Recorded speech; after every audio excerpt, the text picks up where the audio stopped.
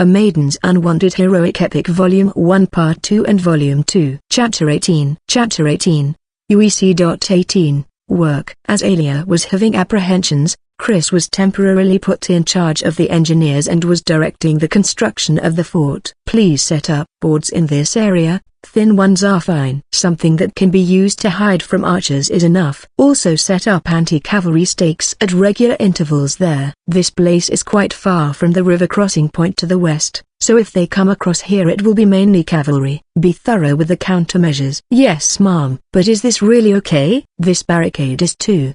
The engineer captain asked in confusion. The barrier to the front, facing the river, is full of gaps and looks too flimsy. Yes, the enemy will be soldiers exhausted from a river crossing. We just need to slow them down and drain their stamina and willpower. Celine pointed beyond the barricade as she spoke, to the stakes hammered into the grass at regular intervals. The stakes were hammered deep into the ground and ropes were strung between them, hidden by the grass. A simple trap that just trips up the enemy. The enemy soldiers will be tense, agitated, exhausted as they run through the slippery riverbed in a rain of arrows. Conducting a river crossing would wear out anyone's nerves, so once they broke through, they would sprint forward in an attempt to establish a beachhead. Once they tunnel vision on that, this trap, vines weaved into ropes and hidden in front of the fort, will be enough to break their spirits. Anybody would panic if they tripped in the middle of a rain of arrows. Since it is makeshift, it is not durable.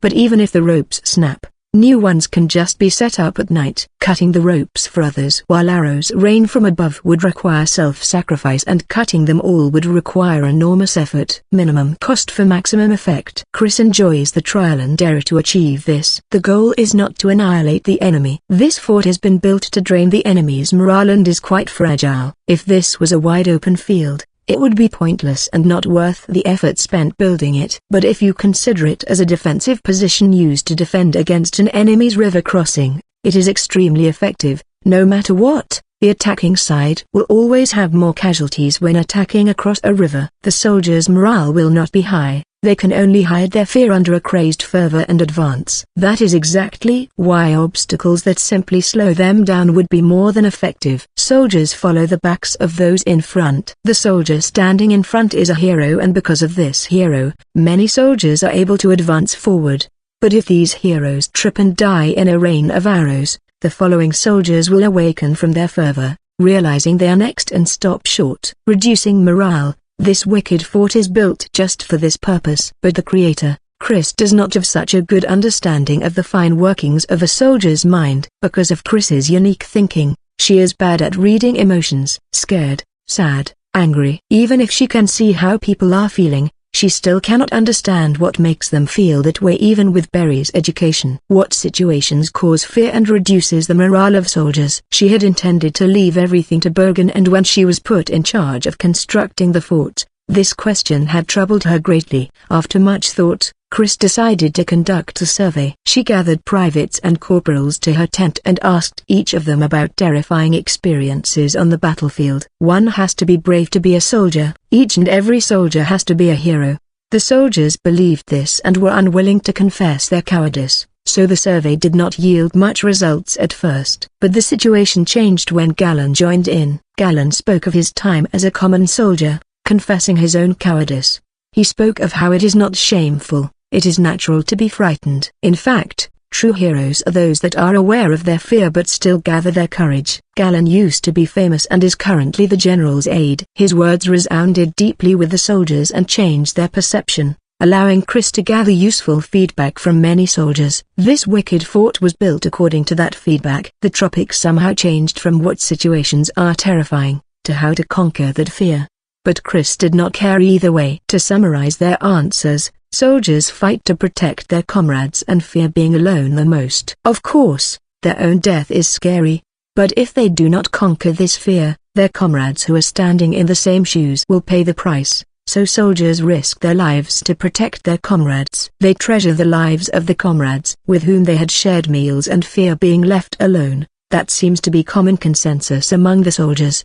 but Chris did not have much interest in whether these opinions were actually correct. Chris only saw it as a sense of aesthetics that soldiers shared. She was more interested in the process of how she received the feedback. After her survey, Chris came to the conclusion that soldiers are a flock of sheep led by a dog. There is a dog who is the revolutionary and sheep who are followers. Followers agree with the revolutionary's opinions and share in his views. The revolutionaries are generally the valiant, fearless soldiers, the outstanding soldiers that lead the charge. It is the same in the battlefield. Followers follow the revolutionary who leads the way to death.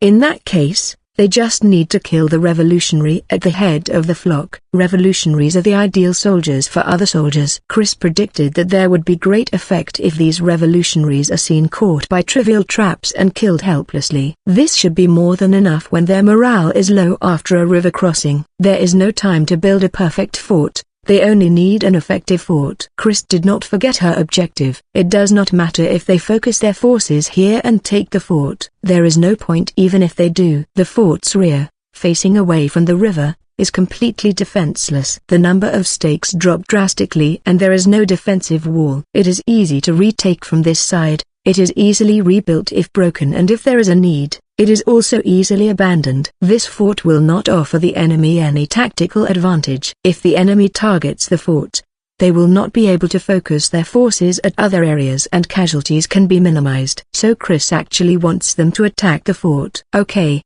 that should complete it. I will leave the rest to you. If there is time, please weave grass to make loops for tripping the enemy. Leave the remaining materials for repair. Yes, ma'am. Where will Chris Sama be heading? Chrissy's role is done, so Chris will wait for Master. The General's orders. Chris will transfer command to you, so just work with the 3rd Corps. NNN. Chris stretched, suppressing a small yawn. She has been working day and night these past few days and is not getting enough sleep. Chris usually sleeps twice as much as others, so this lack of sleep is especially tough for her. She turned away, heading back to her tent to sleep. Chris, how are things? I came to take a look. And that very moment, Celine showed up on a horse. Chris has finished giving the necessary instructions. Chris has left the rest to the captain, so please discuss with him. The captain seemed bewildered as he was suddenly handed command while Chris looked completely indifferent. Chris was expressionless like usual,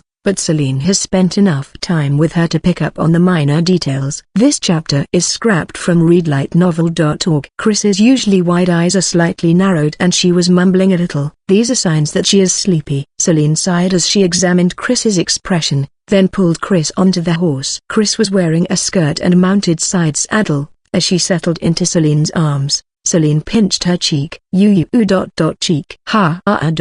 We'll head back to the tent as we talk, so endure a little longer. Captain, is there any problems if I take her away? No.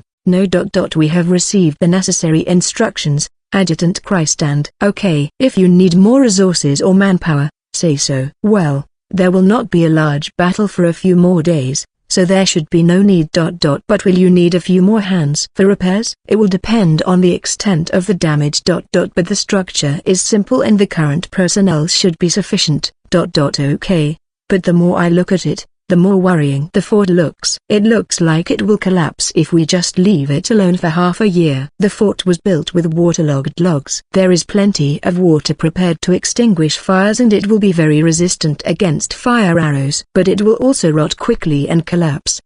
We do not need this fort half a year later, so it is fine. Chris was sulking a little because her cheek was pinched. They had prioritized building it quickly, so it is just a facade without any durability. That is why Celine, who had studied the basics of fortifications, found it kind of disgusting. She knew that Chris could have built a proper fort if she wanted to, but intentionally did it this way.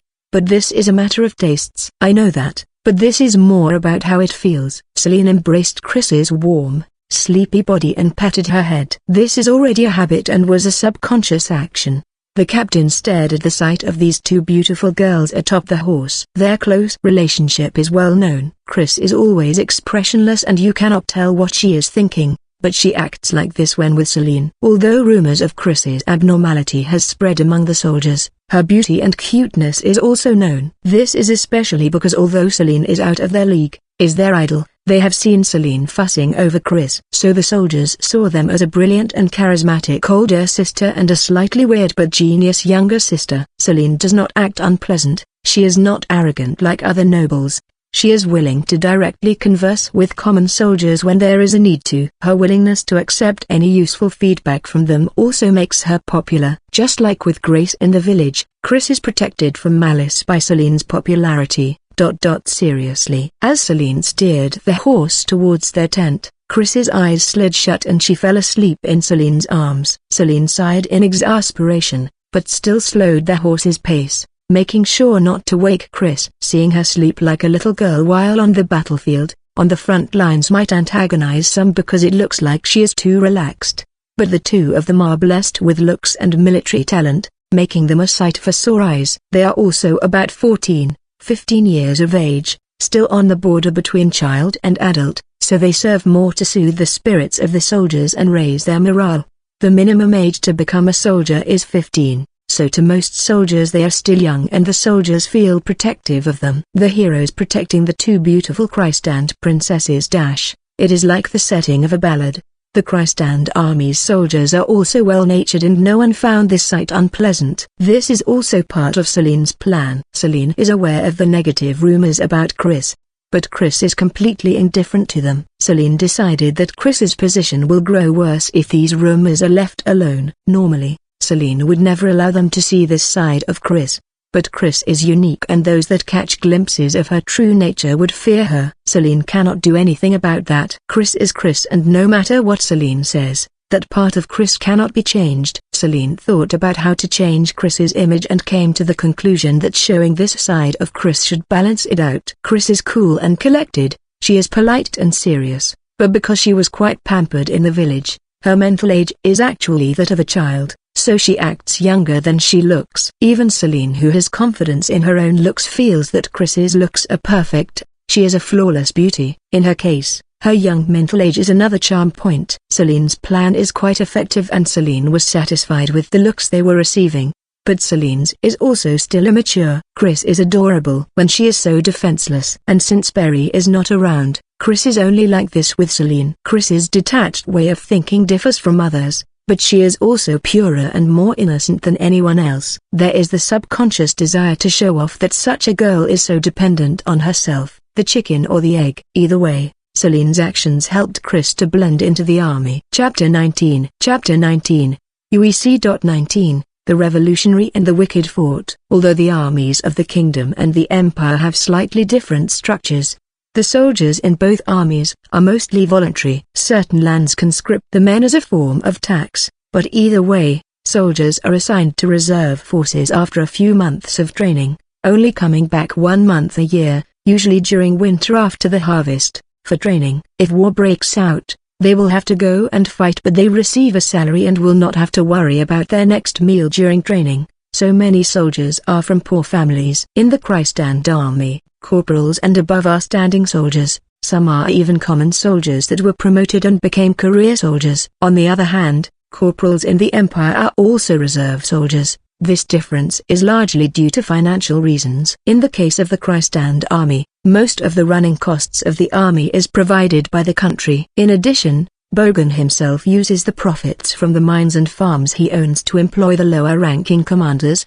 including corporals, as career soldiers. Bogan had made many achievements in the previous war, but lives frugally in a single estate with only one servant while investing most of his personal wealth in the army. Bogan is an honorable soldier and an unusually dutiful noble. He believes the bountiful lands he was granted is to be used to fulfill his duties and is willing to spend on the army, which helps him in his duties. Many under Bogan also follow his example and invest their own wealth in their soldiers, helping to maintain the strength of the Christ and army. Christ and's army is slightly unique in the amount invested into it, but the other generals of the kingdom also employs similar methods, so you could say that this is the kingdom's standard. The kingdom focuses on the proficiency and quality of the army. That is the strength of the kingdom's armies. In comparison, the empire's territory is wide and the strength of the armies is greatly depended on the noble in charge of the land. leading to a wide disparity in the quality of soldiers. Since nobles can go to war on their own once they get permission, there is a large difference in the quality of soldiers between border territories and inner territories. Inner territories refers to territories neighboring the territories under the emperor's direct control. But the curia wields great economical and political power. When they declare a holy war, the nobles have to gather their forces, forming a large army in a short span of time to invade in the name of God.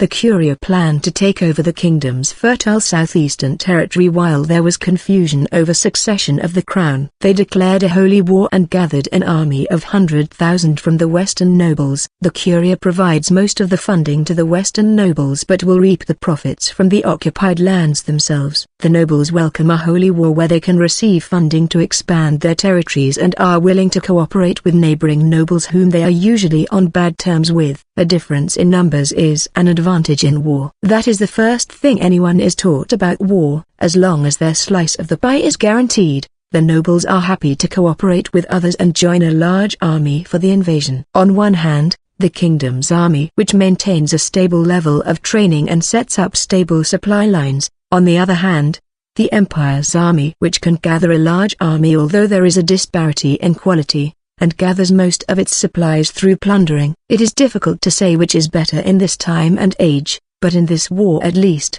the difference in the structures of the armies has led to the empire's large army occupying the kingdom's eastern territories. Krut was a poor farmer and is now a common soldier in the victorious imperial army.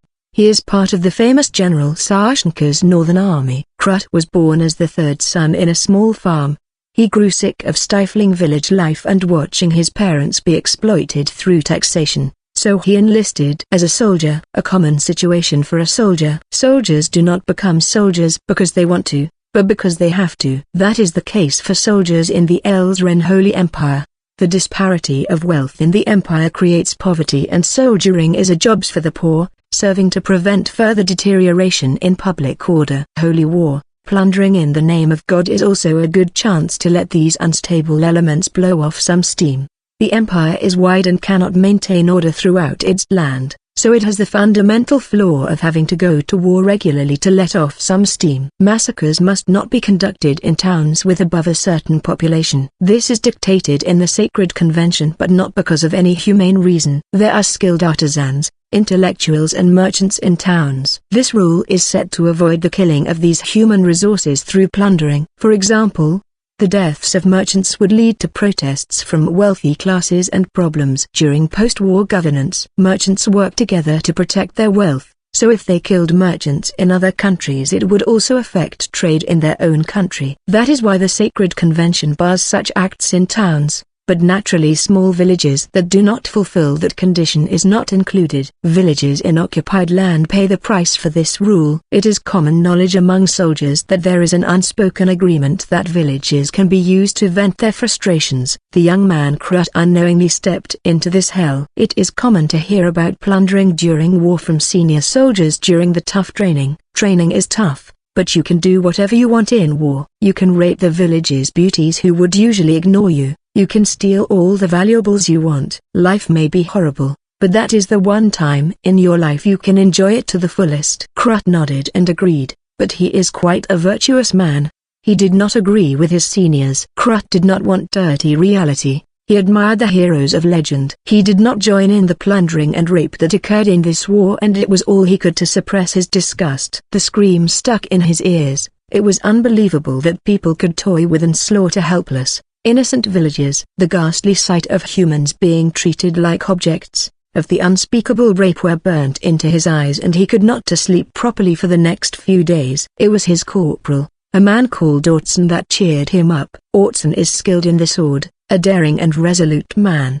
He is careless and cheerful, slightly vulgar and always talking about prostitutes. Krut naturally assumed that Ortson also participated in the plundering, but he is actually an honorable man and was unexpectedly disgusted by rape, changing Krut's opinion of Ortson. A long time ago, my village was burnt down too. I was born in the kingdom, but my village sheltered imperial soldiers. We were found out and the village was burnt. Ortson told Krut about his past. Capturing enemy soldiers and holding them prisoner is fine, but sheltering them is treason to the kingdom. The village was burnt, and to set an example, there was a silent agreement that rape of the villagers was allowed. But the centurion that came to burn down the village brazenly walked into the village square, giving the villagers time to escape. The only casualties were a few ruffians that fought back. Orson said that the centurion was probably reluctant to burn the village. Thanks to that, he managed to escape to the Empire and is now serving as a soldier. At that time I resented him. But as time passed, I learned to be grateful. When I become a centurion,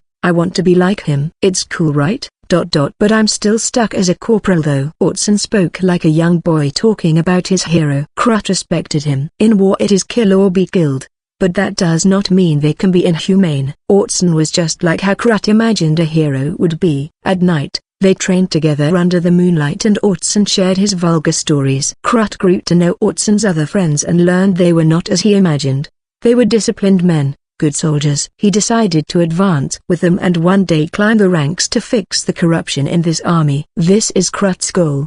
The men laughed and patted young Krut's shoulder, praising him for his aspiration. Krut had found his place with these warm comrades. And today, oi, don't be so tense. It'll be fine. No arrows will get to you here. I know, Corporal. They were crouching in the river, hiding in the shadows near the bank. The river crossing was hell. The river is already stained scarlet and bodies floated here and there. The Empire's army had succeeded in breaking the dam 3 days ago. The river finally settled down today and they had launched an all-out attack. The Sashanka army won a crushing victory at the damming site and gained control of the area. The enemy routed and ran, or that was the report Alia received through the messenger from his vice-general, Dakrasha, who was in command of the forces in the mountains. The Empire is at an advantage in numbers both in the mountains and by the lake. Dakrasha is quite a good general. It is almost inevitable that they won, but it was easier than expected, making Alia suspicious. Alia knows of Krystan's outstanding retreat tactics and did not think Krystan would let go of a key location so easily. After receiving that report, Alia wanted to take a cautious stance and spend some time to review the situation. In that sense, he is certainly a brilliant general, but the people around him are not. They believed that Krystan was on the back foot, fighting a battle he did not want. They rejoiced and sang praises of Dakrasha and Alia. Alia had taken down the experienced general, Kamada, during the invasion. Because they knew of his amazing skills, they became blind sheep. They believed that Bogan Krystan was forced to fight here on the kingdom's order. This was also what Alia thought at first, and this belief had gained traction. Part of Alia also agreed with them and thought it is a good time to attack. Most of all, they had gotten used to victory, and after further victory in the mountains, the soldiers' morale is high. Alia was swept along by their enthusiasm and decided on a large-scale assault. Krut is deployed on the left wing and is part of the force attacking the fort. They had heard that the enemy generals, Krystan's own daughter, Chris Krystan, had personally taken command of the construction of this misshapen fort. It looks so crude, like a gust of wind could knock it over. Last night, they had been confident that knocking down that fort would be as easy as taking candy from a baby. There were even some that spoke of their vulgar desire to strip naked the two beautiful Krystan daughters. But standing in a rain of arrows, the fort felt like a towering castle to Krut. He desperately suppressed the trembling in his body and took deep breaths. "You scared?" I'm not scared." "Gahaha, so you say." "My balls are shriveling up." "Oi, how about you?" Orson called to the man next to them. The man, a corporal, laughed and nodded. "Yeah, I pissed myself just now." "You're disgusting." "Well, anyway, only crazies wouldn't be scared in this situation. Everyone is the same, so relax. Okay, oi, what happened to the first wave?" This chapter is scrapped from readlightnovel.org. They failed. They didn't reach the fort. There was shouting about ropes. Damn it. They set some stupid traps. That was when the signal came from the centurion. Krutz gripped his sword and shield tightly, suppressing the trembling in his body. "All troops, charge!" They stood and stepped out of the river as that shout reached them. The fear and fervor made Krut feel like he was floating. His feet were unsteady. It felt like they were floating in air. "Let's go, Orson, don't die." "Yeah, you too. Oi." The corporal that had been joking with Orson just now took an arrow to the foot. Even if they covered their heads with large shields, there are still gaps. The corporal collapsed and countless arrows rained down on him. The corporal writhed in pain, then stopped moving. Grut. Don't stand around. Let's go. Yeah. Around them, soldiers tripped over something and died in the rain of arrows. Someone shouted a warning about traps on the ground, but it felt impossible to pay attention to the ground while arrows rained from above. TSK. Orson swung his sword at the ground, cutting a rope made of vines. Crut. Just hold your shield above your head and the rest is luck. Whether you are looking or not, you will die when it's your time. Keep your eyes on the ground. No, just shut up and watch my feet. That's all you need to do. Oh, okay. A short distance away, Kurt saw the centurion die under a concentrated volley of arrows. He was once a common soldier and had a fierce face. Even Orson could not match his swordsmanship. That centurion could easily take on 2 average soldiers. But he died so easily. Don't look, just forward. Just look forward. That was the last thing Krut saw before he recited Ortson's words, forcing himself to believe in them. He saw a comrade collapse at the corner of his eyes. He tried to ignore it. He just followed Ortson's feet. An arrow scraped Ortson's leg. Ortson grunted but kept moving. More and more arrows kept coming. Another arrow scraped Ortson's leg. Judging by the sound of arrows cutting through the air and slamming into their shields, a terrifying amount of arrows was being shot at them. What does the sky look like right now?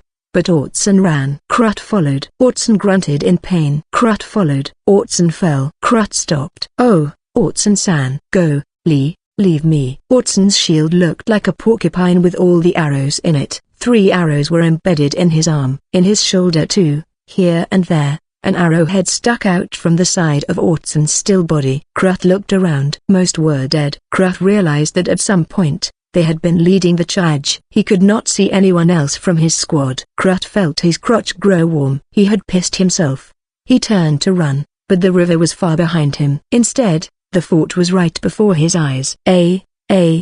Countless bows were pointed at him. Krut raised his shield and just ran. Was it fear or courage that kept him going? He ran past Ortson's corpse, ran even further. Arrows landed right next to him. If he was unlucky he would die. There is no need to look. The barricade is right before his eyes. Once he climbs over this, there will be no more arrows. Krut was suddenly on the ground. His foot was stuck in a loop of wound grass. He struggled. Trying to stand up, he tripped again and looked up. Countless bows were still pointed at him. An arrow stabbed into his right arm, left arm, abdomen. His right eye went blind. Something impacted his chest.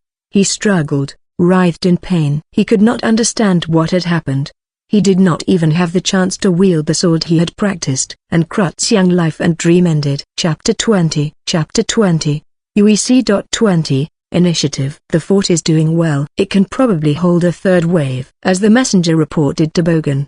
He glanced at the creator of the fort, Chris. Even at a time like this, she is still dressed in a black and silver one-piece dress and cloak. She sat in her chair, staring at the map on the table, showing no interest in the report. She is wearing gauntlets and carrying her saber and a short sword, but her outfit still stood out on the battlefield. Chris can run faster than a horse when she strengthens her body with mana. Chris's reasoning is since she does not need a horse, she does not need to wear pants. In the village, women wore dresses, usually one-piece dresses. That is why Chris does not like wearing pants when there is no need for them and stubbornly insists on wearing her dress and cloak even now. To Chris, pants are only to be worn when she has to ride a horse and fight.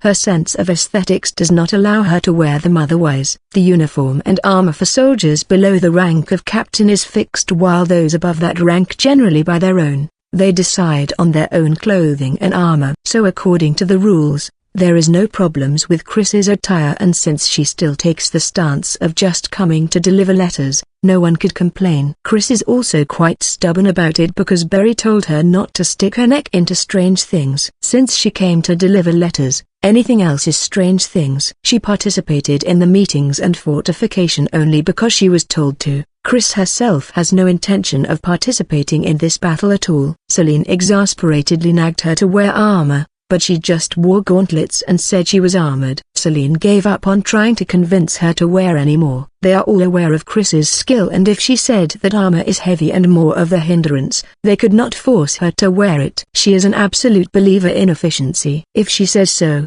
It is probably true. Chris showed no interest at all in the report from the fort. Although she is listening and pretending to look at the map, her thoughts are focused on the candy in her mouth. Berry had predicted that Chris could not return immediately and sent additional candy. Thanks to that, Chris can once again have her 2 candy a day while still leaving 1 for Berry, putting her in an extremely good mode. Although Chris was deeply involved in the planning, the whole army is already informed of the enemy's expected movements and how to react. Bogan himself made changes to the plan, and the Christand army's officers, even lower-ranking ones, have been properly trained to share information. So there is nothing for Chris to do. She is just sitting here because Celine told her to. Chris does not have anything in particular to do here. The commander of the 4th Corps, Farhan, reports that he succeeded in his assault on the enemy supply train.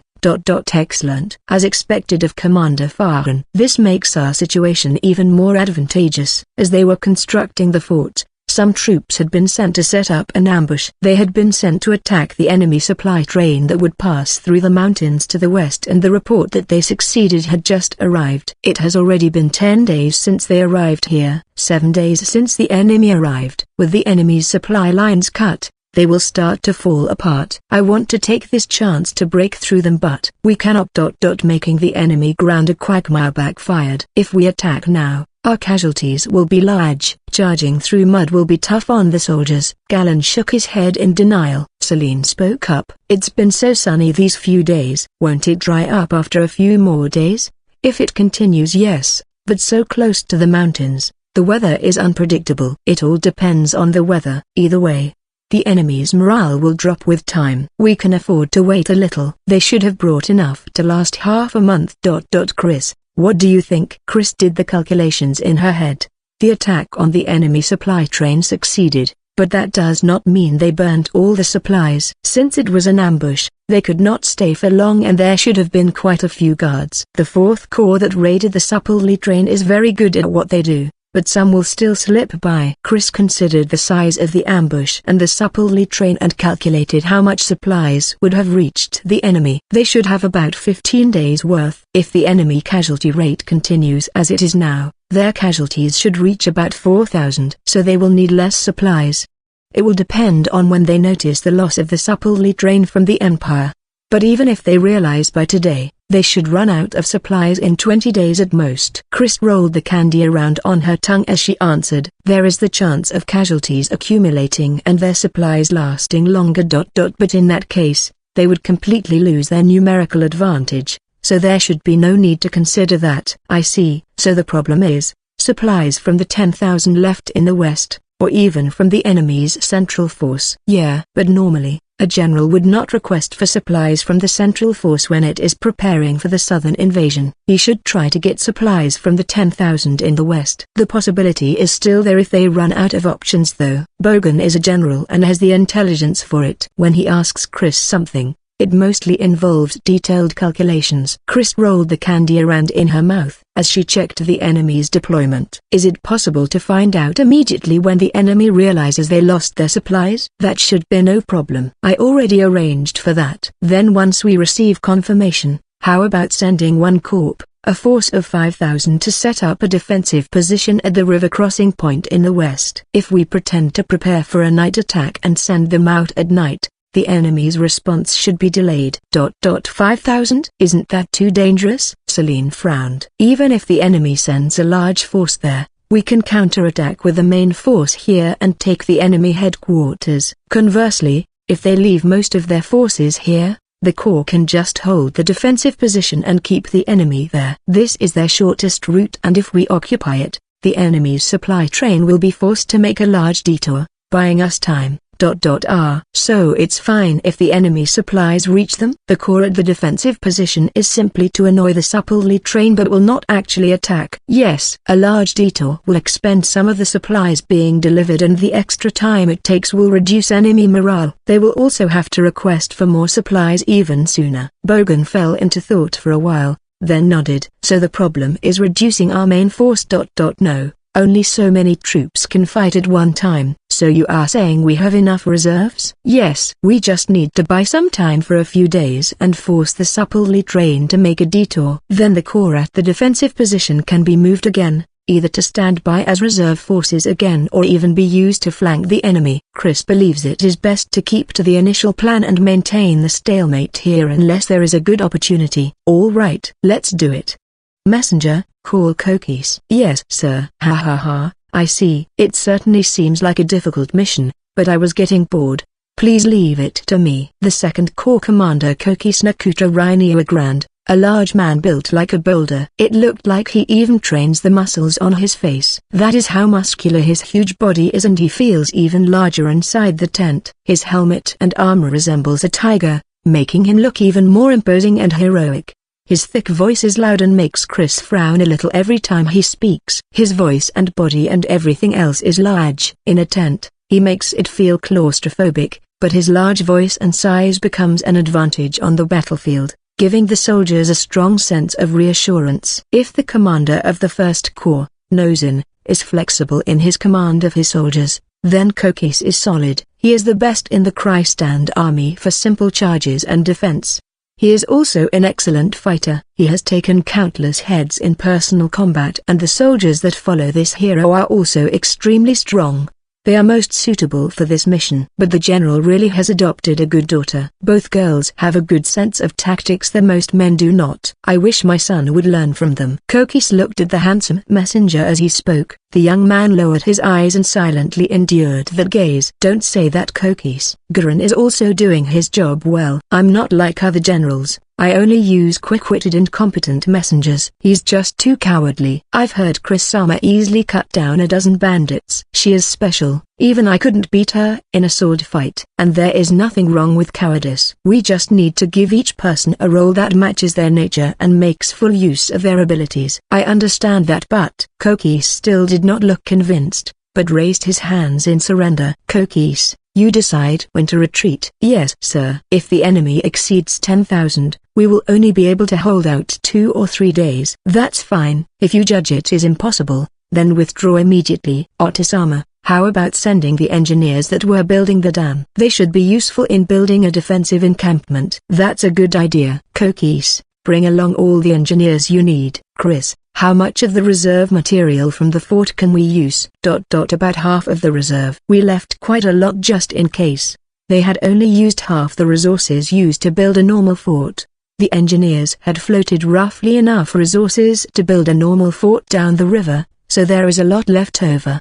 In that case it would be better to start shaving the logs into stakes now. There will not be much time when building the defensive encampment. Indeed, I will get my forces to do it. Kokis, don't tell them why. We don't know where the enemy has ears. Pretend it is an order from me that they are to help prepare the fort for now. Yes, sir. I will only tell my adjutant and the battalion commanders involved. Kokis stepped out of the tent. Such a loud man. Chris puffed out her cheeks a little in annoyance. Celine scolded her for making that expression and poked her cheeks, making the air puff out. After that, the Krystand army continued to maintain the initiative in the battle with Sashenka's army. It took 2 days for Alia to realize they had lost the supply train from the Empire.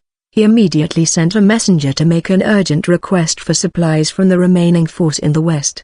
The next day, Alia realized a force of 5,000 had disappeared from the enemy army and sent out a force of 6,000 centered around the nomadic cavalry. At this point, the armies facing off across the river numbered 11,000 on Krystand's side and 13,000 on Sashenka's. The supply train they were counting on was devastated by an ambush, and the supplies from the other force were forced to make a detour. The drop in morale was severe. Their numerical advantages lost, and the failure of the first river crossing had lasting effects. Krystand's army is strong, and just a slight advantage in numbers cannot be counted on. And now they are running out of food. At this rate, defeat is inevitable. The improvement in their ground because of the good weather only served to worsen their predicament now. The 10,000 that stayed behind cannot be moved. This chapter is scrapped from readlightnovel.org. If they were moved east and the enemy's central army attacked Wolfenet, the enemy could easily sever the supply lines. No matter how strong a fortress is, it cannot function alone. A fortress only has strategical value if there are supply lines to support it. Alia still believed his initial assessment that Krystand's actions are to assist an attack on Wolfenet, and this limited his course of action. He had conveyed his opinion on why Krystand moved to the Wolfenet defensive force and the southern invasion army. so they were also forced to wait although they were ready to invade the south. This is because the best case scenario for the empire is the kingdom attempting to retake Welfinite. Although the empire took the kingdom by complete surprise, the empire paid a large price to take Welfinite. Welfinite is simply such an excellent fortress. The empire believes that if the enemy tries to retake Welfinite, they could easily repel the attack with the force in Welfinite and the two armies to the north and south. Once the kingdom's central army is repelled, the south would be isolated and easier to invade. In fact, it may even become possible to take the enemy capital. That would mean complete victory in this war. But naturally, the other two armies did not just blindly believe Alia's message and gathered information with their own spies. The reports are clean. There is no information of such an attack. It is only a matter of time before they are certain that this is an independent move by the Christand army. But the battle in the north would come to an end before that. Vice General Dakrasha is. It was right after Alia made the tough decision. The decision to send a messenger to request for supplies from the central force. Alia was in his headquarters, reviewing the state of the battlefield from atop his horse, when he received the report of the death of his vice general, who had been in command of the right wing, the force in the mountains. At the same time, he learned that the chain of command was in chaos with the loss of the second in command as well. Like the kingdom, high-ranking officers of the Imperial Army has assistants that can take over in times of need, similar to the adjutants of the kingdom's army. Usually those one rank lower would take over. In the kingdom's army, corps commanders will receive a battlefield promotion if something happened to the general, but they are usually in a different location and cannot take over immediately. The most important job of assistants or adjutants is to temporarily take command at these times. But if they were all lost in battle, the chain of command would collapse. They would need to look even further down the ranks for the most senior officer that can take charge. But being in the mountains made this extremely difficult. The soldiers in the mountains are panicking and being taken down separately. Alia have known that the enemy would plan a flanking attack through the mountains. That is why he put his trusted vice general in command. But when Dakrasha was defeated so easily and the first report was of his death instead of commencement of battle, even Alia's intelligent mind froze for a moment. What happened to the defensive line in the mountains? I sent 4,000 troops. How did this happen? The usually calm general snapped and grabbed the messenger by the collar, terrifying the messenger. Seeing the messenger's expression, Alia realized he was just taking it out on the messenger and quickly released him. Alia Sashenka is a man capable of recognizing his own mistakes and correcting them. Sorry. It is not your fault. So, what is the situation? Everyone is confused. I was sent to inform you immediately, but I need information. Anything. What is it? There was a monster. Monster? A magical beast. Just like how some humans can use mana, there are also animals that can do the same. Animals are already stronger than humans, but magical beasts are on a whole other level. Killing one is so difficult that the achievement is worthy of knighthood. Magical beasts usually lurk deep in uninhabited forests or mountains, but there was no such information of one in this area. But if that is the truth, they were unlucky. No, apparently, it was a silver-haired demon that looked like a young girl. It should just be a powerful noble. I guess normal soldiers would see it like that. There is a large difference between those that can use mana and those that cannot. There are individual differences and it does not apply to all cases, but those with a certain level of technique and mana would seem like monsters to average humans. The enemy's second corps commander who easily wields a large spear fully made of steel is a good example. But a skilled mana user or a magical beast, Alia was not sure which was worse. General, enemies have appeared from the mountains on the right. Shit, send out Dagon and his reserves. Don't let them get close to the river no matter what. We cannot let the enemy get a beachhead on this side. Alia clicked his tongue as he watched the new messenger get back on his horse and gallop away. What should I do? What should I? General. We can still make it. Please give the order to retreat. The assistant that spoke to him was old, but his body is well trained. Retreat? Don't you know what will happen if we retreat? The invasion. Young master. The assistant, Walter Grislandy, was Alia tutor when he was younger and addressed him like in the past. You should have realized. The initiative will no longer come back to us." His tone was reprimanding. Walter took his simple helmet with a red plume and a large steel spear from his page and equipped himself. "We fell for General Krystan's cunning misdirection this time. That is reality and it is a great failure. But you are still young. You can recover from this. At least, that is what I believe. You have learned from many failures and grown stronger each time. I have stood by your side and seen that many times.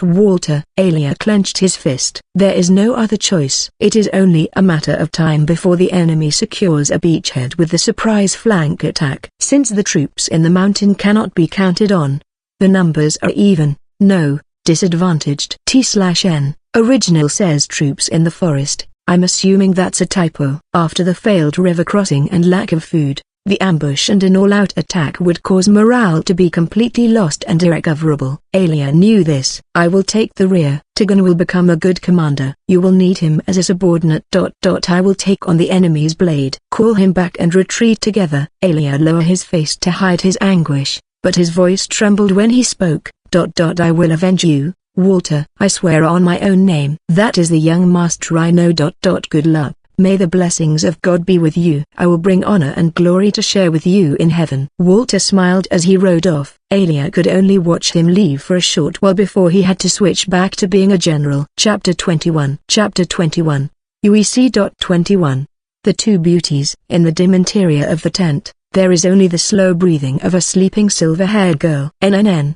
The girl's eyes opened slightly and she reached out sleepily, looking for something. Her hand landed on a blanket. She slowly fumbled through it, feeling under it. She is alone in the bed. It is noisy outside. She can hear voices and sounds of soldiers moving about. Oh yeah, this is a battlefield. She was still sleepy but could not relax enough to go back to sleep. She slowly sat up and looked around. Celine was not in the tent. She must have woken up earlier. Chris sat there hugging the blanket for a while, staring blankly into space. She felt the pouch hanging from her neck with only one piece of candy inside. She fiddled with the candy through the cloth. As she stood up, Chris washed her face with water from a pitcher, waking herself with the cool water. The surrounding temperature is not that low, but it still felt chilly. She grabbed her cloak and wrapped it around herself. She grabbed the bread she had set aside and dipped it in cold soup. It does not taste that bad. She tore off small pieces and filled her stomach. Unusually, she was not in the mood to enjoy the taste and finished her meal quickly. Should I brew some tea? Chris felt like drinking something warm, but also felt too lazy. Then Master's tent. But her feet were heavy. She sat on the bed and stared into space. Her mind might not be fully awake yet. She sat there blankly, just toying with the candy bag. Chris wants to go back and cook with Berry. Chris muttered to herself. At that moment, someone pulled open the tent's entrance. "You woke up? I thought you would still be asleep." Her beautiful blonde hair whipped left and right like a horse's tail. Celine smiled as she drew closer and clasped Chris's cheeks between her hands. Her hands felt warm in the chilly tent. "Good morning. The sun rose a while ago." Yes. "Good morning. Have you ate? Did you wash your face?" Yes. Chris nodded. Celine patted her head and sat down next to her on the bed. "There's a meeting at noon, so I came to wake you up." "Is your mind awake?" Yes. Chris hugged Celine. Celine smiled wryly and petted Chris's head as Chris pressed herself closer. "And this is how you act when your mind is awake?" "Never mind. Saves me some trouble." Celine smiled and rubbed her cheek against Chris's. She gently combed her fingers through Chris's long hair. "We have some time. So, Chris, can you brew us some tea?" "Today. I will have the same as you. Sweet with plenty of honey, and plenty of milk." "Yes, the same." "Okay." Chris smiled and nodded. They have complete control of the initiative. The enemy is forced to react to their movements and under their control. It is time. I believe it is time to attack. Any objections? Nobody objected to Bogan's statement. Everyone in the tent nodded deeply in agreement. Since there is no movement from the Central Army, we will have to drive back the enemy by ourselves. I would rather bet on our victory than on the South holding out. Celine spoke up and Gallant showed his agreement. Bogan also nodded and turned to Chris. "Chris, what do you think?" Chris wants to hurry up and go home to cook with Berry. So Chris would rather finish up quickly. Everyone smiled wryly at Chris's honesty while Celine pinched her cheek for being too relaxed. Chris showed no doubts at all about their victory. Her lack of tension helped to remove any uneasiness the others felt about this gamble and hastened their decision. and the battle begun. Finish up and go home. That sounds really attractive, so Chris suggested a plan to infiltrate the enemy camp in the mountains and volunteered to participate herself. But Chris's vague position could lead to confusion, so Celine was put in charge of a specially formed assault squad and Chris was assigned to be her adjutant. The plan is to infiltrate the mountains at night, followed by a bold surprise attack on the enemy's mountain command post at dawn. The 4th Corps will follow up after Chris's squad ambushes the enemy command post. Their role is to support this attack by paralyzing the enemy's chain of command. Chris is used to running around the forest and the dense trees are not an obstacle for her. For this mission, 500 soldiers used to the mountains, such as former hunters, were chosen. They advanced silently with Chris in the lead. Chris leapt down from the trees and swung her sword twice. She cut the throats of 2 patrolling soldiers without giving them time to scream. Fresh blood spouted out as they fell to the ground. 27. Chris counted the number she had killed as she glanced at her cloak. Her cloak was stained red with blood, making her pout in dissatisfaction. Normally it would be possible for her to avoid the blood, but the objective is to prevent them from shouting and avoid detection. It is difficult to do that and still avoid the blood. Her cloak had grown heavy with the blood that soaked it. She wanted to take it off. It is now dawn. The 500 selected soldiers had climbed the mountain in the dark of night and infiltrated from the enemy's flank. The morning light created shadows, making it even darker under the trees. The now dark red cloak is not so bad at this time. Chris forced herself to keep it on with this logic as she raised a hand to signal the others.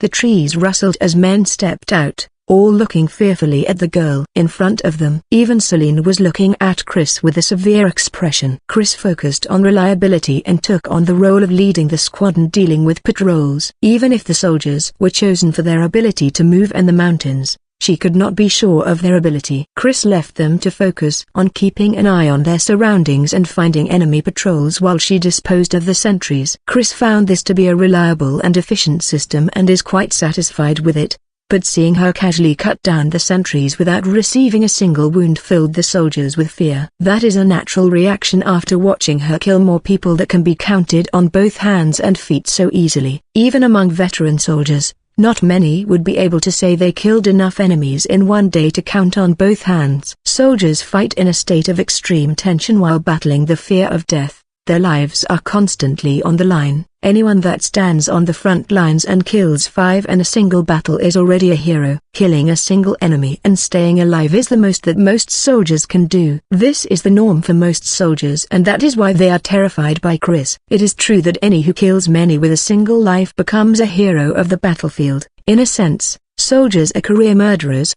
but Chris is too businesslike, too different from their image of the hero. Chris calculates the most efficient way to kill and executes it. This is not fighting, this is assassination. That is the role required of her, but she does it too methodically. She accurately identifies the enemy's blind spots and the timings in their breathing when they relax, then strikes. As a result, they die without realizing what had happened. No matter what the enemy did, it is an unavoidable death. The instant she found the sentries, they were dead men. The soldiers could not understand Chris, but they could understand how the enemies might feel. They could accept it if they lost by the sword in battle. But how would it feel to be killed like this in the middle of the forest, without any honor, without even knowing what had happened? They imagined it and trembled. And that led to the image of what would happen to them if this girl's sword turned on them. Many of these chosen soldiers are former hunters and have a good understanding of how and what it means to take a life. But she is not hunting animals. She is hunting humans. They could not understand how Chris could so calmly and methodically kill without any hesitation just because she needs to. It is creepy. Are you okay? Celine approached Chris and patted her head. Aware the soldiers' feelings. Chris acts as normal even as the soldiers stared at her. She smiled a little as Celine patted her head. She lifted a corner of her cloak and looked up at Celine. Chris's cloak is soaked with blood. Even though Berry bought this for Chris. Can the stains be washed off? If they can't, then I'll get a new one for you. Sorry about making you do this. I'll do anything you want once we get home. Anything? Chris put a finger to her lips, blushing a little. Then, Chris wants to have tea in Celine's room again. Drink some tea, with the 3 of us, and eat some cookies. You really don't wish for much. Well, that's fine. I'll join you. Celine had known this would happen when Chris volunteered. After seeing it for herself, Celine could understand why the soldiers would fear her. This side of Chris stood out even worse because of the gap with the usual image of Chris Christ and the general's beautiful and cute daughter. Even the experienced centurions who looked reluctant at first, uneasy because of Chris's appearance and youth, now looked at her with fearful eyes. Celine wanted Chris to wait with Bogan. Even if Chris does not care, Celine does. It is sad and painful that the Chris she loves is being looked at like this. But this is a stealth mission through the enemy's defensive line in the mountains. Chris's plan of disrupting the chain of command and quickly breaking through the mountains with the 4th Corps to conduct a surprise flank attack and secure a beachhead on the river's southern bank would be difficult for Celine to carry out by herself. Of course Celine understands how the tactic works and knows what to do, but when it comes to whether she can actually take command and execute it, she is not so sure. Celine has only acted as an adjutant so far. This is the first time she actually takes command outside of training. The responsibility of leading this special assault squad is too heavy for Celine to bear alone. This is why Bogan decided to use Chris, expecting Celine to serve as the buffer between Chris and the soldiers. Celine is also aware that this is her role. She felt vexed, but was also relieved. Bogan is an extremely practical person. Chris has unique, exceptional ability. Celine has good, but clearly inexperienced skill. He calmly assessed their abilities and assigned them suitable roles. Because Celine understood this, she felt pathetic. This chapter is scrapped from readlightnovel.org. Managing 500 soldiers in the mountains is really quite difficult. Simply advancing while scouting the surroundings and finding the correct timings for small breaks is difficult. Even with experienced soldiers, she has to pay attention to make sure there are no stragglers. If she also has to choose the infiltration route, which is currently being done by Chris, it would be too difficult for her. Once the battle begins, information will become even more complicated and confusing. That is why, though she curses her own inexperience, she is also grateful for Chris's presence. Chris's genius intuition and swordsmanship has allowed them to infiltrate further than expected. This is also because they had slipped through the gaps in the enemy defensive line that Chris had derived from the geography. It is all because of Chris that they managed to infiltrate so far without any large battles. Celine initially planned to make a large detour through higher mountain paths and get behind the enemy, then quickly break through weak points in the defensive line. This infiltration plan made full use of the soldiers' hiking experience,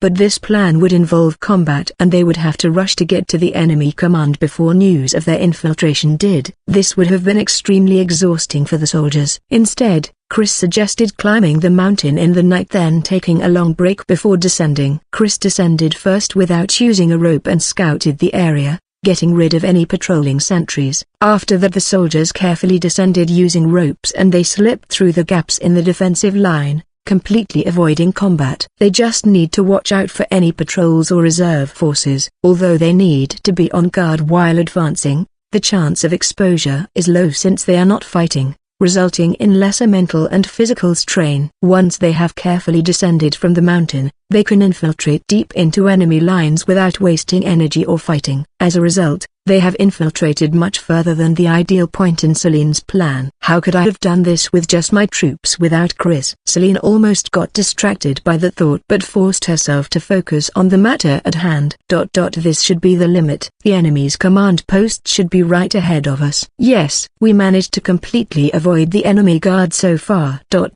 this is the limit. Judging by the position of the enemy forces, the command post is a little further south. Chris's tone was confident. Chris understood the enemy's arrangement and knew their position as if she had eyes in the sky. She must have a mental map and compass. Her answers are always concise and confident. Celine will never be able to match Chris at this. Celine opened up a crude map and confirmed their position with Chris. Celine can recognize their current location based on how long they had walked and their pace, but not as precisely as Chris. She corrected the slight error between her perceived location and Chris's, pondering what had caused the error. The map, their pace, or did she misread the land? After meeting Chris, Celine had worked on understanding herself well. She learnt about her own abilities, what she is good at, what she is bad at. Bogan had always told her to know her own flaws, and Celine finally understood what he meant after meeting Chris. Chris is someone that Celine could never defeat, but Celine can learn from her and get closer. In order to this,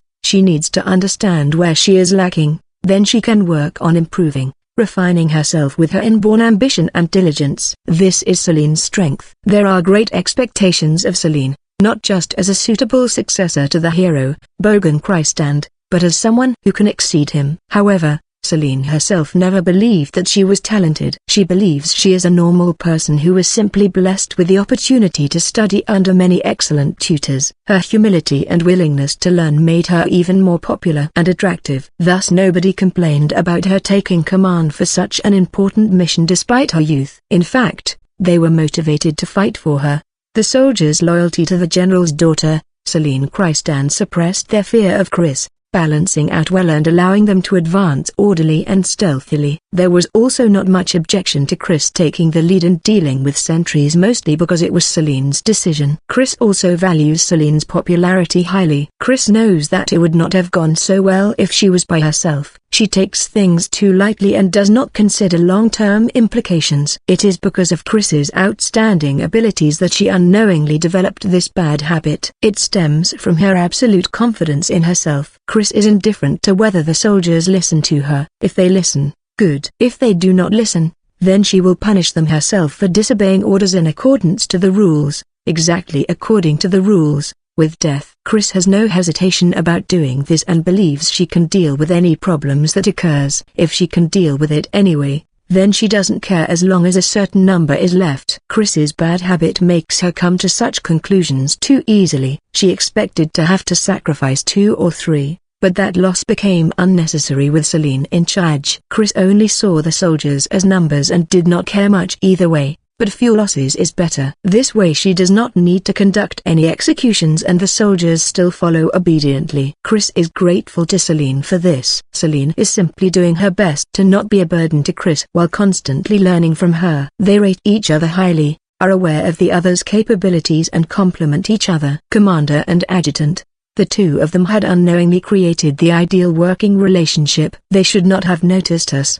This is your achievement, Chris. Thanks to you, we will have quite an advantage. Chris only led the way. It would not have gone so well with Chris alone, so the achievement belongs to Celine. Also, Chris only came to deliver letters. You are still saying that? You are. Celine pinched Chris's cheek exasperatedly. Chris looked at Celine in protest as her soft cheek was stretched out. It was not painful, but she did not like having her cheek pulled. But Celine likes pulling on Chris's cheeks as much as patting her head. Chris's reproachful eyes would not stop her. Chris can understand that Celine did not do it out of malice, but strong goodwill, love, according to Berry. Celine smiled and patted Chris's head, then declared, Eventually, I will make it so that Chris does not have to do these kind of things. Then Chris can always cook with Berry at home. Always cook. Yes, always. So for now, lend me your strength. Chris thought for a moment, then smiled and nodded.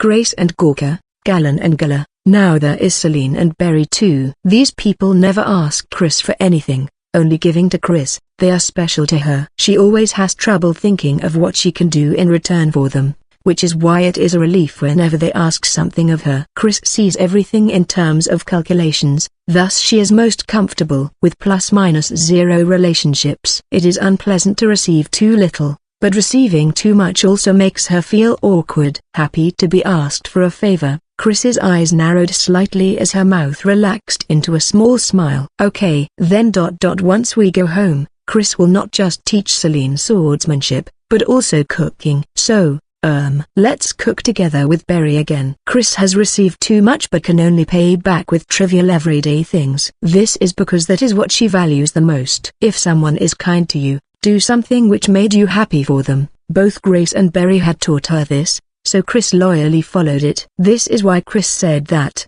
but Celine widened her eyes for a moment, then nodded happily. Foo-foo, after we go home then. A simple dish please. Okay. They smiled and spoke softly to each other as Celine packed away the map. A small break, a small exchange. The soldiers watched this scene with strange feelings. They had not been able to understand what Chris was thinking, but in that moment, she became flesh and blood. They could not tear their eyes away from her beauty and cuteness. The heroes protecting the two beautiful Christand princesses. The soldiers recalled that title and looked at each other, clenching their fists. With Celine, Chris looks like any other girl her age, so it is also their duty to protect her. Although their fear and uneasiness about her is not gone, they must protect this scene. Drawing near the enemy command post of the mountain defensive line, the soldiers suppressed various emotions and focused their all on this thought. Protecting Chris is part of protecting Celine's smile, the Celine they all believe in and love. Many stories about the two of them often spoke of this gap. The cold and heartless Chris only acts so childish with Celine, and the serious and strict Celine only allows Chris to act like this. The story of the two beautiful princesses began with this battle. Chapter 22. Chapter 22. UEC.22, Lovely Mass Murderer. Holy Imperial Army, Mountain Command Post. The trees in the area have been cut down and replaced with countless tents. A defensive barricade has been built around the camp with simple watchtowers here and there, but the sentries on watch were yawning. Their morale was not very high. Their defensive encampment is quite formidable and they are deep inside a solid defensive line. This place is safe as long as the defensive line holds and they have not received report of an enemy attack. The vanguard is still staring off with the enemy's 4th Corps, so the sentries could not be blamed for letting their guard down. Oi, Bardo, who's that? Bardo, a messenger attached to the command post deployed in the mountains, was having his meal when he saw the girl. She was dressed in a pitch-black cloak and her long silver hair fluttered in the wind. In the dawn light, she looked like something out of a fairy tale, but also looked out of place. This is the battlefield, and this is their camp. It is not a place she can just happen to wander into. Bardo tilted his head in confusion as he watched the girl who had appeared near the guards, then saw something flash in the air around her. Blood spurted like a fountain from the necks of the two soldiers that had approached her. The girl was already behind them, on this side. Bardo could not understand what had happened for an instant. Then he realized the girl held a blood-stained curved sword in her hand. He also realized the cloak he had thought was pitch black, was actually soaked with so much blood that it was dripping. The bell that warned of an immediate enemy attack rang and those that had been resting burst out of their tents. Bardo finally realized the girl was an enemy only after hearing that sound. In just a brief span of time, a terrifying number of bloody flowers bloomed round her. The girl danced among them, spinning in circles, slowing and speeding up, but accurately slicing the throats of the soldiers. He could clearly see her movements at this distance, but the soldiers nearby would not be able to keep track of her. She is perfectly slipping through the gaps in their consciousness. Bardo himself is quite versed in the sword and immediately understood how abnormal this is. A single beautiful girl creating 5, 10 bloody flowers just did not feel real. Although Bardo understood what was going on, he froze, unable to move. Oi, let's go. I'll report to the Vice-General. You go to his assistant. Bardo finally came back to his senses when his colleague slapped him. Yeah. Bardo stood up and glanced back. In that instant, he met her eyes. Gem-like purple eyes. Even at this distance, he could see the inhuman glint in them, sending a chill down his spine. Then he saw that purple turn to Kurg, his colleague. Driven by a mix of fear and duty, Bardo ran. He and Kurg ran towards different tents and in the corner of his eye, he caught sight of the girl closing in on Kurg. Vice-General Dak Rasha stepped out of his tent, dressed in his armor, but he looked confused. Of course, they are deep inside their defensive line, but they were suddenly attacked without receiving any warning. The girl easily overtook Kurg and casually lopped off his head as she passed by, closing in, and throwing something at Vice-General Dak Rasha, a knife. But despite his confusion, Dak Rasha is strong enough to become the Vice-General. He deftly used his sword to deflect the knife that came flying at him faster than an arrow. But in the next instant, the silver monster beheaded him. At the same time, Bardo heard new shouts and screams. They were coming from the direction of the tent Bardo was running towards. That is opposite side from where the girl had come. Countless arrows rained on the soldiers stationed there. Some managed to raise their shields in the confusion, but soldiers bearing the kingdom's crest charged them. 100, 200, Bardo could not tell how many, but there were enough to deal devastating damage to this camp, and among them, he saw another girl. This girl had beautiful blonde hair and headed for the Vice-General's assistant. He must have been resting and only grabbed his sword before stepping out. He was not wearing armor. Even if the Vice-General's assistant is a famed warrior, he had just woken up to a surprise attack and did not have the time to put on his armor. The odds are just too bad for him. The soldiers that tried to go to his aid were blocked by the enemy and unable to move. This is the command post. Naturally, the soldiers stationed here are all hardened veterans. But the enemy soldiers did not look to be any inferior, because many of the soldiers had headed towards the silver-haired girl. There were not many here. If their skill is comparable, then the Empire would lose due to the difference in numbers. Bardo had to get the assistant out of here. But even as he thought that, he could see that though not at the level of the silver-haired girl, the blonde girl's swordsmanship was far beyond what her appearance suggested. It was quick and smooth, and relentless. 3 feints for every thrust. A normal soldier would have been cut down instantly. The only reason it is not over already is because the opponent is the Vice-General's assistant. But the thrusts from that thin and elegant sword were sharp and gradually cornering the assistant. A wind blew past Bardo. Silver wind. By the time he realized that it was the girl that had just massacred the soldiers, the assistant had been beheaded. The assistant had died without ever noticing the silver-haired girl. The girl crashed into the tent because of her momentum, but she stood up immediately and started killing the soldiers around her. Countless screams rang out. The entire camp is in chaos. Bardo's panic had grown so great he could not think of much, only focusing on what he should do. The command post's messengers, the messengers sent to pass messages through the mountains, are excellent soldiers. He quickly leapt onto a nearby horse and set off towards the main force. A sharp pain ran through his left arm. He turned and realized a knife was stabbed in his arm. The silver visible in the distance was looking this way. How could she throw so accurately at this distance? Bardo realized the knife had been targeted at him and he urged the horse to greater speeds in his mounting terror. Enemy soldiers had already circled in front of him. But he did not care, as long as he could get away from that monster. Bardo endured the pain and drew his sword, parrying an enemy sword and decapitating another soldier as he galloped by. Bardo's expert swordsmanship and decision to run through the enemy worked out. If he had tried to escape through the front, he would have ran into the enemy's 4th Corps. If he had run in any other direction, since he is clearly a messenger at a glance, Imperial messengers wear a red feather on their chest, Chris would not have let him escape. Bardo broke through enemy lines alone and deftly navigated his horse through the trees. A few arrows hit him, but he made it to an ally force and managed to make his report before losing consciousness. A silver-haired monster. The Vice-General and his assistant are dead. The mountain command post is destroyed. Another messenger heard this unbelievable report, immediately rode towards Alia. Celine's squad attacked from the rear while Chris caused a diversion. Chris was powerful enough to cause absolute chaos by herself, so casualties were extremely light. They managed to take down both commanders and destroy the chain of command. The enemy soldiers panicked and prioritized escape over resistance. Once soldiers lose command, they easily revert back to mere humans. Soldiers are generally educated to not think or make decisions themselves. This is because independence would cause discipline to crumble, and when it comes to controlling an army of hundreds,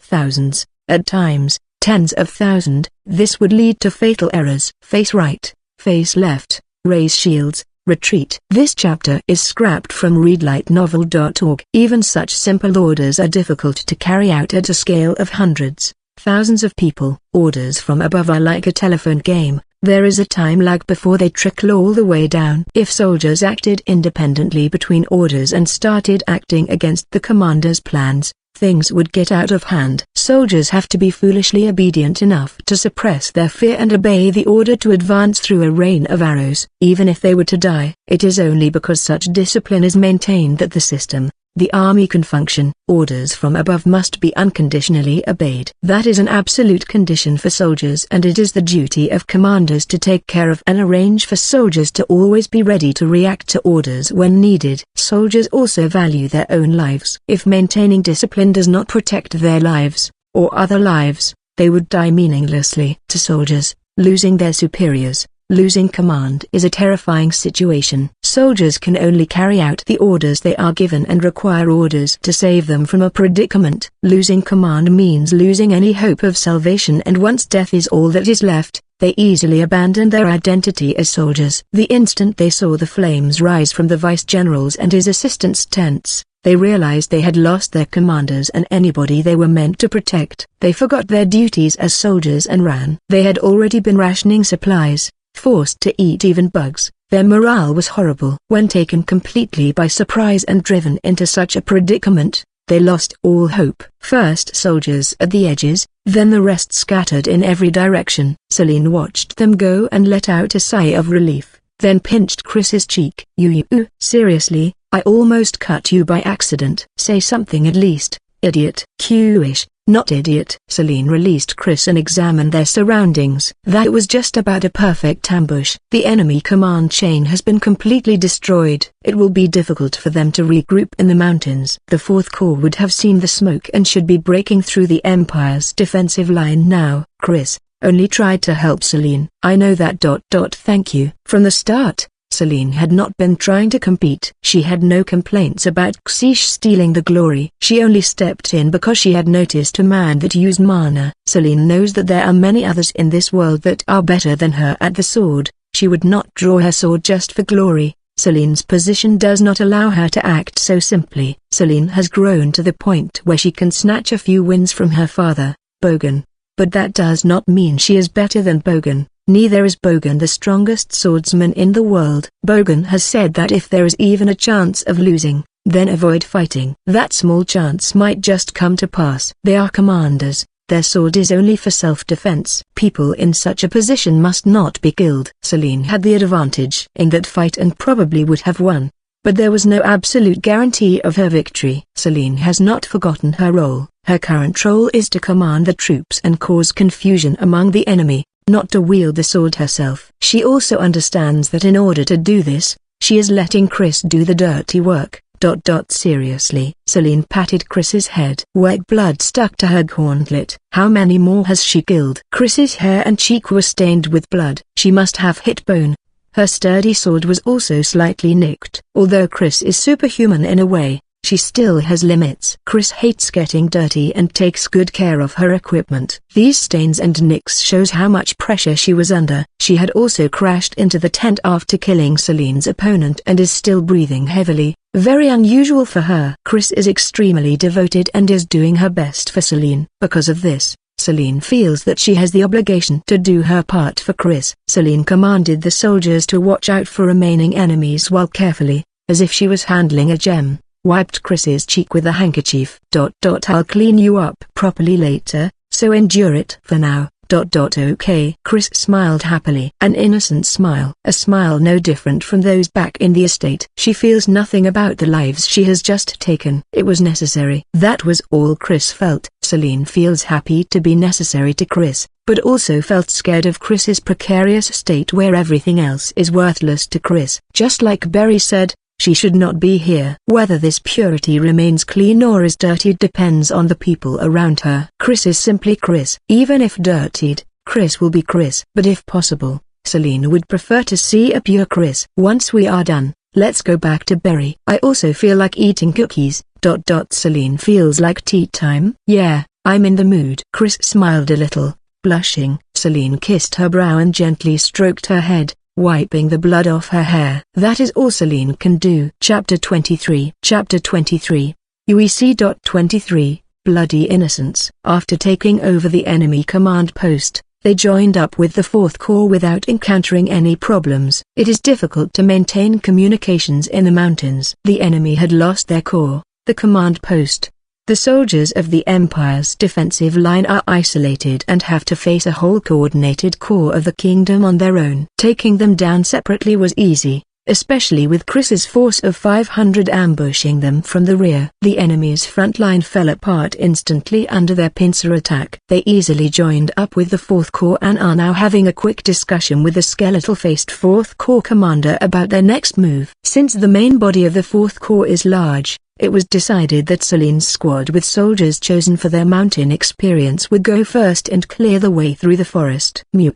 Chris pouted as she swept her heavy cloak aside. Her cloak is heavy with blood. She had used it to block the blood she could not avoid. The cloak was made of special water-resistant material, but after bathing in enough blood to stain the whole cloak red, the weight on her shoulders is significant. Some blood had also splashed onto her favorite, comfy dress, making Chris even more annoyed. Even though she was able to rest while the Fourth Corps was getting ready, the fatigue from running around still remains and her joints hurt a little. What am I doing here? Chris complained to herself, but she had volunteered for this. If she did not, there was no guarantee that Celine would return alive, and Chris would be troubled if Celine died. Celine is kind to Chris, that alone makes her worth saving. In the village there were her parents, grandfather and Galen. In town there are Celine and Berry. Village, town, army. Chris has met many different people in different communities and has learned that people like Celine are very precious. Chris knows that people generally do not like her. Even if Chris does what she believes is proper and good,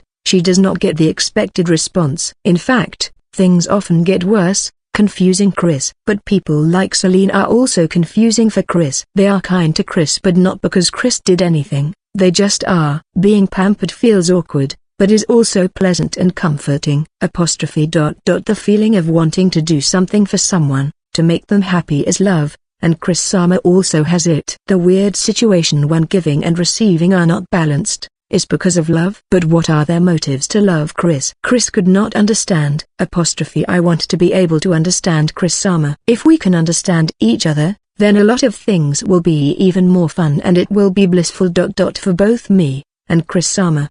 Grace was like that. Berry and Celine too. Chris has always tried to understand other people. What is liked, what is hated, what is good, what is bad. Chris has done her best to study what others want, but hardly anybody tries to understand her. Eventually, I will make it so that Chris does not have to do these kind of things. Then Chris can always cook with Berry at home. Celine's words replayed in Chris's mind. Chris is well aware that she is immature, childish, glutton. Chris has learned that what Grace said is true. In contrast with Chris's ideal self, Chris is a little bit of a glutton and childish, an immature human that cannot resist her desires. This is embarrassing. Even if it is difficult to fix, it should be improved upon. But Grace and Berry and Celine are all soft on Chris. They pamper Chris and tell her to stay the way she is. Even thought Chris knows she should resist, Chris always gives in and ends up paralyzed by the comfort. Of course, Chris wants to just cook if possible. She also loves being patted on the head and sleeping while hugging someone. But because she knows she is immature, she feels awkward only receiving. But, no matter how much we wish to be perfect, everyone has flaws, nobody is perfect. That is why we need to understand and accept each other's embarrassing desires and fulfill them. This is how we can build a wonderful relationship and find happiness. They are not asking for Chris to be perfect, yet they fulfill Chris's embarrassing desires, wishes. They understand Chris's childishness, accept it and still give her more. If you try to understand someone and that someone tries to understand you, then you two can make each other happy, and that is happiness. Chris, just by being together, it is happiness. Chris remembered Grace's words. Chris stared at her own memories in a daze, then glanced to her side, at Celine, who was walking with a serious look on her face. Celine. What? Is Celine happy to be with Chris?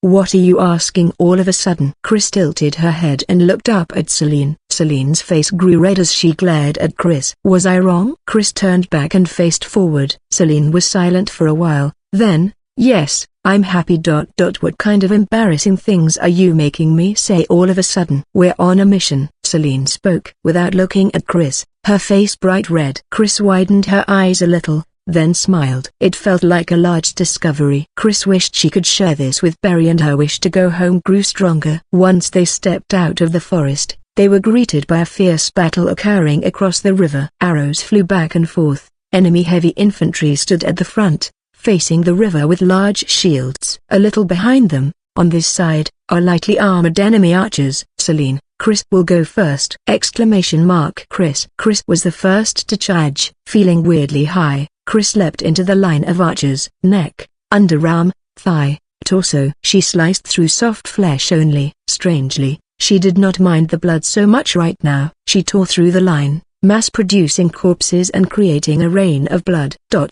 Follow the adjutant. Celine's shout came late. 500 battle cries shook the air as they charged. The confused enemy front line finally realized what was happening upon hearing that sound. At the same time, the sound of a trumpet echoed through the battlefield. That was the signal for the long-awaited charge of the 1st Corps, the famously powerful Christ-and 1st Corps. The 1st Battalion, which is known to be the strongest, lead the charge into the river, holding up countless flags of a falcon and lightning. Less than half an hour later, The 4th Corps appeared behind Celine's special assault squad. They had just exited the forest and were still in marching formation, but that is more threatening than a standard battle formation when the enemy is taken by surprise. A continuous never-ending line of enemies. It must have been a nightmare for the Imperial soldiers guarding the river. Their orders are to kill the enemies and secure a beachhead. The 4th Corps, the distinguished centuries of the kingdom, achieved the feat of maintaining formation while charging and formed a battle line in the middle of combat.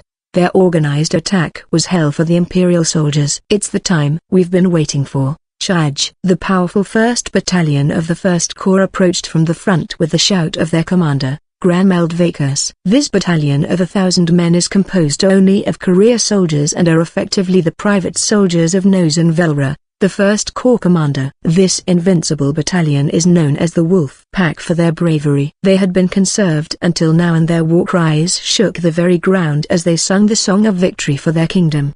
They launched their javelins in unison, piercing through shields and impaling the Imperial soldiers. Then they drew their weapons as one and charged into the fray, with the archers in disarray.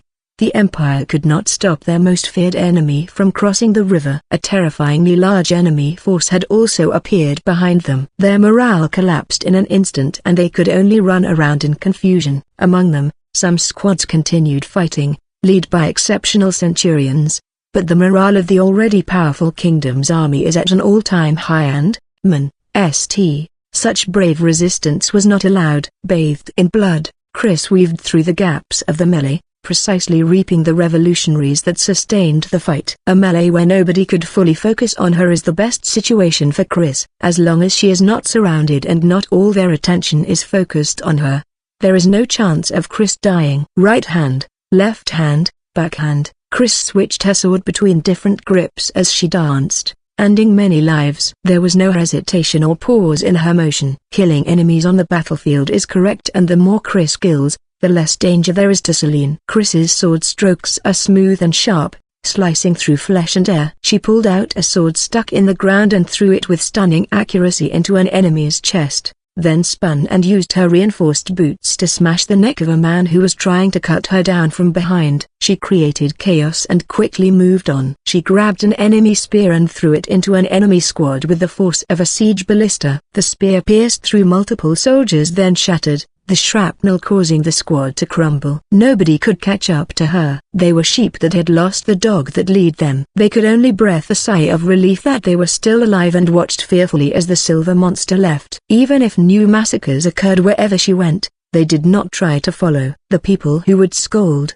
encourage and rouse them are already gone. Chris accurately identified those who were hostile to her and cut them down. A dancer drunk on blood. The more she dances, the safer Celine is. So Chris will keep on dancing for her. This abnormality, Chris, coupled with the surprise flank attack and charge from the front, caused the enemy mass to crumble at an accelerating rate, until a shout shook the kingdom's victorious fervor. Do not fear, children of God. The man was dressed in crude but sturdy plate armor and a red-plumed helmet. He brandished a large steel spear and majestic knights followed in his wake.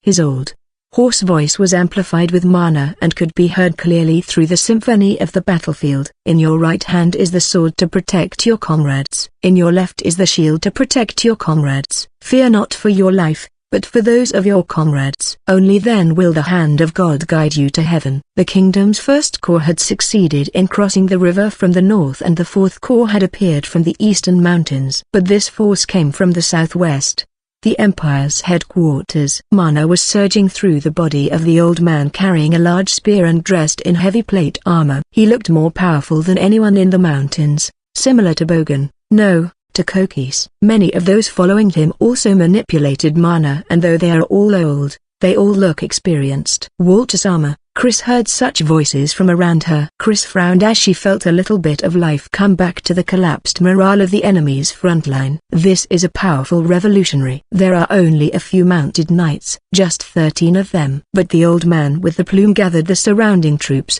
organizing them into a defensive formation with precise orders.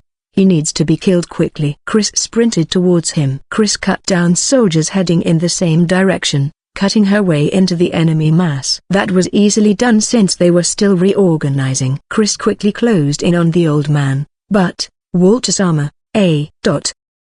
failed to take his life. This was beyond Chris's understanding. The men around that old man threw their lives away to protect him and obstructed Chris. She immediately leapt away after cutting down 2 knights and rolled out of their encirclement. Seems like you're that monster I heard about. The old man's sharp eyes narrowed. He glanced towards the knights that died protecting him and closed his eyes for a moment, then turned back to Chris. Meanwhile, Chris was frowning at her own failure, analyzing the reason. Everyone values their own lives. The movements of swords and spears are optimized to protect one's own life. It is natural to block a strike to the heart and avoid a cut to the arm. Anybody would instinctively act to protect their own body. Any form of technique is simply a polished version of such actions. Thus Chris made use of that reaction to slip through the gaps in the opponent's awareness. That is how she takes their lives so easily. But the men just now did not fear for their own lives. They sacrificed themselves to protect the old man. That caused a large error in Chris's calculations, forcing her to back away. This is the most dangerous type of opponent for Chris. If they threw their lives away, they could use their numbers to pin down Chris. What should I do? Aiming for the gaps in their armor requires a lot of concentration. In this situation, it will be impossible for her to aim for the gaps. Of course, with her strength and technique, it would be simple for her to slice through plate armor. But Chris's weapon is a nata-like curved sword. It will be damaged if she puts it through too much. The situation is not so desperate yet that she has to break an expensive sword worth 10,000 pumpkins. This chapter is scrapped from readlightnovel.org. Chris's job is also not done just by killing these men. She has to keep killing with the sword for the rest of the day. There is already 36 soldiers around the old man and there are 12 mounted knights including him. More than 100 soldiers were gathering closer, but attacking now is dangerous. Just as Chris decided it would be better to wait a little, the man called out to her. You seem quite young. Name yourself. Why does Chris have to introduce herself in this situation? Although the sudden conversation confused her, Chris always has proper manners. Even as she calculated her next move and considered killing the surrounding soldiers first, she replied honestly. I am Chris Christand. A clamor rose from the soldiers around the old man. Her cloak is drenched in so much blood the original color could not be seen. But the old man saw the crest of a falcon and lightning at her chest and smiled. Only nobles and those under their command can wear that crest. If the bearer of the lightning and falcon crest claims to be a Christand, then it must be a member of the family. The general's daughter, a young girl, is wielding a sword on the front lines without bodyguards. The old man was surprised but smiled in admiration. Kyuku. I see. I am Walter del Grislandi, aide to General Alia Clausarashu Indalsashanka of the Holy Elsren Empire. First, let me praise you for your courage and bravery to come for my head alone. Okay. First he asked her to introduce herself, then he greeted her politely and praised her, making Chris even more confused. Chris is about to kill this old man, Walter. It is a mystery to her why that old man is smiling. I've heard of you. Constructing that wicked fort and conducting this brilliant move through the mountains to deal a fatal blow. To think all that was done by a girl like you. Kyuku, you never know what will happen on the battlefield. Spies had infiltrated both armies. The kingdom and empire share the same Western language and consist of similar races. The empire had obtained information of who had built the fort. Chris Christand, but he had not expected her to be such a young girl. He was surprised, but Walter knows what geniuses are capable of. However, I cannot let you do as you please any longer. Daughter of Christand, if you value your life, leave this place. This is our final stand. I will not hand you my head so easily. That would be troubling. Chris's current job is to kill people like Grislandi-san. No part of her body was clean of blood. Her silver hair and white cheek were stained with blood. Blood dripped from her cloak. How many people did she have to kill to end up like that? And after bathing in all that blood, Chris showed no fear in this situation, only smiling adorably like a little girl. The men making their last stand could not tear their eyes away from her, forcefully reminded of the fear that they had been trying to forget in their fervor. This girl in front of them is undoubtedly a monster. I see. Then sorry, but I will have to take your life. Chris said. Chris is the one killing. Preparations are complete. The instant she declared that, a squad charged forward from Chris's left. Chris. It is Celine. Slightly less than 100 troops followed her. Celine had been keeping track of Chris, but did not forget her own role. She had given orders to the troops in the melee before grabbing any soldier with strength to spare and followed Chris. There was a delay, but she managed to bring along almost 100 powerful soldiers with plenty of stamina. This is enough to defeat Walter's squad, which is still reorganizing. Walter may be mounted, but he had come to spur on the soldiers and retreat was not an option. If he did that, the reviving morale will collapse completely this time. Celine's soldiers are on foot since they had come through the mountains, but they were able to engage due to this situation. The temporary stalemate was broken by Celine's reinforcement and Chris could act again. It became a melee. The strength of cavalry is in their mobility. The mounted troops could not use their strength in this melee and instead their weakness, their lack of maneuverability, was exploited. Of course there are methods to cover for that, but Celine's force is also skilled. Outnumbered the powerful nobles, the knights fought valiantly, taking down 10-20 soldiers with their spears and swords. But against Chris, dancing around like the wind, and the skilled soldiers under Celine's command, one fell after another, and finally, only Walter was left. The old man performed beyond his age. He was like a whirlwind on the battlefield. He easily wielded his large steel spear from atop his horse, more than evenly matched against the multiple soldiers that faced him, spearing them through their armor, embodying what it means to be a warrior. Celine saw how he fought and understood that he is far stronger than her, but still stepped forward. She is not aiming for his life. She is not looking for glory, nor does she want to be a hero. She stepped forward just to fulfill her role. There is a difference between Celine and this man. Celine is not alone. Celine has the strongest sword, Chris on her side. Celine and Walter exchanged blows. The impact knocked her back, but created a fatal gap in Walter's guard. Of course, Chris would not miss this chance. She appeared from the side and sliced off Walter's left arm, knocking him off his horse. Then she stomped on his right arm as he landed, making him grunt in pain. Chris put her sword to his neck, but paused, not sure of what to do. He has lost any ability to resist. According to the sacred convention, the proper thing to do here is to take him prisoner. The enemies in the area have been cleaned up and Walter can no longer fight. He is also a high-ranking officer and appears to be a noble. Chris put a hand to her jaw and tilted her head, mentally running through the details of how the prisoner exchange system worked. The rules for taking prisoners is vague. Even if the enemy surrenders or loses any ability to resist in the middle of battle, there is no need to take them prisoner. It is perfectly fine to kill them. The existing rules simply prevent massacres and personal executions after the battle. But it is written in the scared conventions that in situations like this, situations where the opposing organization has lost any ability to resist, basically when they lose the ability to fight or surrendered, they should be taken as prisoners. Going by that interpretation, Chris should avoid killing this old man. Chris would prefer to just kill him since it is less troublesome, but the combat around has settled down, which means everyone is watching Chris. Chris would kill him if no one is watching, but she follows the rules when there are people around. Chris was wondering if he would die from blood loss if she just left him there when Celine called out to her. Chris. He's not a mere soldier. I want to take him prisoner if possible. Okay. Pouting a little, Chris cut off some cloth from a nearby corpse and bound it around Walter's left arm. Chris has enough medical knowledge to know how to make a simple tourniquet. Kill me. According to the sacred convention, since Grislandi-san has lost the ability to fight, your war with the kingdom is over. After being taken prisoner and sent to the rear, you will be returned once negotiations about prisoner exchange are complete. You are lucky, Chris declared that matter-of-factly, smiling. Walter stared at Chris for a while, stunned, then lowered his eyes. I was supposed to buy time for the young master but I could not do much, and ended up like this. You are telling me to live with this shame? Even if you ask Chris that those are the rules. That young master can't you just apologize to him afterwards? Walter's eyes widened in surprise and looked down at his own body. Then with a small laugh of self-ridicule, he spoke. I'll remember your name.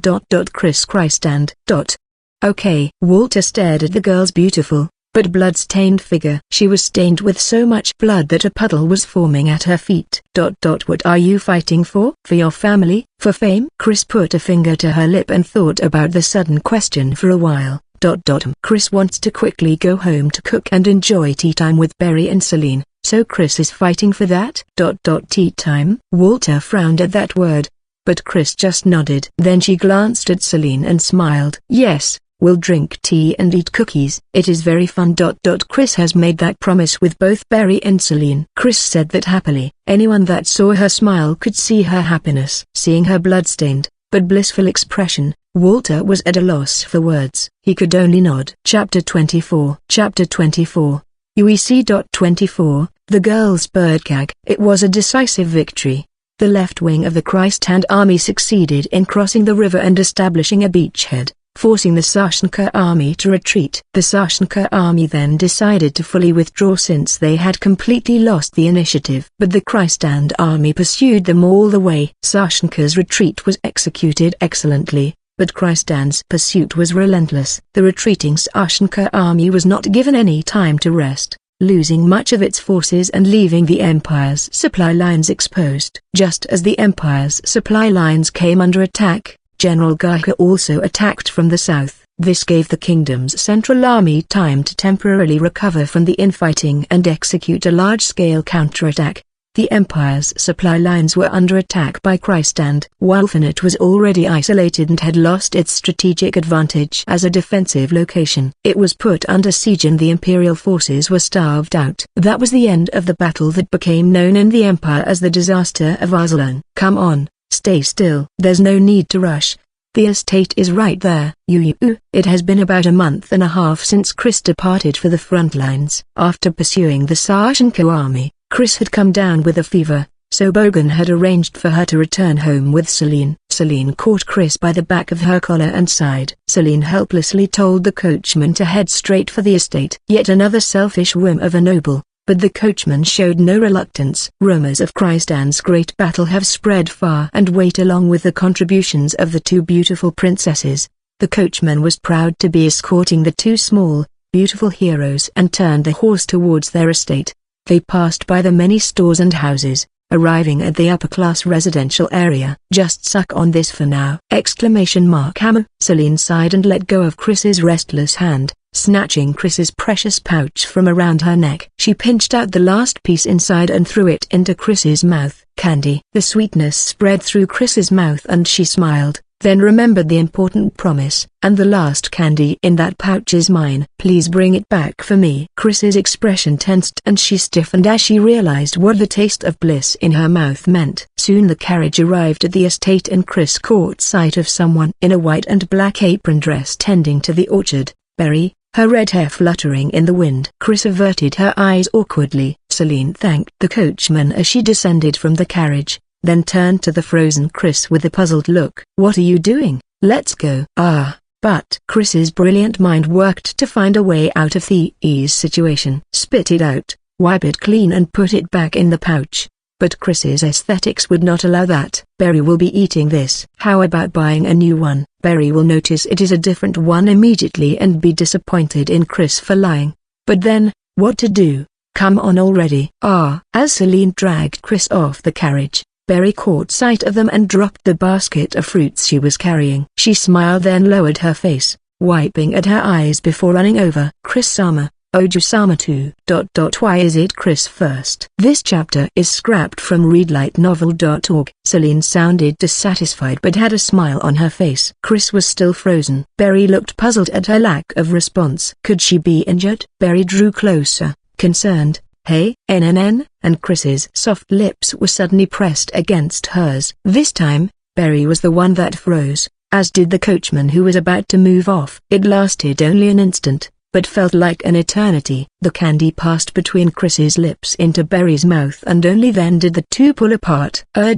Chris, Sue, sucked on, the last one. Chris honestly confessed to breaking the promise and sucking on the last piece of candy. Rules, promises, regulations. To Chris, these must not be broken in front of other people. But she had broken it in front of Barry of all people. Chris trembled. Chris had planned to show Barry that Chris had kept her promise and be rewarded for that. But Chris's plan had gone very wrong. Chris was worried that she had disappointed Barry by breaking the promise. Barry's face turned bright red as she tasted the sweet candy in her mouth. She realized the reason after some thought. but still could not recover from the shock and was at a loss. Chris thought Berry was disappointed in her for breaking the promise, and tears welled in her eyes, making Berry panic and embrace her. It's okay. I do not mind. I was just a little surprised. What about that was okay? Kissing all of a sudden once we're back. Berry, what have you been teaching Chris? You said you don't mind. Does that mean you've been doing these kind of things while I was away? No, Oju-sama. There is a very profound, no, not very profound, but there is a reason for this. What reason? Celine snapped back, her face bright red, and Berry responded tearfully as she hugged Chris. They are back to their normal life in the estate. Chris relaxed into Berry's warmth as she listened to their argument, and the girl smiled happily. Chapter 25. UEC.25 Magic and Kisses. It has been approximately 2 months since they returned home. Although Bogan has not returned yet, life in the estate is back to normal. Chris and Berry cleaned the estate, tended to the garden, cooked and prepared the bath. The only difference is that Chris has grown even more attached to Berry. Chris has become more honest and reliant on Berry. Today, Chris and Berry are spending their time in the kitchen again. It broke. The teapot's magic crystal is not working. Berry had been about to brew tea after baking cookies. She removed the magic crystal installed in the base of the teapot and squinted at it. Magic crystals are engraved with magic circuits. By injecting mana into them, various effects can be achieved depending on the circuit engraved. This magic crystal had been engraved with the circuit for heat, but residue mana has built up in the circuit after repeated use, deforming the circuit and rendering it useless. Once this happens, the circuit has been recarved. Berry sighed. The usual method of repairing magic crystals is to go to magic technicians, who make a living carving magic circuits into magic crystals. But Berry has the knowledge and technique required to repair relatively simple magic crystals by herself. I will fix it when I'm free, Berry thought as she poured the water from the teapot into a pot when Chris suddenly muttered, "Magic crystals are easy to use, but since they break, they are a little inconvenient." Well, all tools are like that. I will fix it later. Then let Chris. Oh yeah, Chris thought of an idea recently. Chris extended a finger towards the pot. Berry tilted her head in question, then was stunned by Chris's idea. Berry saw pale blue mana gathering around Chris's finger. The mana extended from her finger towards the pot and enveloping it. Then the mana itself formed a magic circuit, bringing the water to a boil in a short span of time. Chris had turned lukewarm water into boiling water. Chris had always found it a little weird that everyone uses magic crystals. Why not just create a circuit in the floofy thing? Chris spoke as she made the water boil just by pointing at it, failing to notice Berry's reaction. Magic crystals are formed when mana crystallizes underground. These crystals are used as a medium for magic because of their stability, ease of processing and ability to absorb mana. Heat, cool, start a fire, create water, provide light. Just about all magic uses magic crystals as a medium, and that is the norm in this world. Excluding magic that acts on the caster's own body, magic cannot be used without magic crystals. That is the consensus among magicians. Magic technicians carve circuits in magic crystals while magicians develop and refine those circuits. In this world, magicians are magic crystal researchers and technicians. The magician's rod that many magicians wield are equipped with magic crystals, and that is how some magicians shoot light bullets or manipulate fire. But that magic is merely a means of self-defense and requires magic crystals. Multiple magic crystals are required to use different magics, and they can be difficult to carry since complicated circuits would require larger magic crystals. This is the reason why there are hardly any fairy tale magicians on the battlefield. Excluding physical enchantment, almost all magic is used for peaceful purposes. Not just that. By doing this, Chris waved her right index finger and created flames in the air while spinning her left index finger and making a stream of water from the pot dance like a snake. By reproducing the circuits carved in the magic crystals with our own floof, magic crystals are not needed. This makes cooking more convenient. Cooking, yes, there were a lot of inconveniences on the battlefield, so this can be used when cooking outdoors. It can also be used for cleaning and laundry. Berry could only stare at this new theory of magic before her very eyes. Even for Berry, who has studied magic more than the average person, this is completely unknown. Many magicians are searching for ways to use magic without magic crystals, but none of them have achieved anything practical. At most, there is a method using pure silver in place of magic crystals, but Berry had never heard of anyone using magic completely empty-handed like Chris. Berry could understand the theory, and with enough effort and practice, she could probably achieve the same thing. Instead of creating a set mold and injecting mana into it, build the circuit in your own mana. It is a difficult technique on the level of drawing a picture on the surface of water, but with the correct method it is possible. Chris's discovery is revolutionary. One day, it might become the standard way to use magic throughout the world. Berry was surprised at first, seeing the pipe dream described in many grimoires, the completed version of it, right before her eyes, then felt fear silently creep up on her. The objectives of that pipe dream is far from peaceful. If magicians were able to freely use magic anywhere and everywhere, on the battlefield for example, magicians would become a force to be reckoned with. Many grimoires describe how magicians could change the fundamental concepts of war if they were able to easily and flexibly manipulate the elements wherever they were. This could hail the beginning of an age where magicians are more than mere researchers. The majority of magicians are nobles and are treated better than commoners, but they are still close to the bottom of the ladder. Many magicians are second or third sons who had no other career choices. Those that play an active role on the battlefield receive the greatest honors in high society, so magicians are not treated well and some even look down on them. This treatment and oppression led to such fantasies. Chris's idea will have too large of an impact on them. Based on Chris's words, Berry is the first Chris has shown this to. Berry was relieved by that for now. Berry, it is nothing. I was just a little too surprised. This might be very convenient indeed. Berry gently patted Chris's head, sealing her surprise and fear deep in her heart. Chris smiled as she always did when patted on the head. Chris herself did not see this as a big deal. She had simply demonstrated something she had thought of to cheer Berry up because Berry had sighed. It is not very difficult for Chris, and she also believes Berry can do it since Berry is good at manipulating mana. Chris is simply grateful for Berry's goodwill and feels she could never completely repay Berry. Chris has no hesitation about sharing such techniques to cheer Berry up. Chris puts a lot more weight on the cooking that she learns from Berry. Compared to that, this is nothing. Berry understood Chris's simple desire to cheer her up. That is why Berry was not sure what to say. Chris's idea is meant for the cooking that she loves. Although Chris might be abnormal, the purpose of this idea is peaceful. She has grown to be a kind girl at heart. That is why Berry did not want Chris's idea to create unnecessary tragedies. What does Chris-sama think about war?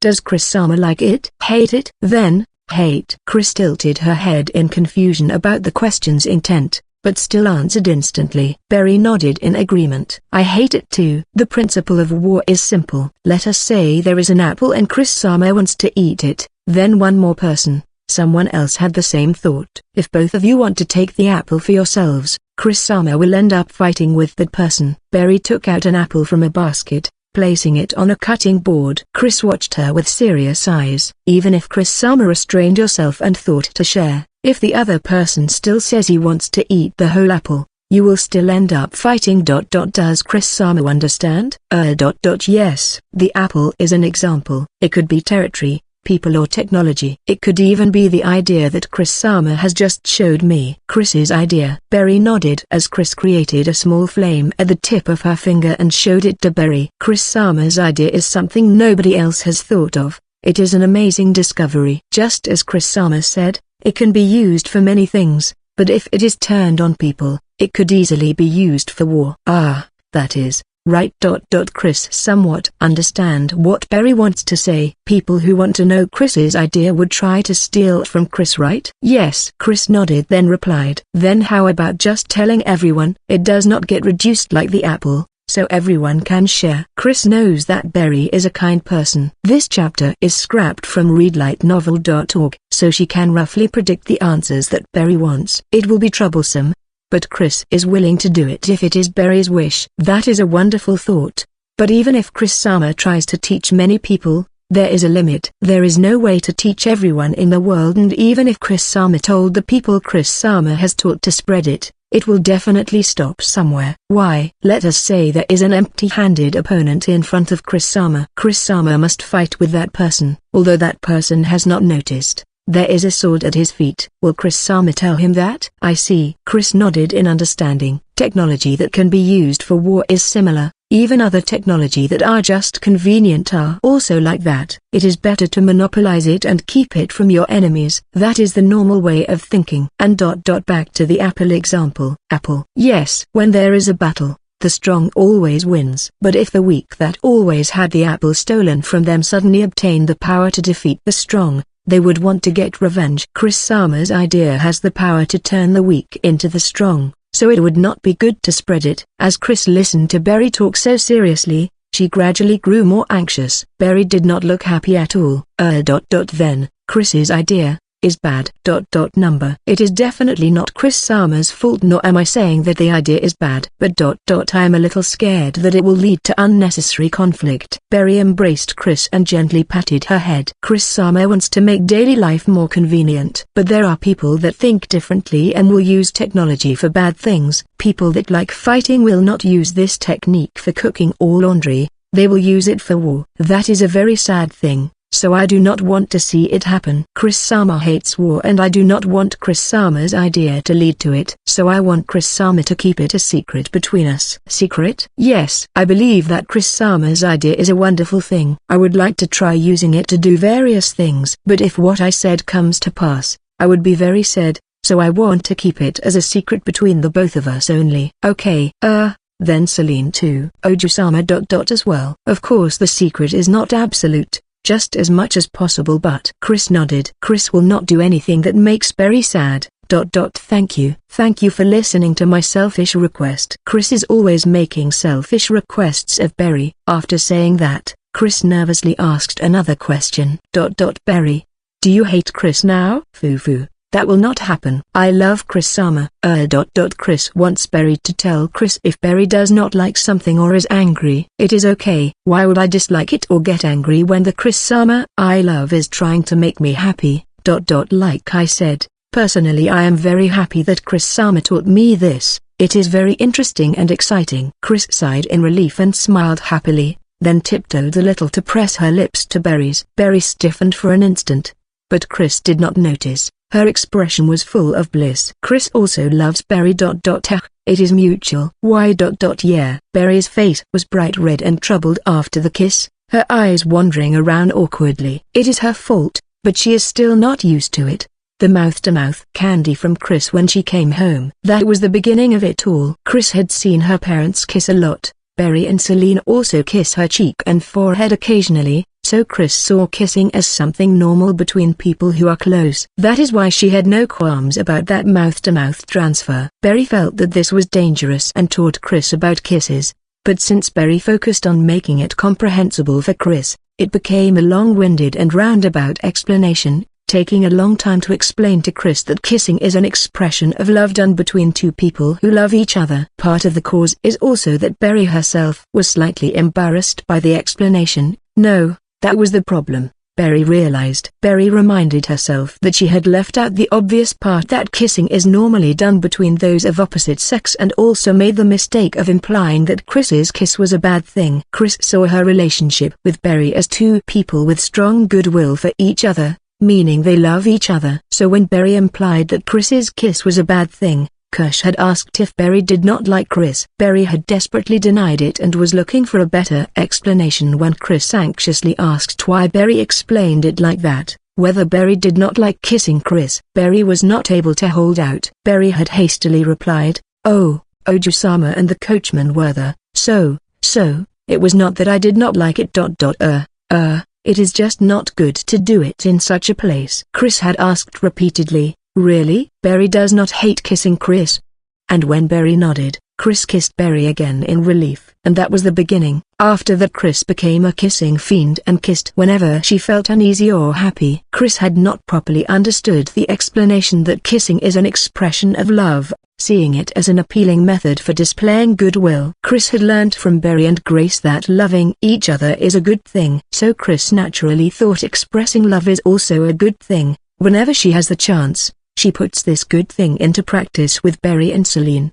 Both Barry and Celine were unable to deny her pure innocence to her face, and it dragged out to this point without them being able to correct her. It was all they could do to make her promise to only do it with the two of them and not when there are other people around. Barry also has to listen to Celine's complaints about this every day. Chris looked up at Barry expectantly. Barry's face was bright red as she embraced Chris even tighter and patted her head, regretting that unrecoverable mistake. Even as Barry repeated to herself that there is no strange meaning behind it, seeing Chris smile so happily when she is kissed also makes Barry happy. Barry tried to convince herself that the fact that Chris is able to express her emotions like others is something to celebrate, definitely not a bad thing, but Barry's conscience tormented her.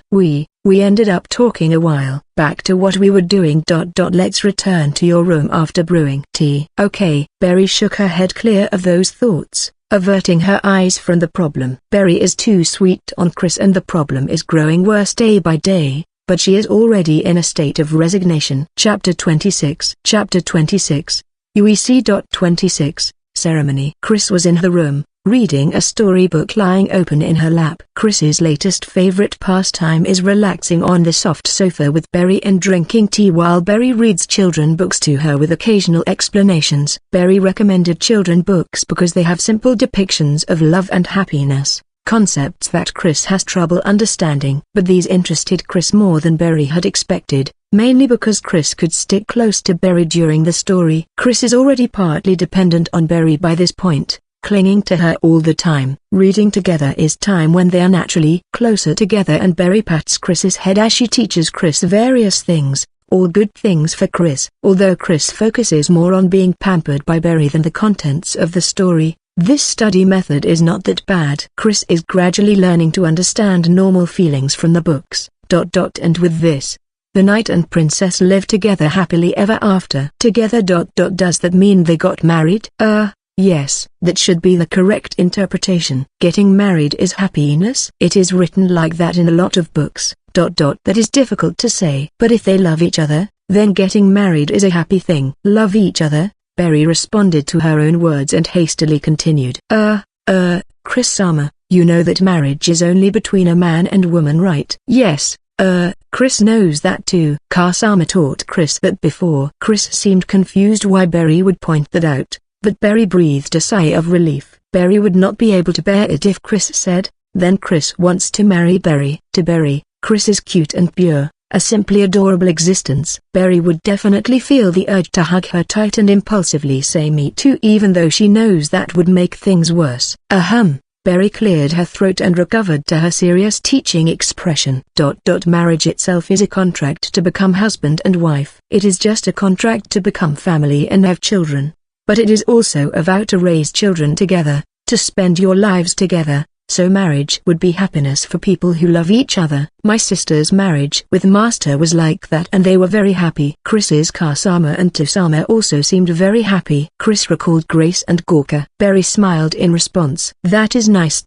Marriage for nobles are usually to form connections between houses, so I cannot say that marriage itself leads to happiness. But it is also true that it can lead to happiness. Even if the husband and wife did not love each other at first, there are cases where their relationship developed after their marriage and they found happiness. After some thought, Chris asked, will Barry get married one day? My body is weak and I cannot bear children. Childbirth is very difficult. My house is also ruined, so there will not be that type of proposals either. Barry's body is weak. Yes, well.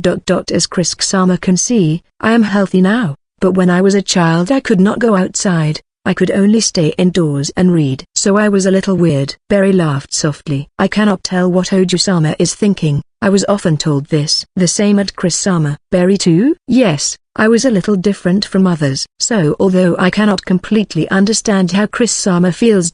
I believe I can understand it a little. Barry stroked Chris's soft hair as she spoke. Even when I tried to be considerate, I got things completely wrong. That happened a lot. Maybe it is because of that. Whenever I see Chris-sama confused by such things, it feels like watching my past self. Empathy? Yes, Fufu. Indeed, empathy. Barry smiled happily and stroked Chris's cheek. I try to act positive and likable, but I am actually not very good at talking to others. I'm the only servant in this large estate because my Naisama and master knew about this. Berry shut the book and took a sip of tea. I am not as good at talking to others as Chris-sama thinks I am. I am only good at acting. I still have the same weakness as Chris-sama. I just live by hiding it. So with this included, marriage would be difficult. Also, I am already very happy to live here, in this estate with Chris-sama, Oju-sama and master. I see. Chris also took a sip of tea. Chris roughly understands how marriage works and she was happy about this. If Berry got married, she would leave this house and Chris would not be able to follow her. So if she is not going to get married, that is great for Chris. Chris adjusted her position in Berry's lap and wrapped her arms around Berry's neck. Then, Berry will always be with Chris, and lightly kissed her. Why, yeah, always. Berry looked troubled, her face burning as she embraced Chris. Chris smiled and closed her eyes. Chris has grown a bit too beautiful for such actions to be childish. It might have been okay if she was still a child, but Chris is already becoming a beautiful woman. When she and Berry, who also has very feminine curves and young, pretty looks, hug each other, it looks indecent. At some point, the door had opened and Celine was peeking in, sighing at the indecent bear. Oh, Oju-sama. When did you? Berry, no, never mind, I don't care anymore. Please, try not to lead Chris down any weird paths. I will not. Chris had been about to doze off in Berry's arms, but raised her head at Celine's voice, tilting it in confusion at Celine's look of resignation and Berry's slight panic. Celine, did something happen? A letter from Otisama. Seems like the two of us are summoned to the palace for our distinguished service in the war. You've heard that the war ended just the other day, right? Yes. Chris too? Chris turned to stare at Berry. They had just come back. Chris is still getting her fill of being pampered by Berry and cooking every day, if possible. She did not want to go. Berry guessed Chris's thoughts and looked at Celine hesitatingly while patting Chris's head. Like I said before, Chris played a large part. Such service cannot just be ignored. So both of us will be receiving the rank of senior knight, medals and a reward. Senior knight. All of a sudden? That is, knights are a rank of nobility in the kingdom. But it cannot be inherited nor are they granted any land. It is more of an honorary title. But this rank is only granted for achievements on the battlefield. It is not something even greater nobles can obtain through their birth alone.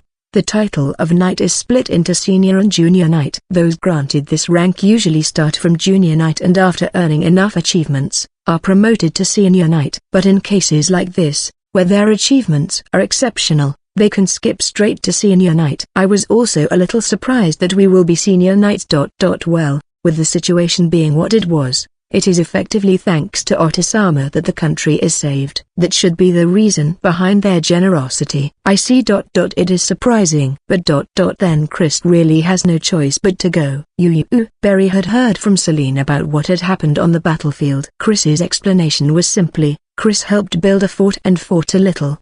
But Chris was the one that suggested the plan to steal back the initiative and break the northern stalemate created by the enemy. She had also built a fort that served as a solid defensive position of the river and racked up many kills herself. Even just hearing this short summary of Chris's exploits, it is no wonder she is receiving decorations. Berry is also happy for her, but Berry could not fully celebrate it. Being granted a title for your achievements is an indication of expectations of further contributions. Expectations of contributions on the battlefield. Celine let out a small sigh as Berry lowered her eyes. I know how you feel, but we can't decline, so just accept it. Yes, I'm aware, but, well, once that is over, we just need to show up a little at a dinner party. How about coming along if you are so worried? Berry too? Chris's eyes lit up. Celine put a hand to her head, then turned to Berry. Seeing how attached Chris has been to Berry lately has made Celine experience heartburn and want to puke sugar. Berry smiled wryly at Chris, then nodded after some thought. Okay. There should not be any problems if I come along as an attendant. I think it should be fine for you to wear a dress though. Even if your house is ruined, your rank has not been revoked. Yes. But I do not have good memories from that. Berry's tone was self-mocking. That was none of my business. Sorry. It is okay. Thank you for the concern. Chris was listening to that exchange with a question mark floating above her head, So Celine explained to her. Berry's Uggan family technically still exists. So even though she is working as our servant, Berry is also a noble like us. She's also so pretty. If Berry felt like it, she could put on some makeup, wear a dress and proposals will come flooding in. That is an exaggeration. Oju-sama, calling me pretty in front of Chris-sama is embarrassing. Berry embraced Chris and said, but like I told Chris-sama earlier, my happiness right now is living here. I do not particularly want to revive my house or find a partner. I am happy like this. Fine. Celine sounded a little disappointed but turned to Chris. Chris was hugging Berry and enjoying her warmth. Celine pinched her cheek. Fine. Most of all, the problem is you, Chris. Since you have to participate, you will have to study etiquette. Foo-foo. No need to worry. Chris-sama is quick to learn, so she will pick it up in no time. I will also be staying by her side. Well, that's true. Just need to make sure this girl does not get caught up in anything weird. Fun. Hi. Celine giggled as she stretched Chris's cheek once more before releasing it. Chris pouted, sulking as she rubbed her cheek, then turned to bury her face in Berry's bust. Berry smiled wryly as she combed her fingers through Chris's hair. Oju-sama really likes teasing Chris.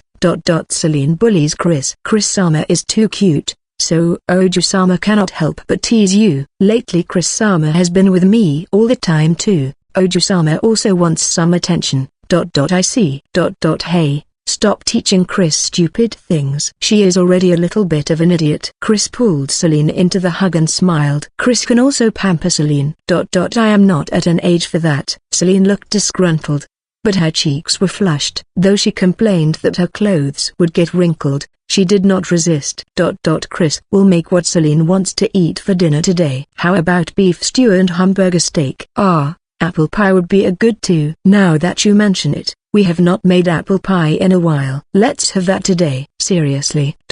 Chris will make a delicious one. Chris pecked Celine on the lips, making Celine's face turn bright red as she glared at Berry. Berry scratched her cheek awkwardly as she averted her eyes. Although there were slight problems in their life in the estate, it was a comfortable life. Chris was in her room, reading a storybook lying open in her lap. Chris's latest favorite pastime is relaxing on the soft sofa with Berry and drinking tea while Berry reads children books to her with occasional explanations. Berry recommended children books because they have simple depictions of love and happiness, concepts that Chris has trouble understanding. But these interested Chris more than Berry had expected, mainly because Chris could stick close to Berry during the story. Chris is already partly dependent on Berry by this point, clinging to her all the time. Reading together is time when they are naturally closer together, and Berry pats Chris's head as she teaches Chris various things, all good things for Chris. Although Chris focuses more on being pampered by Berry than the contents of the story, this study method is not that bad. Chris is gradually learning to understand normal feelings from the books.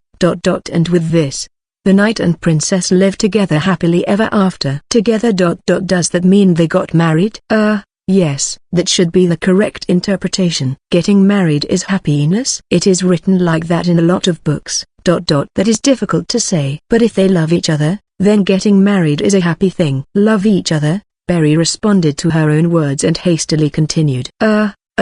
Chris-sama, you know that marriage is only between a man and woman, right? Yes, Chris knows that too. Car-sama taught Chris that before. Chris seemed confused why Berry would point that out, but Berry breathed a sigh of relief. Berry would not be able to bear it if Chris said, then Chris wants to marry Berry. To Berry, Chris is cute and pure, a simply adorable existence. Berry would definitely feel the urge to hug her tight and impulsively say me too, even though she knows that would make things worse. Berry cleared her throat and recovered to her serious teaching expression. Marriage itself is a contract to become husband and wife. It is just a contract to become family and have children. But it is also a vow to raise children together, to spend your lives together. So marriage would be happiness for people who love each other. My sister's marriage with Master was like that and they were very happy. Chris's Car-sama and Tosama also seemed very happy. Chris recalled Grace and Gorka. Berry smiled in response. That is nice. Marriage for nobles are usually to form connections between houses, so I cannot say that marriage itself leads to happiness.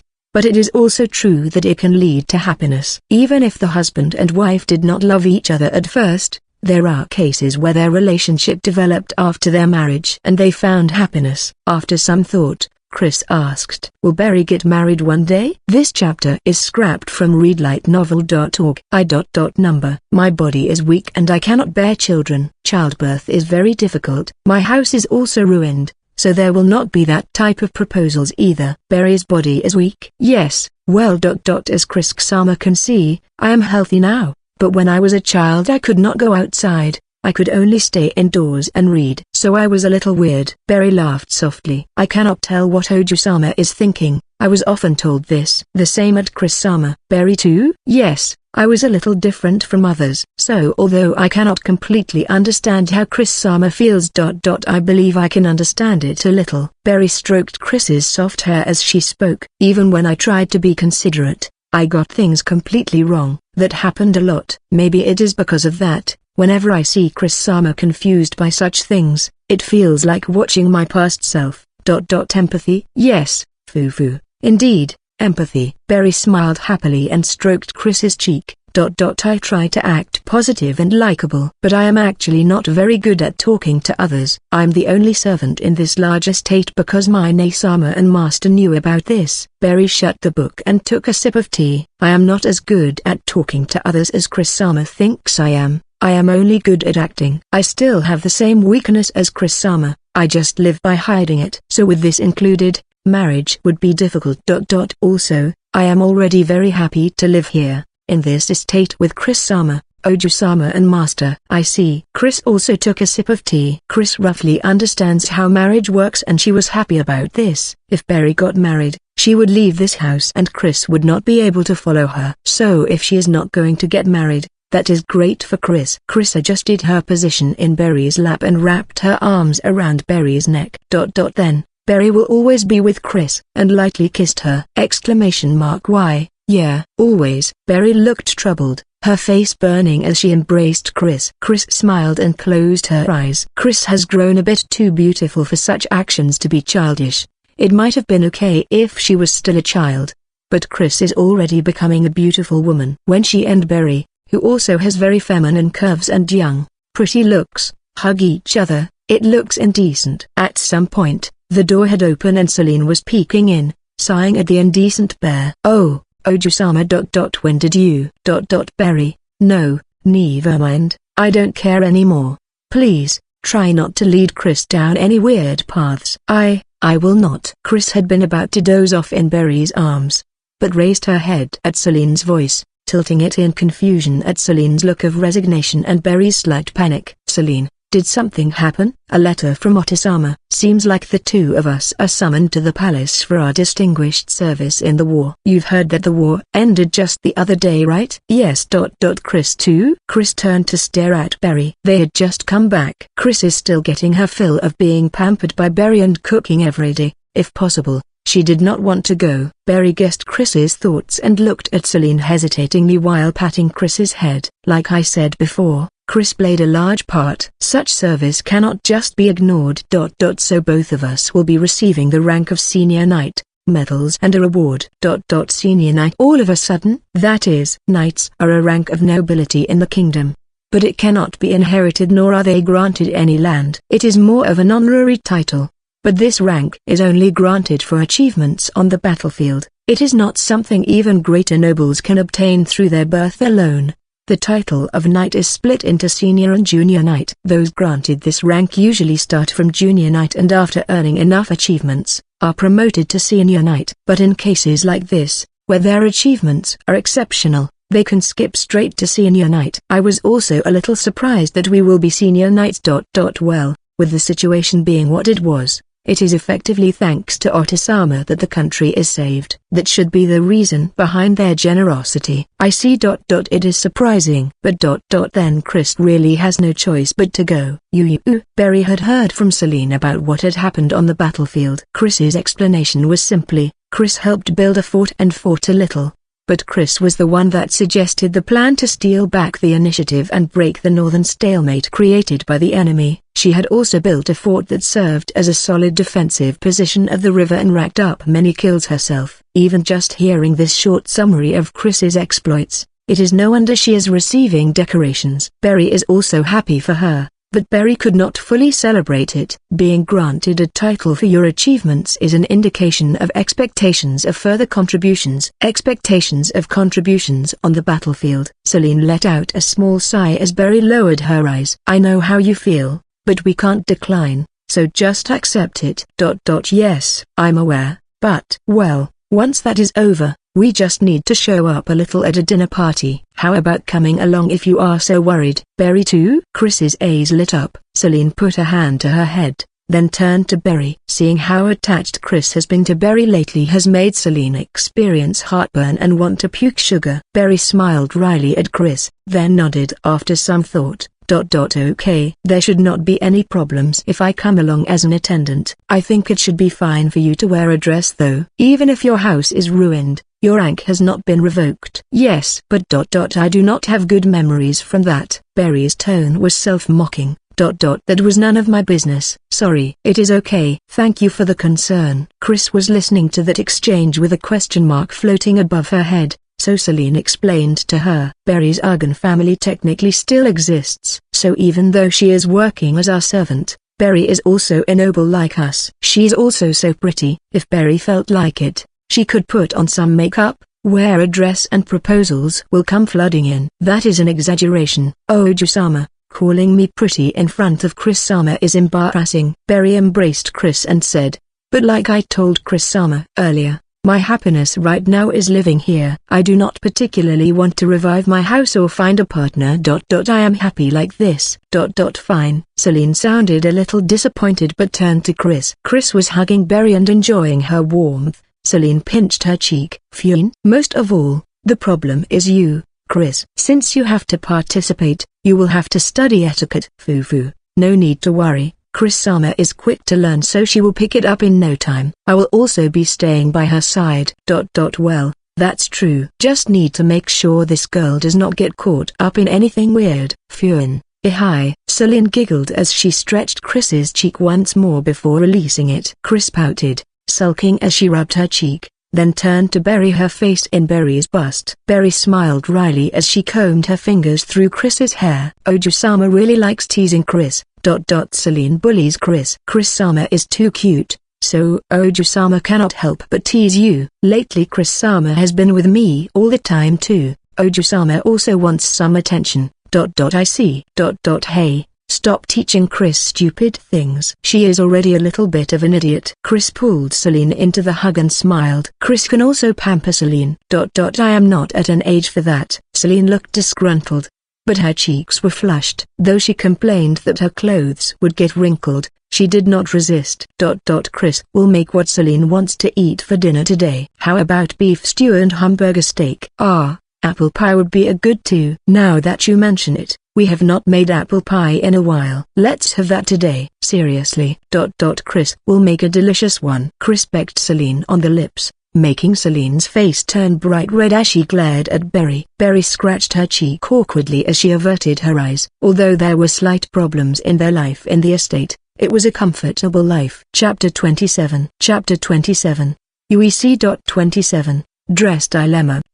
Cute. Half a month later. Chris is dressed in pale blue and Berry is staring at her with a dazed look on her face. 10 days until they depart for the capital. They face a problem with the victory ceremony coming up next month. Chris's dress. Unlike Celine, Chris had no plans of showing her face in high society, so she still does not own a single dress. The Christand family is wealthy, but Bogan does not spend unnecessarily. He decided to put it off until Chris's growth stopped. Of course he did order a few casual one-piece dresses for her which can be used for greeting guests, but such simple clothes are not suitable for a dinner party at the palace. So they sent for the tailor and ordered a dress for Chris urgently. Like Bogan, Chris also dislikes unnecessary expenditure. Cooking-related things are excluded, and had proposed altering Celine's dress from last year since it fits her, but Celine and Berry opposed this. Many nobles pay attention to minute details. The younger sister wearing a hand-me-down from the older sister would not be good for their reputation, especially since Christand is a margrave of the kingdom, an upper-class noble. Chris's growth seems to have stopped, so Berry and Celine decided to take this chance to make 2-3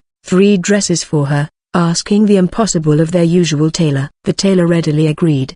The tailor had visited them multiple times and was infatuated with Chris. He makes repeated offers to make a dress for Chris every time he has the chance. Large amethyst eyes, clear skin, long and fine silver hair. Chris's fairy-like appearance seems to have been great inspiration for the tailor. When he received the commission and came to take measurements, he brought along countless rough sketches of the many ideas he had already thought of for Chris. It took half a day to choose 3 from those. Barry had explained that they only needed 1 by the deadline, but the tailor must have been really motivated. The tailor finished the 3 dresses with 10 days to spare and has come to the estate today to present them. The first is a simple white dress bordered with black and has a red rose at the chest. The second is black emphasized with red, creating a calm but vibrant look. The third is pale blue, a dress that gives the image of purity. Despite the bold off-shoulder design and large slit in the back, the pale blue color made it look chaste. Coupled with the opera gloves that reach past her elbows, it made her look sophisticated. Compared to how many of the current dresses expose the chest and emphasize the breasts to create a sexy look, this dress is chaste to the point of looking plain. This dress definitely would not suit most, but the pure look fit Chris's fairy-like charm extremely well. Do I look good? Yes, very good. You are very pretty, Chris-sama. It really fits you. I see. Chris smiled as she felt the dress fabric. As long as you take care of your clothes and wear them neatly, anything can look relatively good. Chris had grown up in a village without many things, and that was what Grace had taught her, so Chris had never felt like spending money on clothes. But she does enjoy wearing pretty and comfortable clothes. Being praised for looking good also makes her happy. Barry, Celine and the tailor all seemed delighted and praised Chris, so Chris did not feel any dissatisfaction with becoming a dress-up doll. I had always thought that this color would be perfect for Chris-sama. And it seems my judgment was correct. It must be her silver hair. Match it with pale blue cloth and she really looks like a fairy from a story. Yes, wonderful work. Thank you so much for finishing 3 dresses so quickly despite the sudden request. No, do not mention it. In fact, please let me thank you. As an artisan, it was like a dream. When I heard I could make clothing for Chris Oju-sama, the tailor, a man dressed in a suit, looked over Chris once again and nodded. Seems like there are no problems. When you need another dress, please call for me. Not just for Oju-sama's dresses, but if there is an opportunity, I would love to make a dress for Argent-sama too. Fufu, if that time comes, please do. Thank you very much. Yes, then please excuse me. Chris and Celine also said their thanks as Barry sent him off. Including Barry, all of them are nobles and the tailor is a commoner. Although the Krystand family only grew large recently, they are indisputably upper-class nobles. There is no need for them to thank commoners. It is natural for nobles to receive the services of commoners. The payment is simply business. In fact, it is normal for nobles to consider thanking commoners insulting, but Bogan and the 3 of them do not care about that at all. They treat commoners politely despite being nobles. The Krystand family is a family of humble heroes. Their attitude is well liked by the town people and is also why the tailor was willing to work day and night to create 3 wonderful dresses. Chris and Barry are often seen going to the trouble of visiting stores themselves to do their shopping. Because of Chris's appearance and how often she appears in public, in a certain sense she is more popular than Celine among the town people. That is why to the tailor, it was a genuine honor to make a dress for her. Feels like I lost. You seem very popular. Hi. Celine accurately picked up on that and pinched Chris's cheek, sulking a little. Celine is no less beautiful than Chris, but her dignified beauty and the strong light in her eyes gives the opposite impression from Chris's ephemeral beauty, a powerful kind of beauty. Throughout history it is the frail and adorable types that are fawned over. Chris's appearance will make most people want to protect her, giving her an edge over Celine. Chris is aware that her appearance is good, but that is it. She does not feel anything in particular about it, nor does she care. Celine knows there is no point getting competitive with Chris, but it still annoyed her. Celine satisfied herself by pinching and toying with both of Chris's cheeks. But it really does suit you. You look lovely. Really? Celine is dressed as normal, in a simple, white one-piece dress. Celine dug through her memories, considering which of her dresses would match Chris's, when something soft touched her lips, making her stiffen. Celine is always pretty. Chris smiled as she told Celine that, showing no qualms about the kiss. Chris's kissing habits are only getting worse. Celine thought of saying something about it, but she is also too soft on Chris, unable to say anything harsh. Geeks again. Celine let go of Chris's cheek and sighed, turning to the other two dresses lying on the bed. The current dress looks good, but the other two are also hard to give up on. Celine would prefer the red and black dress, but it seems like Berry has taken a liking to this dress. This will be an intense battle again, Celine thought as she remembered their dispute the day they had seen the rough sketches. The tailor had brought too many rough sketches, and Chris took no initiative to choose. So the task of choosing the dress naturally fell to Celine and Berry, but Celine prefers elegance and style while Berry prefers cuteness and purity. They could only choose 3 from dozens of rough sketches. The result was a heated argument lasting half the day. Chris brewed tea, while Berry was busy arguing and watched them with the tailor. The tailor was also listening to their argument intently, taking notes. They skipped lunch. Of course, there were no snacks either. The fight continued until Chris lost to her hunger and tearfully asked if they could prepare dinner. Celine dreaded another similar battle, but Celine cannot lose. Celine had given in the previous time and Berry chose 2 dresses. Celine is determined to get this black and red dress through this time. This dress is the one that was originally meant to be rushed in time for the dinner party. The door opened and Berry entered, staring at Chris with a raptured look. It really is cute. Oh Jusama, this has to be the one. Wait a moment. I will admit it is very cute, but Chris is a general's daughter and will be going to the capital to be granted the rank of senior knight. Chris's personality is childish enough. She should at least appear smarter with this black dress. That makes sense. But Chris Sama is a child. There is no need for her to act older, and the victory ceremony is to be conducted in military dress attire, right? Then I believe it is fine for the dress to be the cute one here. Berry had a smile on her face, but her eyes were not smiling. Celine also smiled as she countered. Hey, Berry, don't you remember that I gave in last time? I let you choose that pale blue dress and white dress already. Gave in? Did Oju-sama forget that we let Chris-sama choose whether she preferred red or white? We decided on white because Chris-sama said she liked it. It is just that as a result, Chris-sama chose the one I wanted. Oju-sama did not give in. That's because you asked her that way. I remember that you threatened her by saying, Chris-sama, don't you think this white dress is better? We cannot prepare dinner unless we decide. You coward. Oh my, that is saying too much. Then the white one. The white one is fine. Chris could not endure her hunger any longer and just said that. Chris stood around helplessly as the two of them suddenly started arguing, then recalled what had happened the other day. She took off the gloves to avoid dirtying them and reached for the cookies. Survival instinct. Chris's brilliant mind has calculated that the chances of skipping lunch is high, so she decided she had to make up for it with cookies. But Celine caught her hand. After using such a cowardly move, if you still refuse to bend, then I will have to crush you thoroughly. Chris, change into the black dress again. Okay. Even if you do that, my decision will not change. Why are you talking like you have the right to decide? Why? It is obvious. I am Chris-sama's teacher and caretaker. It is my role to choose her dress. That's self-proclaimed. If you are using that, then you are a servant and I am the next master. Know your place. And the battle begun. If she stays quiet, Chris looks mature despite her adorable appearance. This is because she does not show her emotions and is expressionless most of the time. The black-red dress has more exposure than the pale blue dress and it emphasizes Chris's modest breasts, but the gap with her young appearance creates a sexual charm. Her young appearance and adult expression are both brought out well by the red in the black dress, making her look stylish and beautiful. This is the only dress that can fully bring out Chris's charm. The pale blue dress is certainly cute. It suits her very well. Only Chris could wear it so well.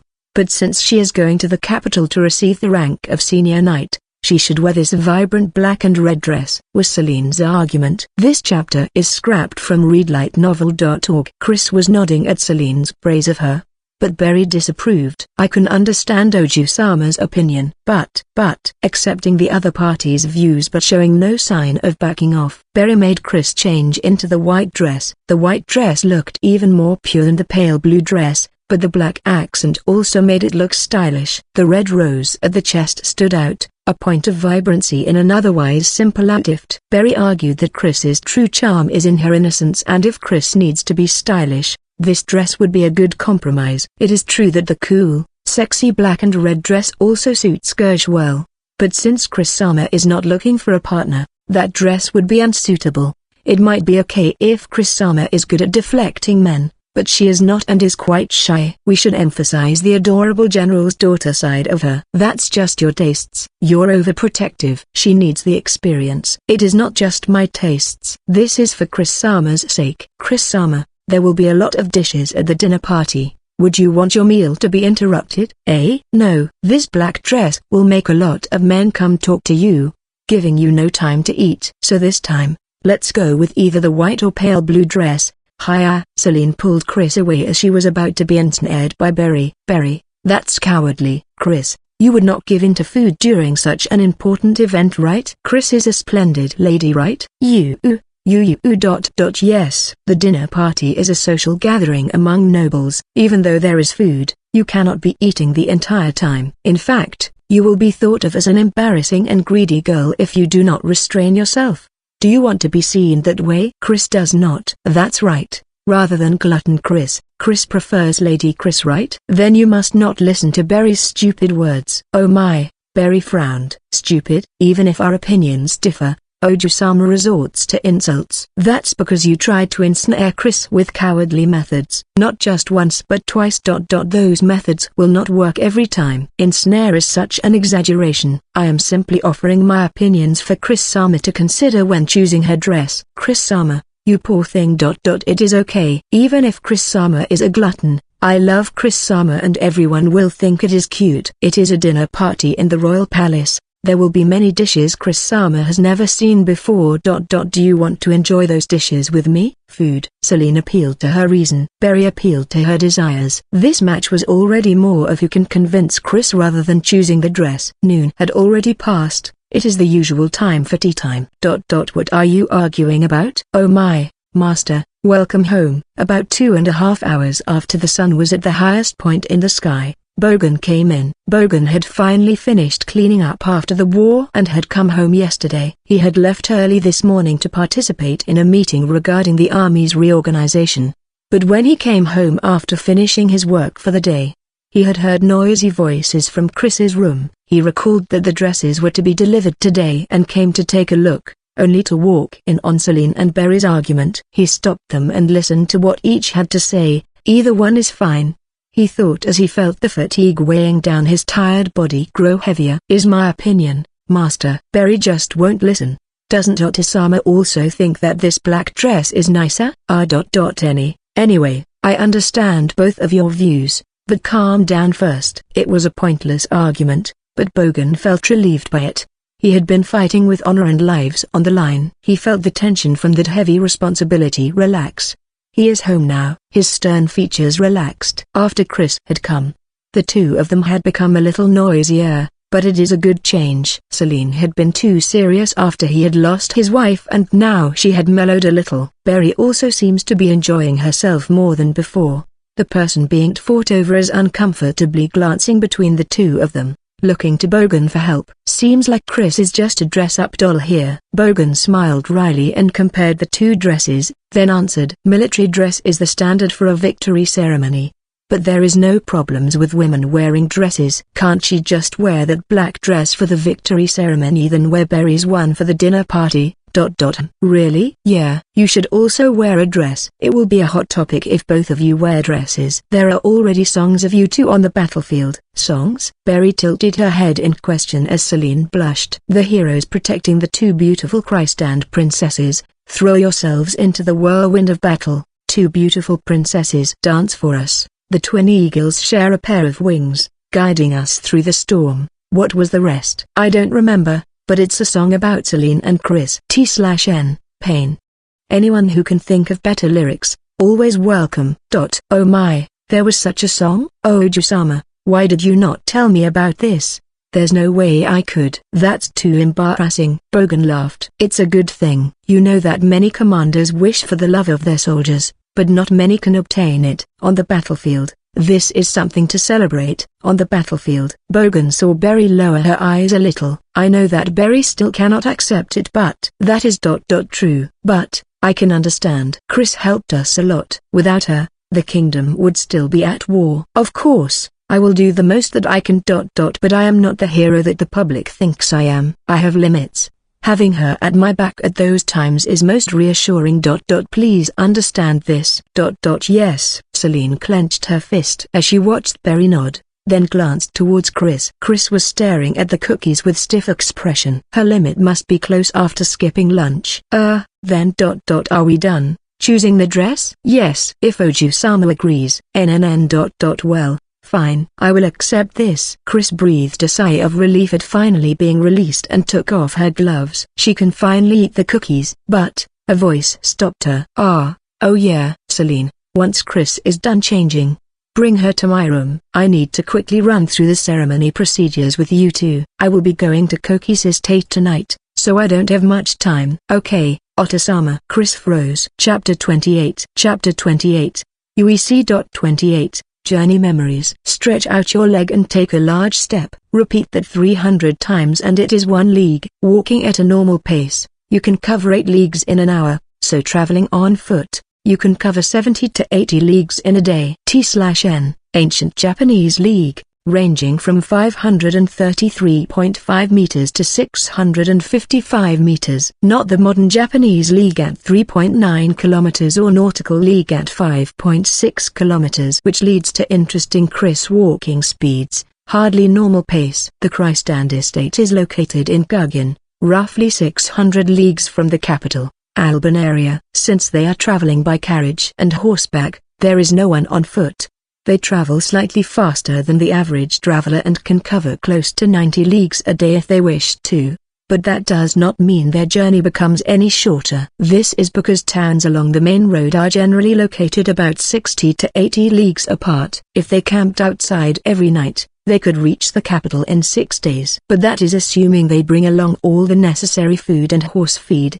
They would need an extra carriage for that and even more feed for the extra horse, leading to greater expense. Thus there is a need for them to stop by towns for food and to feed the horses, but while they restock, the sun would set. So whether they camped or stayed at an inn, they would spend the night in town either way, so the length of their journey is not much different from going on foot. Even if the distance is the same, if there are 9 towns on the journey then it will take 10 days either way. If there are 8 towns, then 9 days. A day's journey, whether on foot or horse, often refers to the short distance between towns. In contrast, an army marches through mountains, forests and empty plains, so their day's journey is often a little longer, but the distance covered in a day is also ambiguous. The distance that can be covered each day is approximated from where the traveler can rest, so people usually estimate the distance by feel and the length of journeys are described in days instead of distance. Chris-sama, look. Those are the Twin Mountains. It is the 3rd day of their journey. Chris and Berry huddled together in the carriage, watching the scenery through a small window. Celine,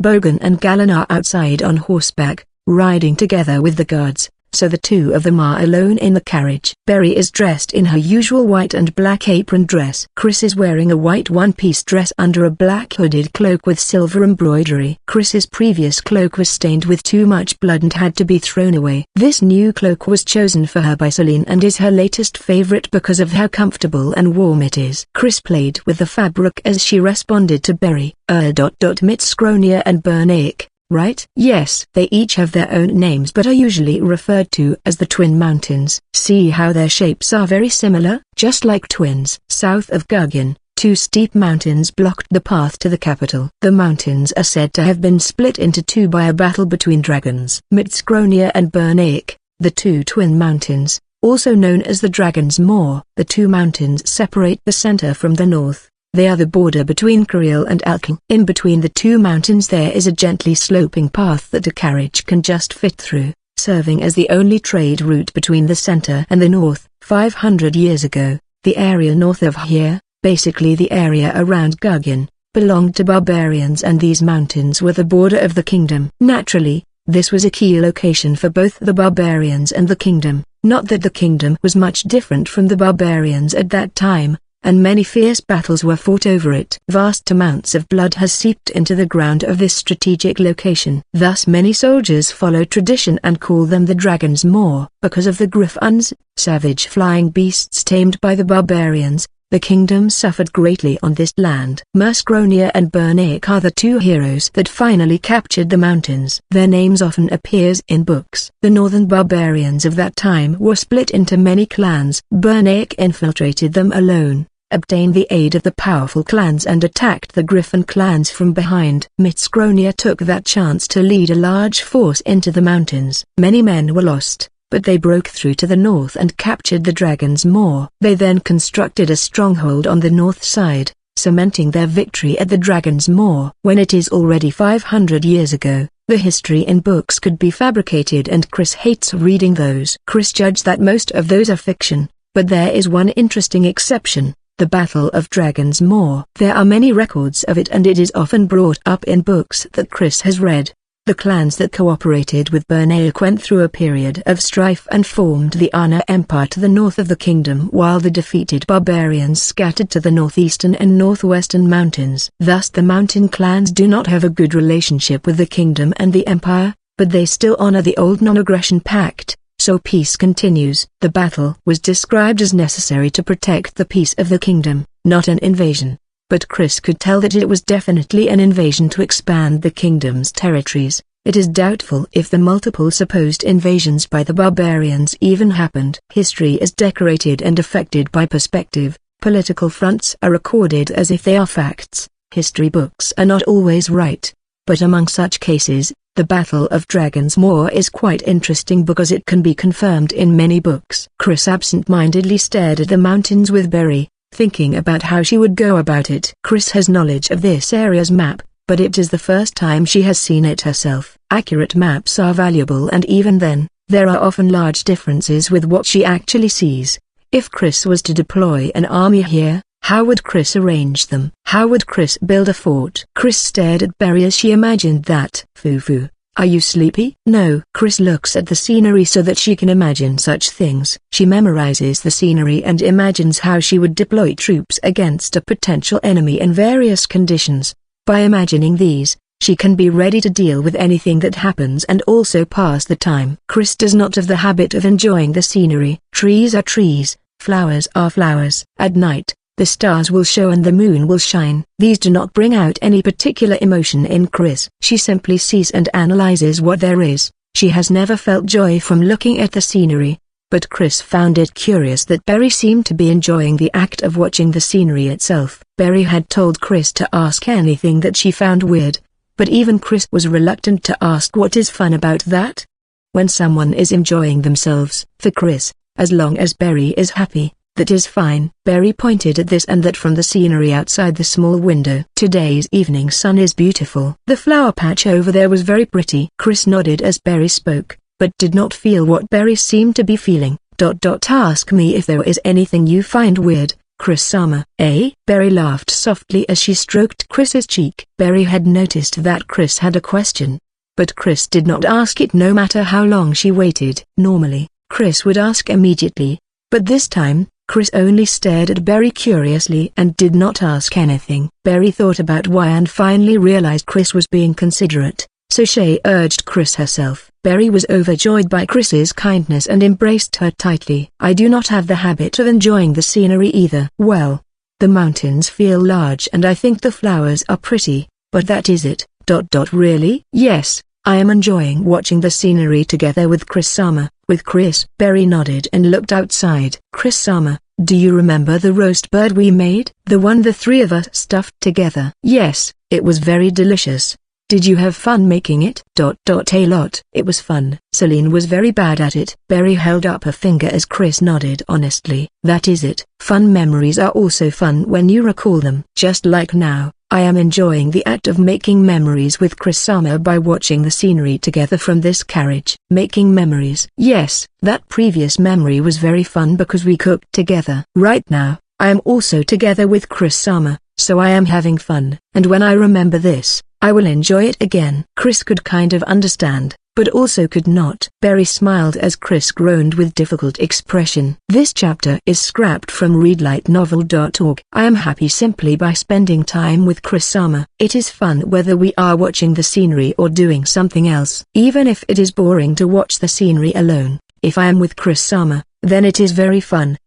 I see. Barry patted Chris's head, her eyes gazing into the distance. In the past, I also traveled this road in a carriage, with my Nasama. At that time, I did not have the leisure to look at the scenery, much less enjoy it like I am doing now. Does that? Foo. Of course it was not because I did not like Nasama. Barry's arms tightened around Chris as she spoke. It was almost 20 years ago. My father's business failed and the Argan house was under heavy debt. My father did his best, but collapsed from illness after pushing himself too far. Nasama and I were left alone and there was nothing we could do about the debt. The merchant that lent the Argan house money told us to participate in a ball at the capital.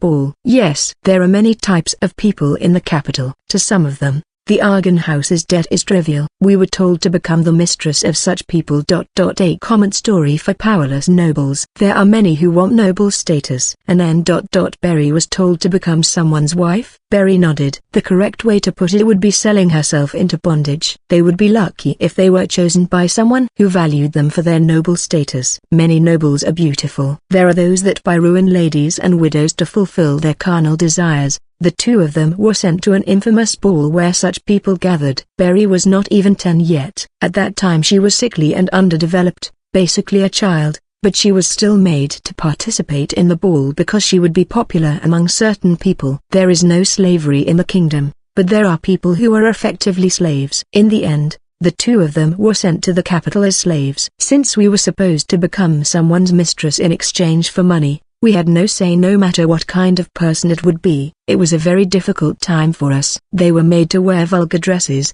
to be toys for the men's viewing pleasure. Barry was smart and could understand her situation. She had given up and prepared to become a toy for her sister's sake. But her sister was a kind sister. She convinced Barry to stay back, covered for her and protected her from the hands of the men there. Barry's sister spent the night with a few of those men. That was when he coincidentally met Master again and he found out about our situation. He took Nasama as his wife and saved me. That was the first time Barry's sister cried throughout that ordeal. Barry had been happy, but also resented him for not saving them earlier.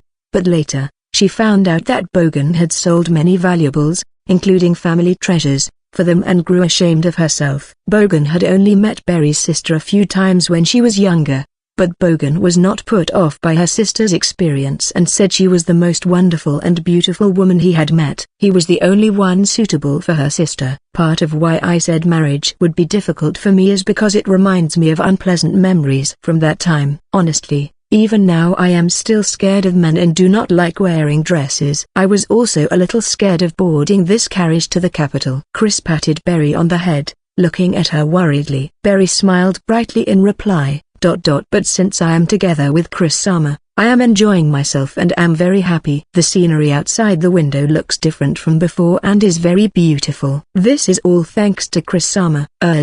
Chris did not do anything. Basically, just being by Chris-sama's side makes me happy enough to forget the painful things. Barry laughed and smiled gently. Chris's gaze wandered awkwardly, then she buried her face into Barry's chest. She then raised her face a little and said shyly, Chris also, does not really like carriages, because it hurts Chris's butt.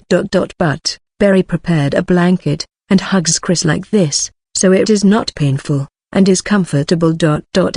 And Chris is happy. Barry widened her eyes, then smiled happily. Foo, I see. I guess I cannot stop hugging you then. Not liking carriages was an extremely important secret for Chris, but as she had expected, Barry is kind and did not make fun of her. Chris was delighted by that and embraced Barry, kissing her. Barry realized what was about to happen from their position and the position of Chris's face and tried to stop her. But Chris is one of humanity's best at stealing lips. Barry's reaction was just too slow. You too, it's almost lunch. Celine opened the small window right at that moment, peeking in from atop her horse and froze. Chris drew away, satisfied. Barry's face turned bright red as she looked at Celine. Hey, in the carriage. Celine hastily looked around and breathed a sigh of relief after confirming there was nobody around. What'll you do if someone saw? You idiot. You. Celine's stifled scolding and hand came through the window, pinching Chris's cheek. Chapter 29. UEC.29, Unpleasant. Soon after passing through the Dragon's Moor, they arrived at Mitskronisha. This fort was named after the hero Mitskronia and was originally built to defend against the northern barbarians, but it is now a key trading hub connecting the kingdom's center to the north. The Dragon's Moor is flanked by mountains. The ground is steep and footing is unstable. It is natural for many merchants and travelers take a break at Mitskronisha, and eventually people started settling there, so the fortress Mitskronisha became a large trading town. Trade from the northern kingdom and Ana Empire passed through here before being distributed to the south. The market here is famous for its vibrancy, with streets packed with shops and open-air stalls. This town had established a free market district to stimulate the economy. Anyone could trade tax-free just by setting up a stall in this district. This district expanded as the town developed and is now a 2-square league area packed with stalls. Since they had arrived early, Berry brought Chris and Celine to the market, accompanied by 3 soldiers. Chris was in a good mood with her arm entwined with Berry's as she looked around excitedly. There are many ingredients that she had never seen back at the estate. So many novelties. Celine had also started learning to cook recently, and they chatted as they explored the market. Here, Berry, Anne, Chris Sama, okay, thank you. Berry had bought Chris some fruits and snacks. Chris fed Berry a small fruit and ate one herself. The small fruit is an Urkana fruit, a fruit similar to strawberries but sugary sweet. Chris's lips relaxed into a smile as she enjoyed the taste. It is gluttonous and embarrassing to be the only one eating, so Chris usually fed Berry before eating herself. But this is not in their estate. Berry's face was bright red as Chris fed her in public. Although she is their servant, Berry is also a proper noble. Eating while walking is already embarrassing enough for her. Being fed by Chris makes it even more so. Berry herself also enjoys feeding Chris and does it often, but that is in the estate. Berry was educated as a noble and shares their values. Although she does not prejudice against the commoners eating on the streets, it is very embarrassing to do it herself. But she is unable to tell Chris that when Chris looks so happy. Chris grew up in a village and it was normal to pluck fruits and just eat them on the spot. Giving each other food like this was an everyday thing. Since Berry knows their sense of values are completely different, it is hard for her to say anything. Nobles' values are not necessarily more correct than others. Berry has no intentions of raising Chris to be a proper noble.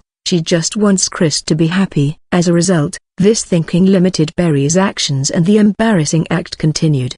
Delicious. Why, yes, Celine too. Here, it is delicious. I will refrain. I won't be able to eat dinner otherwise. Celine's attire is a white shirt and black riding pants that flare out at the thighs. It matches Chris's black cloak with silver embroidery. Celine had given up on the scene next to her, but adamantly refused Chris's innocent offer herself. Accepting such an offer on the street would be embarrassing. Even if she might accept it indoors, where it has already become a habit as of late, she has no interest in being publicly humiliated. Celine's eyes seemed to say you deserve it as she looked at Berry. That's why I told you to stop. This was clearly going to happen. Why? Yes, but I cannot help it. This is because you're always doing these kind of things. I'm not helping you. It is the result of her own actions, so Berry could not protest. She had a feeling this would happen when she had bought the fruits for Chris.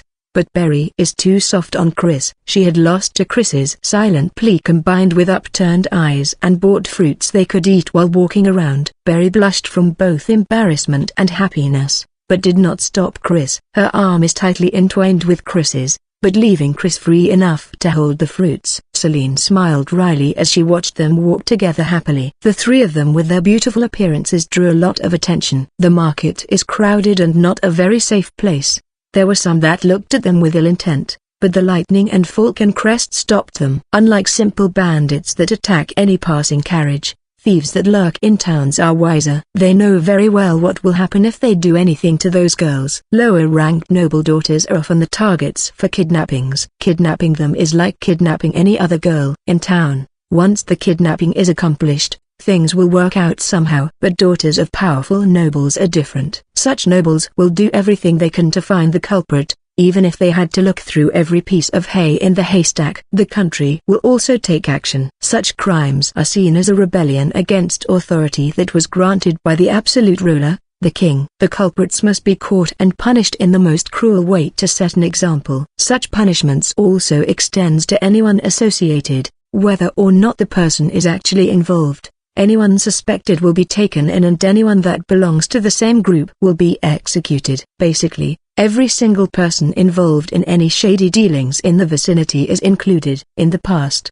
a royal relative was kidnapped and a third of the citizens in the town where the incident occurred was executed. Similar hunts were carried out in neighboring areas and anyone who ever interacted with the guilty group was executed, including merchants and lower-ranking nobles. This is how heavy the punishment is for such a crime. The syndicates in towns are well aware of this. All members, even the lowest ranks, are strictly controlled. People like these are in a sense a necessary evil, so they are overlooked in order to maintain a certain level of order. Since there will always be criminals, a system is necessary to keep them under control. But this is just an unspoken agreement. There is a need to show that the kingdom is merely overlooking their presence, so when such crimes occur, the crackdown is excessively severe. This is the reason why, though there are still kidnappings and ransom of merchants, no nobles have been kidnapped in the past few decades, at least not officially. Because of these circumstances, the three of them were not exposed to any danger and their day passed peaceful. The sun will be setting soon. Normally, travelers will stay at an inn when stopping by a town, but not every town has a high-class inn suitable for the Christians. High-class nobles and a general nobles have a status to uphold, and unless they are traveling incognito, upper-class nobles traveling for official duties must not stay at an inn meant for normal travelers. They have a reputation to maintain. Bogan was born as a lower-ranking noble and has spent a long time on the battlefield. A bed and a roof above his head is sufficient for him. He might find it ridiculous, but there is an unspoken agreement in the kingdom that nobles must act as befitting of their rank. Even if he personally finds it ridiculous, if he stayed at an inn, other nobles would shun him for insulting nobles as a whole. If the town they visit is nothing more than a rest stop and there is no suitable inn, then they would have to set up a tent and camp outside. It is stupid, but this is the norm in the kingdom. Nobles are somewhat protected from crime, but they are bound by such troublesome traditions to maintain their image. But this is a problem shared by all nobles. So there is also an unspoken agreement that nobles should welcome and provide lodgings to other nobles traveling on official duties. The country also approves of this. There are 5 main roads leading to the capital, known as the King's Fingers. The towns and territories along these roads generate a lot of income and the nobles that manage them benefit from this. The kingdom allows them to earn more than the other territories so that they can host nobles traveling on official duties. They have to provide lodgings and luxurious meals for visiting nobles. Of course this costs money, and with many nobles passing through, the expense becomes quite significant. The unspoken agreement was formed naturally over time, and there have been nobles that went bankrupt because of it. So the nobles that manage these territories are granted a greater share of the taxes compared to other territories. This road is one of the King's Fingers, and the largest town of Mitskronisha is also managed by such a noble. This chapter is scrapped from readlightnovel.org. Since the hero, Bogan Christant, is visiting, he must be welcomed. They were granted a magnificent estate to stay in. The Christant estate is not that small, but this is twice as large. The walls are smooth stone and the pillars are engraved with intricate carvings. The garden is well cared for, decorated with fountains and flower beds. When the three of them returned with their guards, a guest was just leaving. They came face to face with that guest in front of the gate, and Chris felt Berry's arm tense. Berry's brow was slightly furrowed as she looked at the man before them. Chris curiously followed her gaze. "Oh my Berry-sama, you have grown beautiful. You look lovely." The fat middle-aged man greeted them. He wore a gaudy red coat and his slacks looked like they were bursting at the seams. Gold accessories decorated his fingers and a large ruby hung around his neck. The man removed his silk hat and bowed elegantly, his gaze crawling down Berry's body as he did so. Chris's arm was entwined with Berry's and she could feel Berry tense. Chris is familiar with this kind of lustful gazes. Grace drew such gazes in the village, and Chris also clearly remembers that unpleasant man she killed for touching her had also looked at her like that. Such gazes are common when walking around town with Berry, even today. Chris did not care since there was no harm, but frowned now as she saw Berry's reaction. They had come back in a good mood after having a fun time. But the instant Berry met this man, that mood disappeared and Berry looked distressed. It is very rare for Berry to look distressed. Berry has a gentle disposition and makes special effort to not show Chris such emotions, so Chris has never seen Berry like this. But Berry looks distressed now. At this point, Chris already found the man unpleasant. "Nice to meet you too, Oju-samas. I am Roland, a merchant. Pleased to make your acquaintance." He bowed to Celine, then to Chris. His gaze was less blatant than when on Berry. "It must be thanks to the goddess of fortune, say, for me to have this chance to lay eyes on Margrave Christand's two beautiful princesses. Your beauty is just as rumored and joy fills my heart." "You have a good tongue, Roland." "Ha ha ha, I mean it," Celine replied as a noble would, but did not let him kiss her hand and looked at him in disdain. It is rare for Celine to look at someone she had just met like this, even if he is a commoner. It has been a while, Roland-sama. "Yes, indeed." "How many years has it been?" Lazura-sama was beautiful, but Berry-sama could be mistaken for her. "You look very alike." "Thank you." Berry's voice was stiff. Roland smiled unpleasant as he spoke, but Berry replied expressionlessly. Chris could feel the tension grow in Berry's arm and Chris's displeasure grew with it as she looked towards Celine. Celine noticed Chris's gaze and stepped forward. "Sorry, but we are tired after looking around the market. Could you move?" "Ah, silly me. My apologies." "Thanks. See you again if there is such a chance. Please excuse us now." "Let's go, Berry." "Yes, Oju-sama." They passed by him and went through the gate. Roland kept his head lowered until the door closed behind them. Celine sighed in irritation. That was disgusting. A gaze that blatant is unusual. Such an unpleasant man. "Berry, who was that?" "A merchant that used to work with the Argan house." It is not somebody I want to see either." Berry smiled bitterly. Although she has returned to her usual self, her voice is still a little stiff. Celine did not inquire any further. Celine does not know all the details of Berry's past. Her mother had said that they were saved when they were facing difficult times, but her parents did not speak any more on the matter. Berry herself also does not speak of that time. But Celine knows the fate of nobles that go bankrupt. She could infer who that man is based on Berry's words.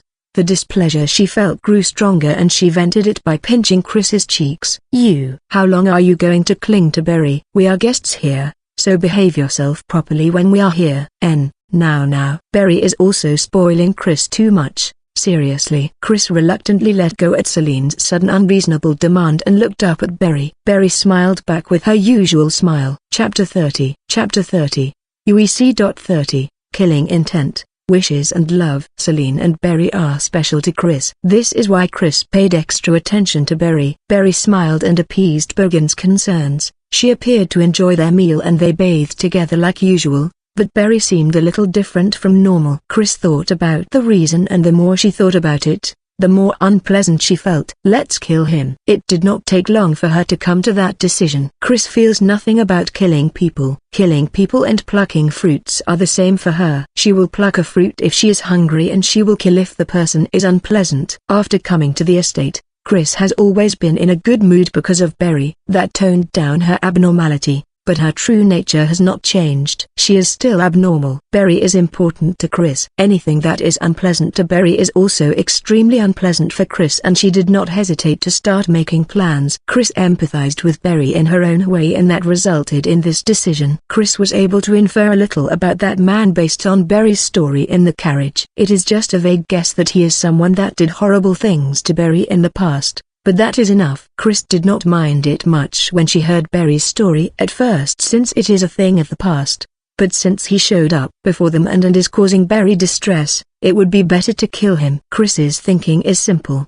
But then, Berry is a problem. Berry is always by Chris's side, even when sleeping. This is because Chris wished for it and it makes her very happy, but it is a problem today. In the end, Chris had to wait for Berry to fall asleep. Chris desperately fought the usual sleepiness brought on by Berry's warmth, and slipped out of bed. Chris took care not to wake Berry and turned to stare at her beautiful sleeping face for a while, resisting the usual urge to kiss her. Chris breathed a sigh of relief after confirming that Berry is deep asleep, then quietly put on her cloak inside out and pulled up the hood, hiding her thin pink negligee.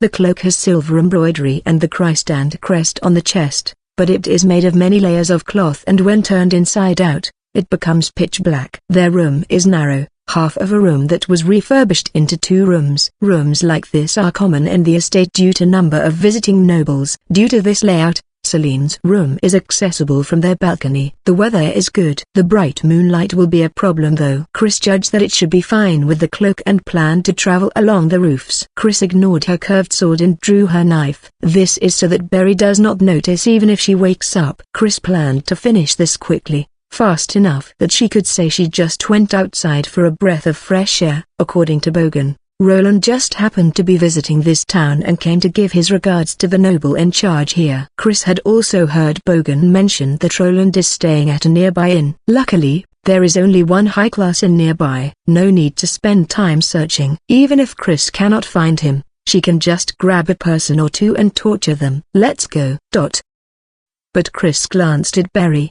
then looked away. Will she really stay asleep? If Berry woke up right after Chris left, Chris would not be able to explain herself. Berry will be angry if she finds out. What if she hates Chris because of this? The unease grew in Chris's heart. This emotion is a recent discovery for Chris. Berry is kind and soft on Chris. As Chris grew more dependent on Berry, even the smallest things makes her uneasy. Since her dependence is the cause, Chris had thought about fixing it a few times. But Berry is so kind and hard to distance. Chris did not want to lose this feeling of comfort, and her dependence grew as she mulled over this. The stronger her dependence grew, the stronger her unease over being hated by Berry became. Chris is not used to and does not know how to deal with this emotion, so she does not know what to do. She grew uncertain about why she was doing this. Berry is distressed. So Chris will kill that man. Chris is doing this for Berry, but Berry will not approve of this. That is natural. This breaks the rules. Chris wants Berry to tell Chris if Berry does not like something or is angry. It is okay. Why would I dislike it or get angry when the Chris-sama I love is trying to make me happy? Will doing this make Berry happy? To get rid of something that distresses Berry, Chris will be doing something Berry will not be happy about. Thoughts spun around in Chris's mind as she stared at Berry. Chris-sama. Chris stepped back in surprise and her hand knocked into the shelf. Chris watched Berry as the sound echoed, but it was just Berry's sleep talk. Chris let out a sigh of relief and stepped away from the shelf, but her cloak had caught on her sword and knocked it to the ground. The sound this time was too loud. Chris-sama. Berry's eyes opened a little. Chris froze, staring at Berry. Berry sat up, her thin negligee revealing itself from under the blanket, and tilted her head. What happened? Why is Chris-sama wearing a cloak? Chris wanted to take a breath of fresh air. Does this room smell that bad? Berry sniffed the air, but there was no particular smell. She approached Chris and extended a hand, but Chris backed into the shelf. Berry frowned suspiciously at Chris's reaction as she placed her hand on Chris's brow. Temperature. Seems normal. My body temperature is high since I was just sleeping, so this might not be accurate. Chris's eyes wandered. My nose might be off too. How does Chris-sama feel? Does any part of Chris-sama's body feel weird? No. Fatigue might have built up from being cooped up in the carriage. Berry rummaged through her bag and retrieved a piece of fruit. Let's peel this fruit and enjoy it. It will refresh us and is good nutrition. Which one would Chris-sama lick? Wah! Chris hugged Berry, her eyes on the ground. Berry was bewildered, but realized that Chris was acting strange. She hugged Chris to calm her down and patted her head. Chris looked like a child about to be scolded. What happened? Did you do something that I would scold you for? Chris hesitated for a moment, then nodded. Chris told a lie. A lie. About what? Berry embraced Chris's trembling body. She soothed Chris and calmed her down, then tapped Chris on the back, pulling away. Berry undid the knot at Chris's collar and removed the cloak. Chris resisted for a moment, then gave up. Berry's expression turned surprised when she realized Chris was holding a knife. Berry fell into thought for a while, but did not remark on it and took it from Chris, picking up the fruit in her other hand. Let's eat something sweet and calm down first. Come, please sit down. They brought a small table to the bed and sat. Berry placed the apple on a handkerchief and sliced it, cutting the slices to resemble rabbits, and fed Chris. Chris silently bit into the slice and took it from Berry, finishing it over a few small bites. Is it tasty? Yes. Berry started carving another apple. She dexterously handled the knife and ate the extra cuttings herself, smiling at Chris, but Chris's expression remained dark. Berry hesitated for a moment, then smiled bitterly. Honestly, I would be lying if I said I do not resent him. At that time, I also wanted to kill him. Chris widened her eyes in surprise and looked at Berry. Berry smiled back. Even I think such thoughts too. Berry said simply, when I first joined the Christans, I read Master's books and learned physical enhancement for combat. I also asked Master to train me in self-defense. As I said before, my body was weak at that time, so I told Master and Ne-sama that I wanted to become more fit. But that was actually to kill Roland-sama. Berry did? Yes, I was a young child. Foo-foo. But it seems like they realized pretty quickly. Just that my body was getting better bit by bit as I learned physical enhancement, so they could not bring themselves to say anything, though they knew the reason I was so fervent about it. Berry's smile turned nostalgic. After Oju-sama was born, Ne-sama seemed very happy. Ne-sama was similar to me. Her body was not very strong and we worried for her, but she pulled through childbirth. I was preparing to leave after that, but we happened to cook together. Cook? Yes. Ne-sama, foo-foo. She was just like Oju-sama, so clumsy when it comes to these things. Just remembering it makes me laugh. Why are you the only one that is so dexterous? No fair. Ne-sama has a lot of things that I do not, so it balances out. Well, can't help what we don't have. Roland had money and the Argon house did not. That's all. Ne-sama said that it was fate. The Argon house had no money and Ne-sama was defiled.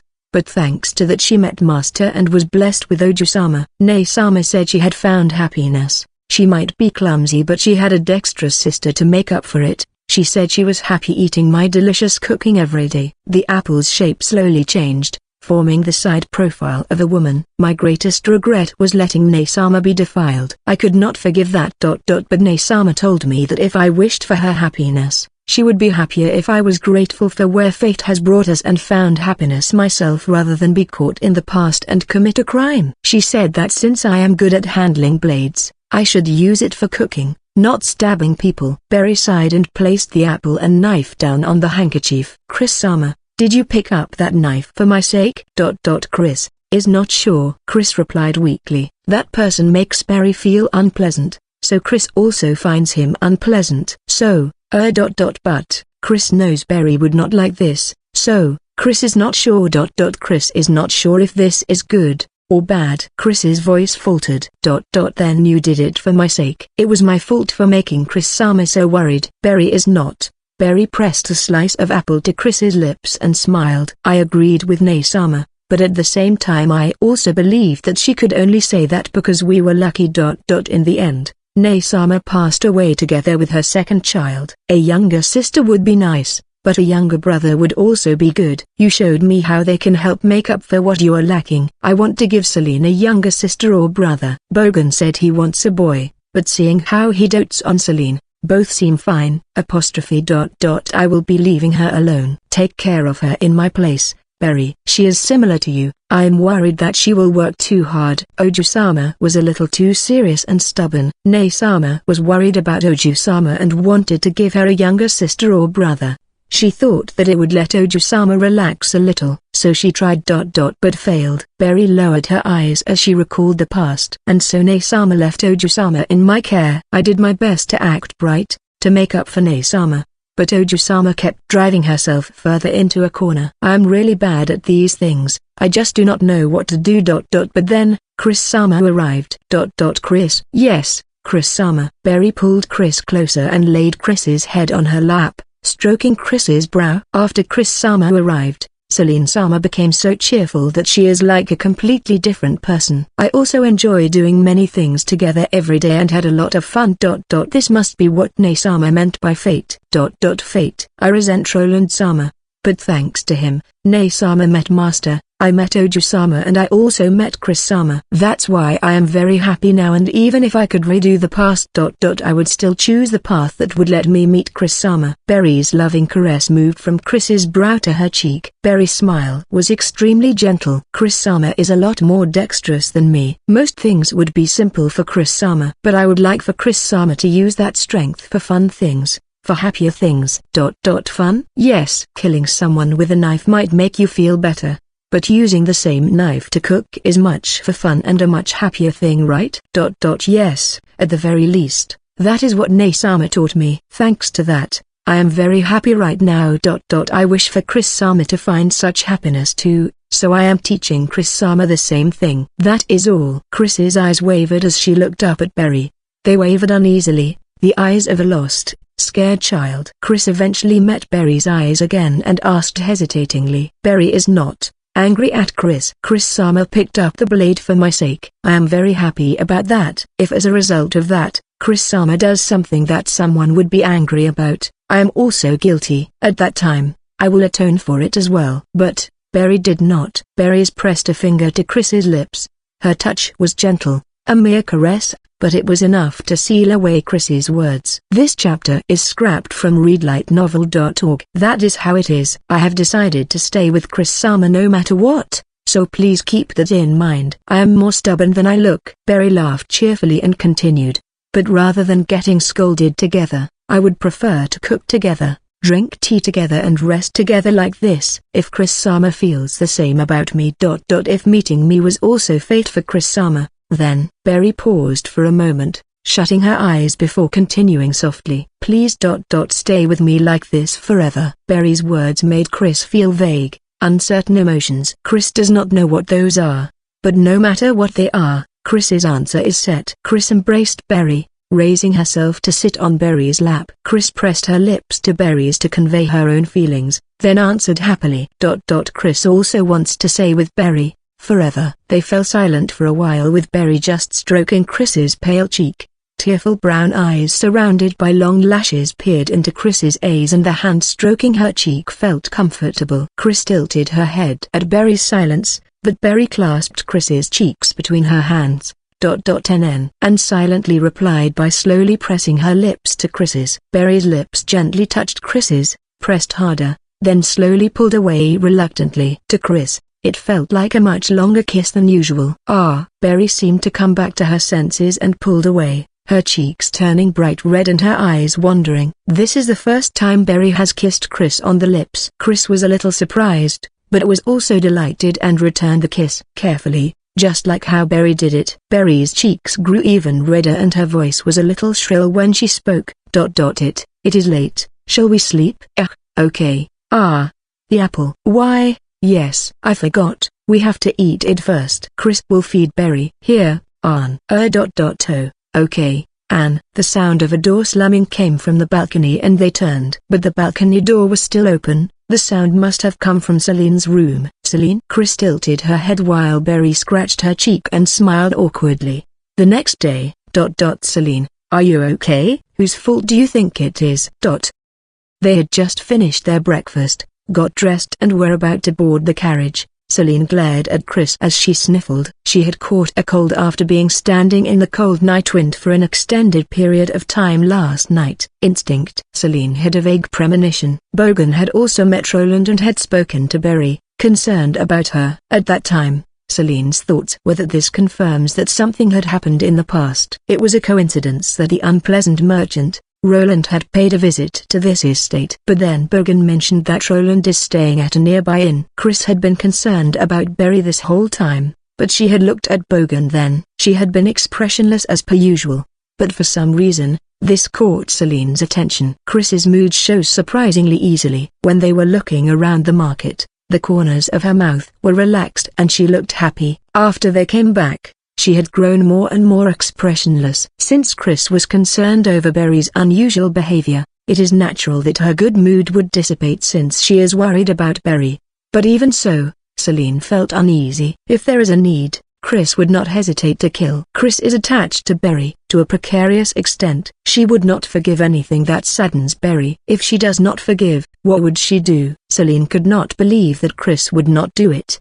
The sight of Chris killing the most people on the battlefield was burned into her eyes. Celine also knows how simple Chris is. This might be overthinking, but even as she thought that, Celine stood at the balcony connecting her room to the next. Celine had been standing on the balcony, the cold balcony exposed to the night wind. After Berry woke up and the two started talking, Celine could not return to her room, so she could only endure it and stand there listening to their conversation. She had returned to her room after hearing Berry convince Chris, but this had resulted in catching a cold. People like Celine who have strong mana are tougher than normal people, but that does not mean they cannot catch colds. Going out in her sleepwear with only a blanket draped over her shoulders was also part of the problem.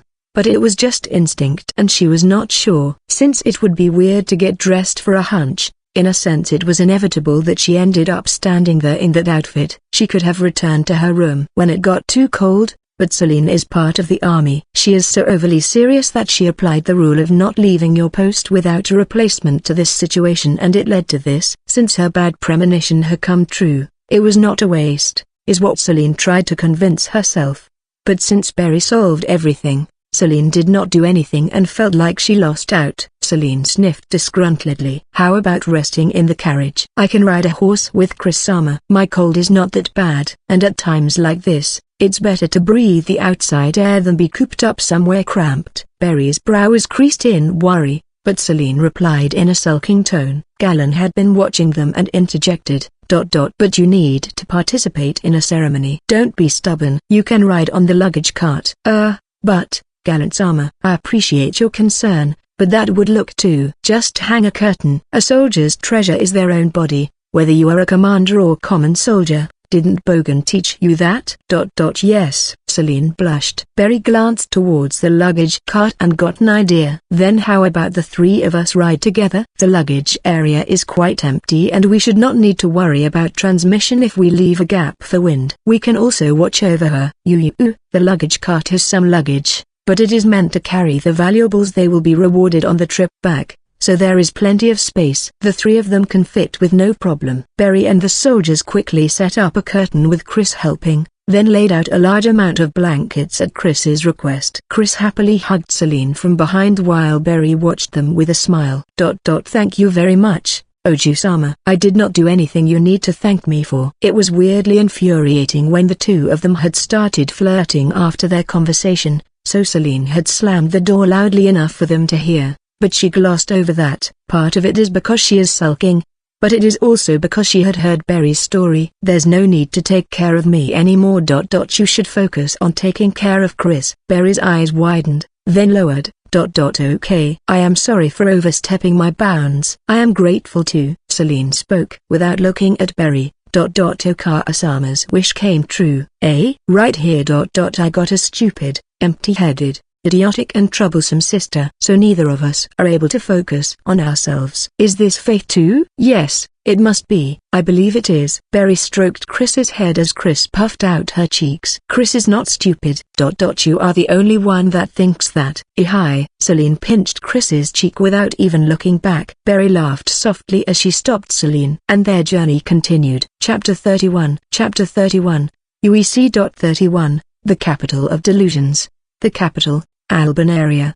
The Albaran kingdom began as a small tribe in the forest. Compared to other tribes, they were very skilled with their hands and proficient at construction. In an age when strength was everything, they built walls and fortresses. They were not particularly skilled at fighting, but they used wisdom to make up for their military strength and took in the surrounding tribes. They grew even more powerful after obtaining the ash from the southwest mountains. This ash was discovered by accident and they found out that when it clumps together, it becomes very durable.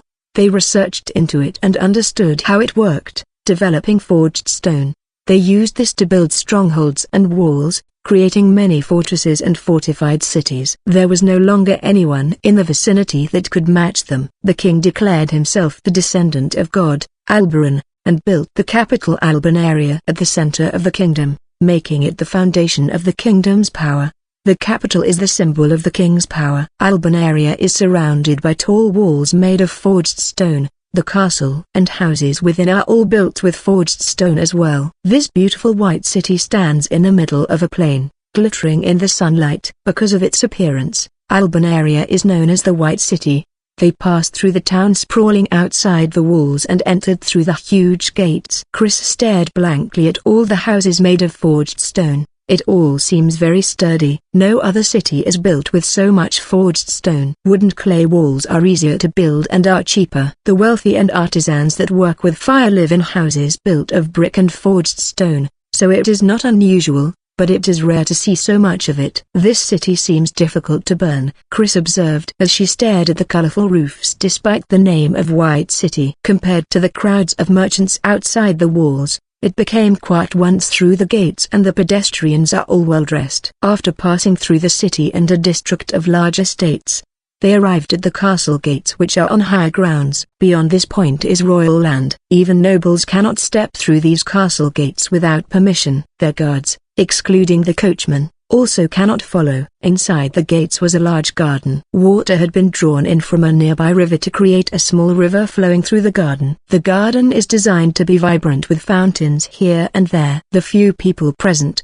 clearly nobles, straightened upon seeing them and placed the palm of their right hand to their left chest. The military salute meaning, "I offer my life to you." Celine and Galen replied with the same salute while Bogan replied by making a gesture as if stabbing at his heart with his right thumb. That is a replying salute made by superiors meaning, "Your loyalty will be my flesh and blood." General, the only higher rank than that is the general of the army, which belongs to the royal prince. So Bogan is higher ranked than any of the nobles here. Chris stared at the scenery outside the carriage's small window while Barry adjusted Chris's attire until the carriage came to a stop. They did not stop at the towering white palace, but at a small estate. This estate is for them to store their luggage and prepare themselves. This is a temporary measure and they will be granted one of the estates outside the castle walls later. Foo-foo, perfect. Come. Let's go out. Okay. Barry looked over Chris and smiled in satisfaction, then stepped out of the carriage. She then turned to offer a hand to help Chris down. She is being more careful with her actions because they are being watched by other nobles. There are always people that will spread malicious rumors about the slightest mistake. Barry is acting more like a servant than usual as she guided Chris in order to avoid such rumors. Chris is also acting more proper than usual. She placed her hand in Barry's and stood straight. Since she had studied before they departed,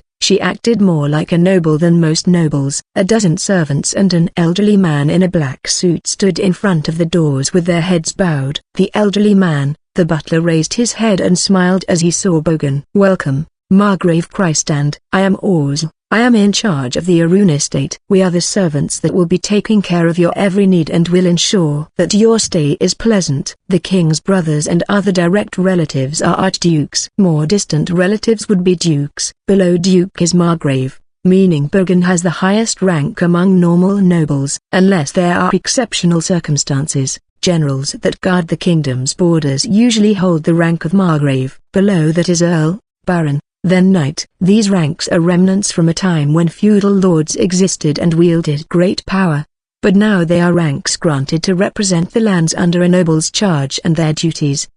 Stay? We are staying here? Not an estate outside? Yes, that is what I have heard. Please excuse me. Orsel drew closer to Bogan and whispered something to him. Bogan nodded with a look of understanding. Understood. We will be in your care then. I will be going around to make my greetings later. Yes, sir. If you could tell me who you plan to meet, I could check their availability. As the two of them talked, a young servant with her black hair gathered in a bun at the back of her head and dressed in an apron dress approached Chris and Barry. Let me carry those. Argent's armor. She took their luggage from Barry and bowed her head, addressing Barry by her family name though Barry had not yet introduced herself. Thank you very much. We will be in your care. Barry also made a small bow in reply, impressed that they are aware of the identity of the guest's servants. Servants are generally the daughters of nobles or wealthy families under a live-in apprenticeship. In order to avoid assassins and spies, the servants of nobles must have proper backgrounds. Commoners cannot be hired as servants and it is the norm for lower-ranking nobles to entrust their daughters to higher-ranking nobles as servants under a live-in apprenticeship. This is partly for their daughters to learn etiquette, but there is also the calculation of possibly becoming mistresses or even wives. Marriage is a connection between houses and higher-ranking nobles hardly ever wed lower-ranking nobles, but they might develop feelings for their servants and good-looking servants could catch the eyes of higher-ranking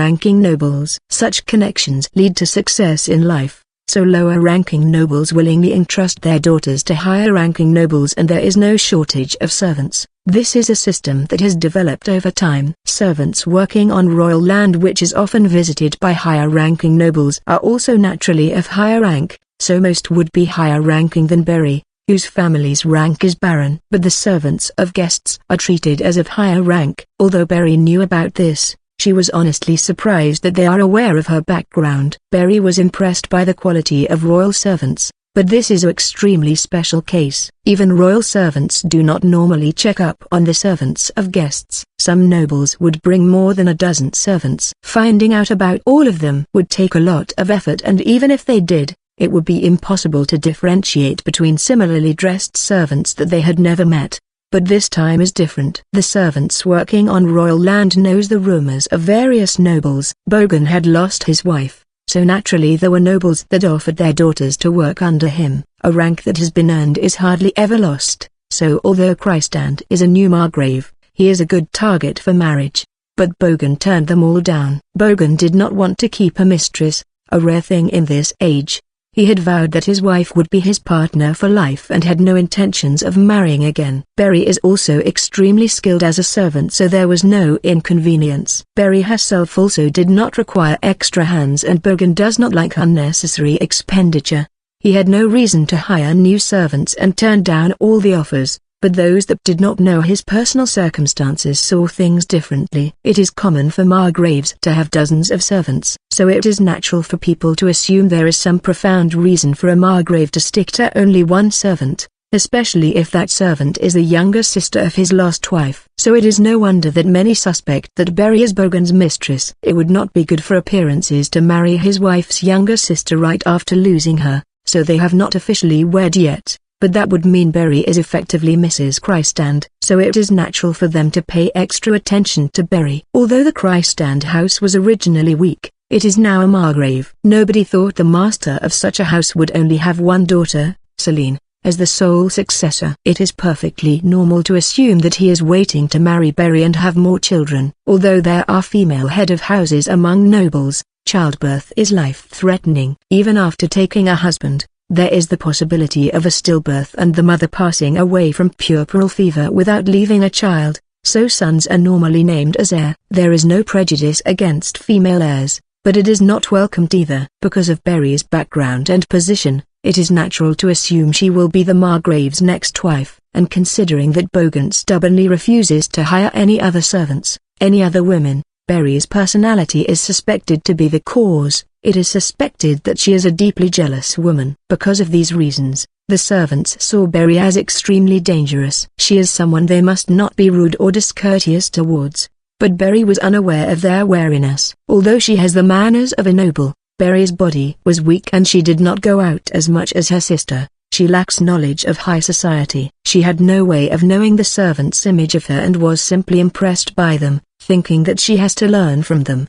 The estate they were escorted through was more extravagant than the Chrystand estate. Paintings hung on the walls and decorations lined the shelves. A dazzling chandelier hung in the entranceway. Chris thought about how hard it must be to clean as Berry guided her by the hand to a room on the second floor. This will be Chris Sama's room. Argan Sama's room is. That can wait. The luggage is Chris Sama's. Understood. The servant girl, Anne, glanced at Berry's luggage, at the many fruits in the basket. As she bowed her head, she was wondering if they had a special liking for fruits when she realized that Berry had taken Chris's cloak while she was spacing out. Even if Berry is a servant, Anne should not let the margrave's future wife do that. She quickly took the folded cloak from Berry and placed it in a laundry basket in the corner of the room. Berry's room is different. Yes. I am a servant, so. Chris drew closer to Berry and whispered to her. Berry also replied softly. A girl dressed in a black one-piece dress with silver embroidery.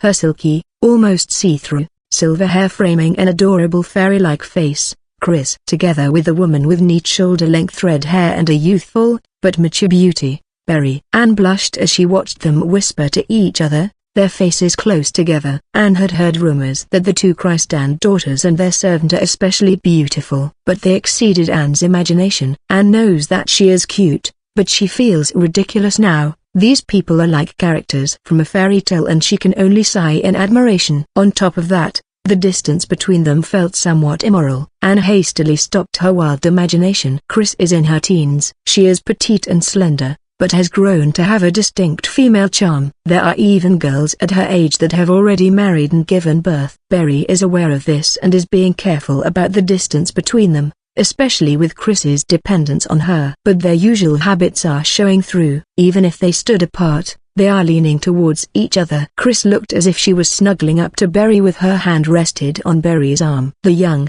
beautiful lady and her servant, their distance was close enough to make it feel immoral. Berry believed she was maintaining a proper distance just by standing apart, but they were clearly half a step, no a step too close. She would have realized this 2 years ago, but by now, her sense of distance between herself and Chris has been numbed. This could have led to gossip, but Anne stopped herself at the sensible interpretation that they are just very close. Anne is aware of her own love for stories and overly rich imagination. She convinced herself that she was just imagining it because they were too pretty. Anne still does not know that many trials await her during their stay due to this part of her personality. Chris pouted a little and Berry smiled wryly while suggesting that they had some tea. Anne hastily stepped forward as she saw Berry head towards the teapot. Anne is a hard worker but is a little slow. That is one of her many flaws.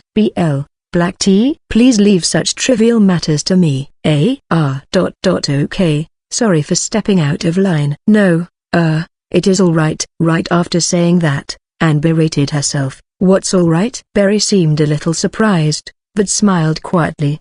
Her smile was elegant, without any contempt, and her eyes were filled with kindness. Her mannerism are smooth and her bow as she stepped out of the way was beautiful. This alone was enough for Anne to be convinced that Berry is superior as a servant. Anne had carefully prepared for their arrival today. Everything is perfect. She had checked the room 7 times and changed the hot water every hour. Anne knows that freshly boiled water is best for bringing out the fragrance of tea leaves. But when Anne approached the teapot, she heard a bubbling sound. Steam was gushing out of the spout. This chapter is scrapped from readlightnovel.org. Oh my! The teapot must have been left on boil. Anne froze. Berry reached towards the magic crystal and injected mana. The sound died down as Anne's face turned red. Fresh water. But boiling it too much is taboo. Anne's carefully prepared perfection has grumbled already, along with her composure. Being weak to sudden setbacks is another one of her flaws that she is well aware of. I will change the water. No, there's no need. It is all right. What's all right? Anne was berating herself again when she realized Berry was staring at her and froze again. Anne could only stare back. Berry's hair is casually parted in a 7:3 ratio, but her red hair is fine and silky, giving off an impression of cleanliness for some reason. Her eyebrows are fine and well-shaped. Her large, kind eyes are framed by long lashes and double eyelids. Her nose is elegantly straight and her lips are sakura pink. Her features are pretty and has a somewhat sexual charm. Part of it is likely due to her womanly figure. Her breasts are well-shaped and bountiful but her waist is narrow. Anne had not known that the same apron dress could look so different. Beautiful, cute, amazing. Berry's apron is spotless, as if it is brand new. Then Berry suddenly smiled. Anne was once again captivated by that beautiful smile. Please do not be so nervous. Chris-sama is not so particular about mannerisms and neither am I. Please act as usual. Oh, okay. After another smile towards the frozen Anne, Berry prepared tea with practiced motions. Anne was impressed by each of her smooth, fluid motions, every one of them filled with care. She had not known that the simple action of brewing tea could be so impressive. Anne has the strength of being easily impressed. It might also be a flaw. Berry only prepared the tea then went back to Chris, sitting down next to her on the sofa.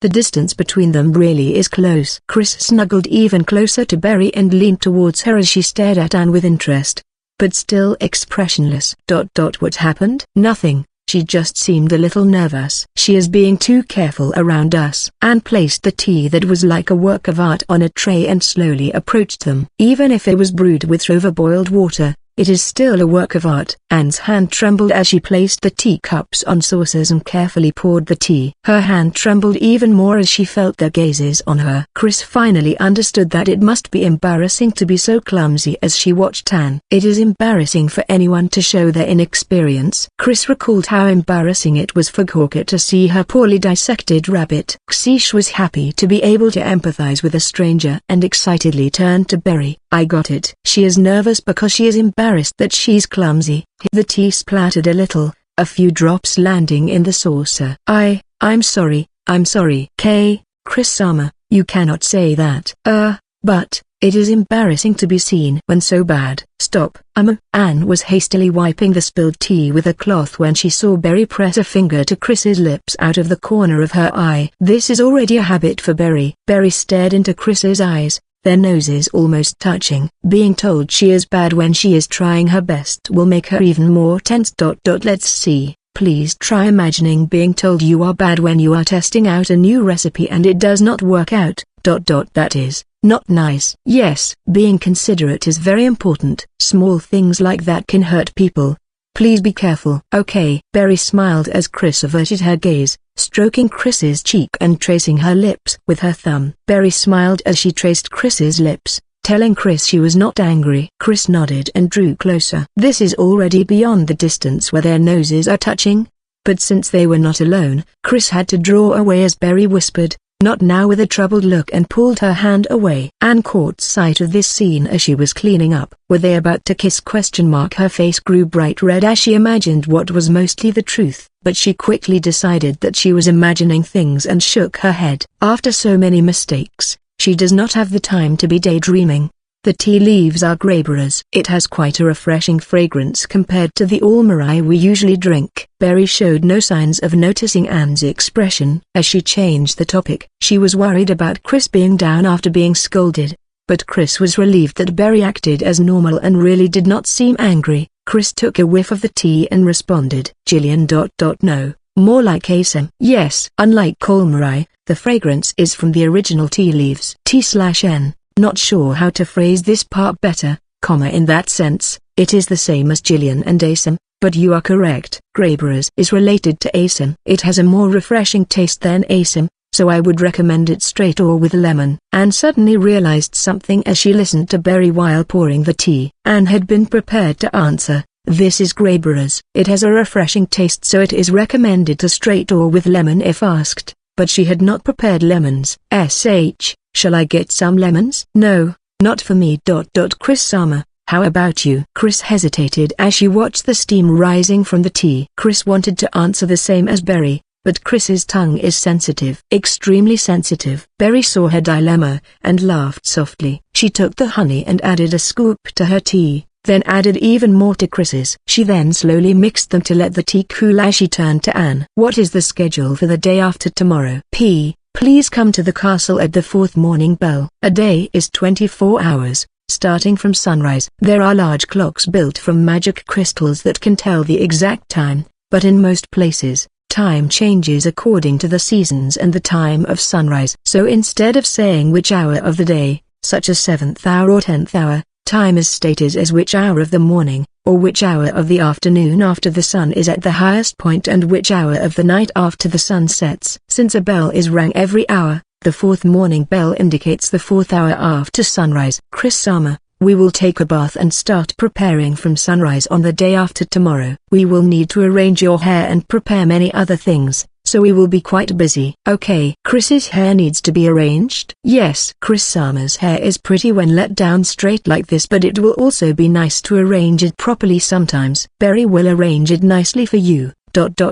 Okay. Chris smiled happily. It was a pretty smile, beautiful and adorable. Anne had heard of a fairy-like lady, and Chris is just as mysterious and ephemeral as rumored, but when she shows such an expression, she suddenly becomes flesh and blood. Chris was leaning on Berry. They were in close contact due to Chris gradually edging closer, but at some point, Anne no longer felt anything wrong about it. The sight of the two of them in the afternoon light is just like a scene from a painting. Here, please drink, Chris-sama. Berry handed Chris the tea, which has cooled to a moderate temperature, and Chris took a sip. Anne could only stare at the two of them in a daze as they smiled at each other. Getting distracted and forgetting her work is also another one of Anne's flaws. Chapter 32. UEC.32, Royal Prince. The kingdom currently has an ongoing problem.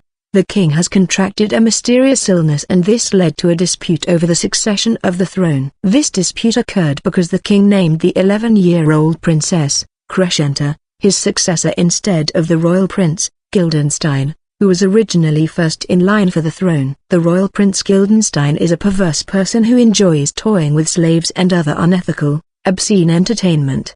The king judged that Guildenstein's behavior was not suitable to be his successor, to be the next king of Alberon. In the kingdom, the king wields absolute power and the king's wishes are prioritized above all else. But that is only on the surface. Abuse of authority would be met with resistance and pushing it too far could lead to revolution. The king's nomination is normally irreversible, but in reality, if there is a certain number of dissenters, it would be hard to push through with it. And right now, the palace is currently split into the royal prince faction and princess faction. I did not expect your highness to meet me in person. Bogan knelt on one knee and lowered his head. A man in his early 20s stood before him, a handsome young man with back-swept blonde hair. The man removed a resplendently decorated rapier from his waist and laid it on a table, then stripped off the nondescript cloak he was wearing and threw it aside onto the carpet as he sat on the sofa, crossing his legs. Inside, he was wearing a gold and black jacket with gold ornaments and white pants. He raised his left arm which was adorned with a gold bracelet and spoke. "Raise your head, Bogan." "I did not come to meet the hero, General Christand. I simply came to speak to an old acquaintance." "There is no need for the formalities."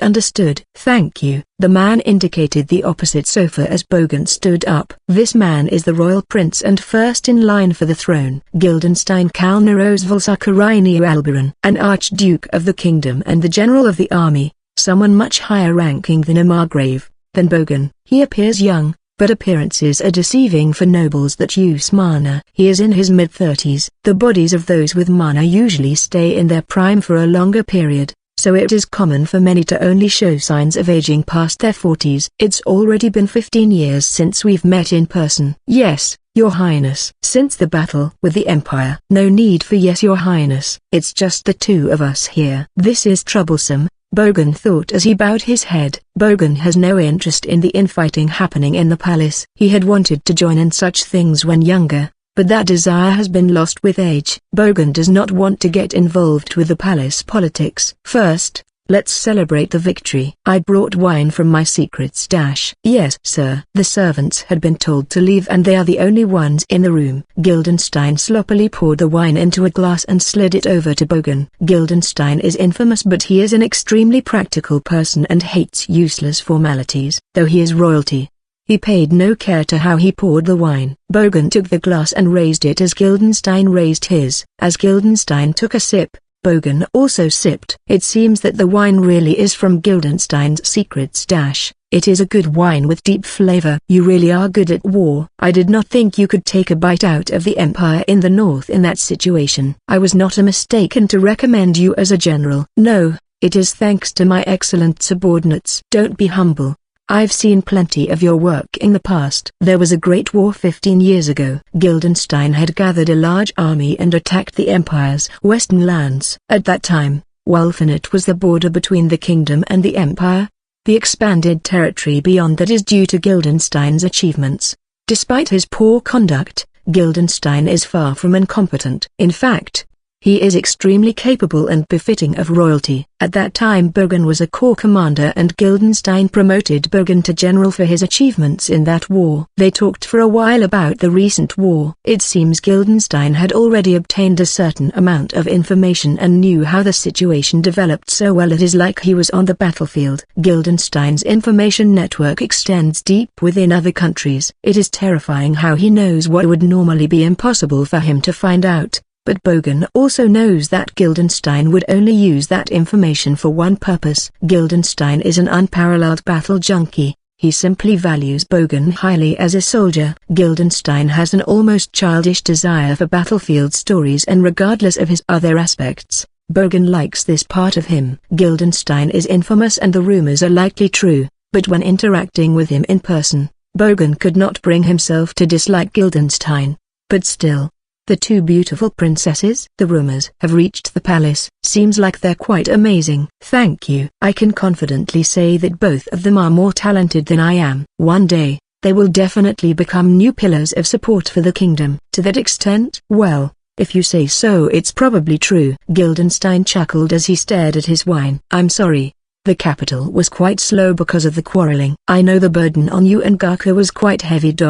Too many people are against me leading the central army right now. The conflict over the throne. If Guildenstein, The leader of one faction has control of the army. He could easily seize the throne by force. It is an obvious concern, and in the end, the neutral Western general, Hilkintos, lead the Central Army. The Central General is also deeply involved in the kingdom's politics and could not be used for the same reason as Guildenstein. So it took time for Hilkintos to arrive and get the army in order. The struggle on the front lines is simply due to politics. If Guildenstein could have led the Central Army to the war immediately, Wulfine would not have fallen. With the time Bogan has spent on the battlefield, he could not help but detest the world of politics. Well, leave that aside for now. I have something to tell you that will affect how you act in the future. How I act? It's about Crescenta. Guildenstein grinned. I don't know what you've heard. Probably something along the lines of my brother not liking the idea of me inheriting the throne because of my bad conduct, and so he nominated Crescenta. Well, I won't deny that. It's the truth. Guildenstein swirled the wine in the glass as he spoke, still grinning. I did not mind that at first. Does that mean you did not want a throne? Yeah, I didn't. I'll not defend myself. It's the truth that I enjoy such entertainment. I also went too far when I was young. They say I've settled down recently, but that's only because I've done everything and gotten sick of it. My nature has not changed. Bogan did not show any emotion, but his expression was slightly stiff. Guildenstein laughed humorously as he saw that. Archduke of the Kingdom, I'm quite alright with that rank. It's not like there's anything I can't do if I wanted to with that rank. In fact, the throne is just worse since I'll have to do a bunch of pointless chores. I like war, but I hate political fighting. I don't have any problems with handing over the throne to someone else. Guildenstein drained his glass and poured more wine, then continued speaking as he swirled the glass. But the problem is that someone. You should have seen Crescenta before. What did you think? A young, but intelligent and beautiful person. A beautiful princess with shiny strawberry blonde hair, a fairy-like princess. Bogan had only seen her at a distance and never spoke to her directly, but he clearly remembers the way she carried herself in a confident, but refined manner. The last time he had seen her, she was 9. Wonderful. Exactly that. Intelligent and beautiful. A gentle and kind person, slightly tomboyish but still elegant, as if born to be a queen. But my concern is that the thing is a monster. What does that mean? Exactly what I said, Bogan. You must have heard the rumors of me making slaves kill each other for no reason, of me confining a noble's daughter then casting her aside. It is the truth that I have played around by toying with people. But it's because I've played like this. I know humans well. And I know a monster when I see one. Guildenstein ran a finger along the table, drawing an invisible line. The royal family has a long history. It almost went extinct, then revived many times. Many wise and many foolish rulers have been born. But this long history is built upon a tradition. Any child that behaves abnormally from birth is to be killed, for it is a cursed child. Crescenta was supposed to be one of those children. Cursed child. An absurd royal tradition. I think it is ridiculous, but my brother is stubborn. He tried to follow that tradition. My brother had problems with infertility, so when the first child was finally born, he took quite a while to make the decision. But in the end he banished it and had it killed in secret. Bogan frowned. The concubine that gave birth to it was a particular favorite of my brother's, so those steps were necessary. Either way, she never met her daughter after giving birth to her, and the daughter was effectively imprisoned after that, so she was probably happier that way. What? Then the second child was born soon after that, and it was another cursed child. Can cursed children be identified at a glance? Bogan had also struggled with infertility and could no longer endure the question. A baby that does not cry. Though I believe it's up to the baby to cry or stay quiet. A baby that does not cry.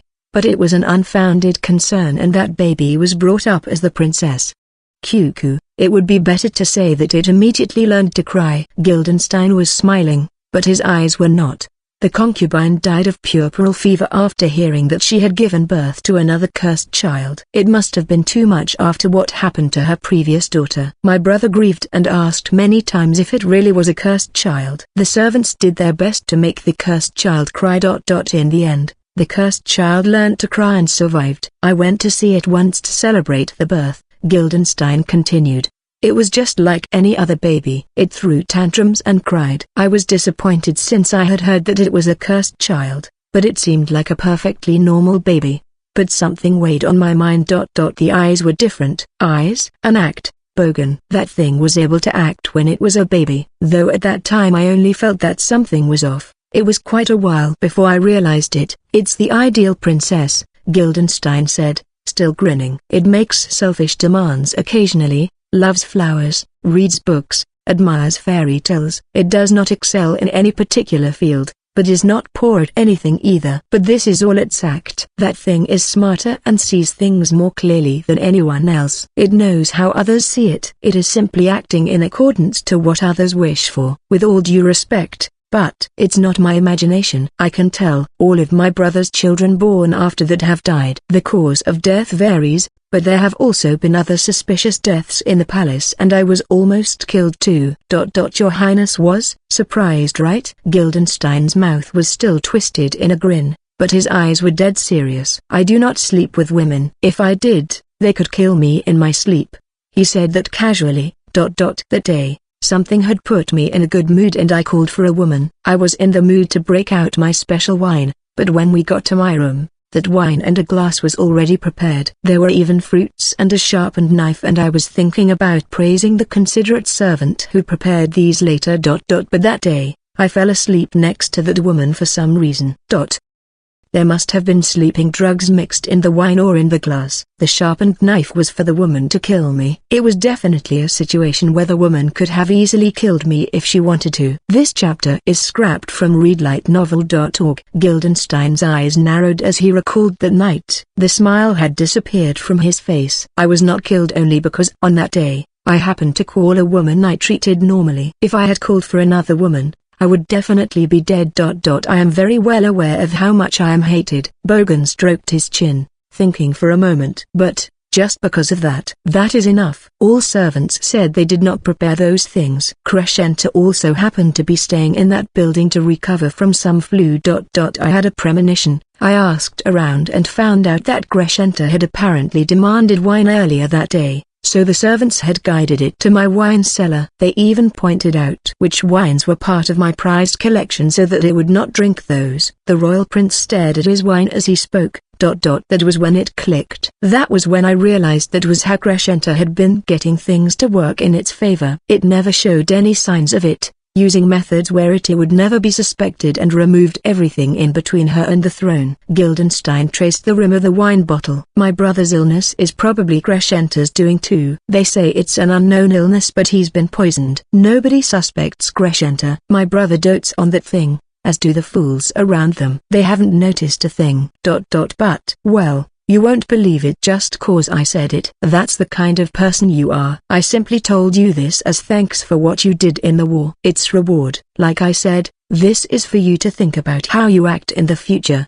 Guildenstern continued as he watched Bogan's dubious expression. I'm not saying to join me. You are a man that we need to keep fighting for the kingdom for much longer. I just want to tell you not to get involved in the political strife happening in the palace. Bogan is not the type to get involved. So why did Guildenstern tell Bogan this? Bogan did not know. I simply think of myself as a sword. That's fine. In fact, although it's true that thing is abnormal, it might also become an extraordinary ruler. In that case, I would stay the same as now and you would still be the kingdom's sword. Even if I won, it would be the same. There was no sign of malice in Guildenstern's grin, but then his refined features turned serious as he looked Bogan in the eye. You cannot be replaced even with your weight in gold. As long as I live, I can't have you losing your life in such pointless squabbles. Remember this. Thank you. Guildenstern brought the glass to his lips and drained it. He did not pour a new glass. Bogan also finished his wine. This is the signal that their talk is done. Guildenstern prepared to leave immediately. That is the kind of man he is, quick and efficient. Bogan felt that this is this man's strength. Be very careful. Crescenta is merciless if you get in its way. Whether you believe me or not, remember what I said. Do not be fooled by appearances. I am grateful for your warning. Bogan stood and bowed his head deeply. Guildenstern waved a hand and picked up his cloak. Bogan took the lead and opened the door, escorting Guildenstern down the hallway towards the entranceway. That was when they heard voices. That was good hot water, Chris-sama. Yes, very nice. Chris and Berry came up the stairs, snuggled close together. Their thin negligées were hidden under blankets wrapped around their bodies. They caught sight of Bogan and Guildenstein and stepped to one side, bowing their heads. Bogan was impressed by their synchronized movements while Guildenstein enjoyed the glimpse of Berry's chest from under the blanket. Then his eyes landed on Chris. "My adopted daughter Chris and servant Berry." "I see. Raise your heads." The two did as they were told and raised their heads. Although Guildenstein had been lusting over Berry's cleavage before, he now stared at Chris. Chris stared back with a curious look. Adopted? Bogan? Where was she from? Kaka, a village in the north. Guildenstein's brow furrowed as he seemed to think for a moment. Chris glanced up at Berry, wanting to quickly return to the room, but then turned as she heard noisy footsteps. A servant with black hair in a bun trotted over from the bath on the first floor. It was Anne. Anne has not been able to do her job as a servant at all. This time, she had raised her spirits and followed them into the bath to help them bathe, but Berry had taken care of everything for Chris. So she thought to help Berry. But then Chris was stuck to Berry and started washing Berry. There was no chance for Anne to step in. They had finished washing themselves as Anne was still at a loss. Then Berry had shyly recommended that Anne also relax and bathe. So Anne also washed herself, but she was late. The two were stepping out of the bath by the time Anne finished washing herself.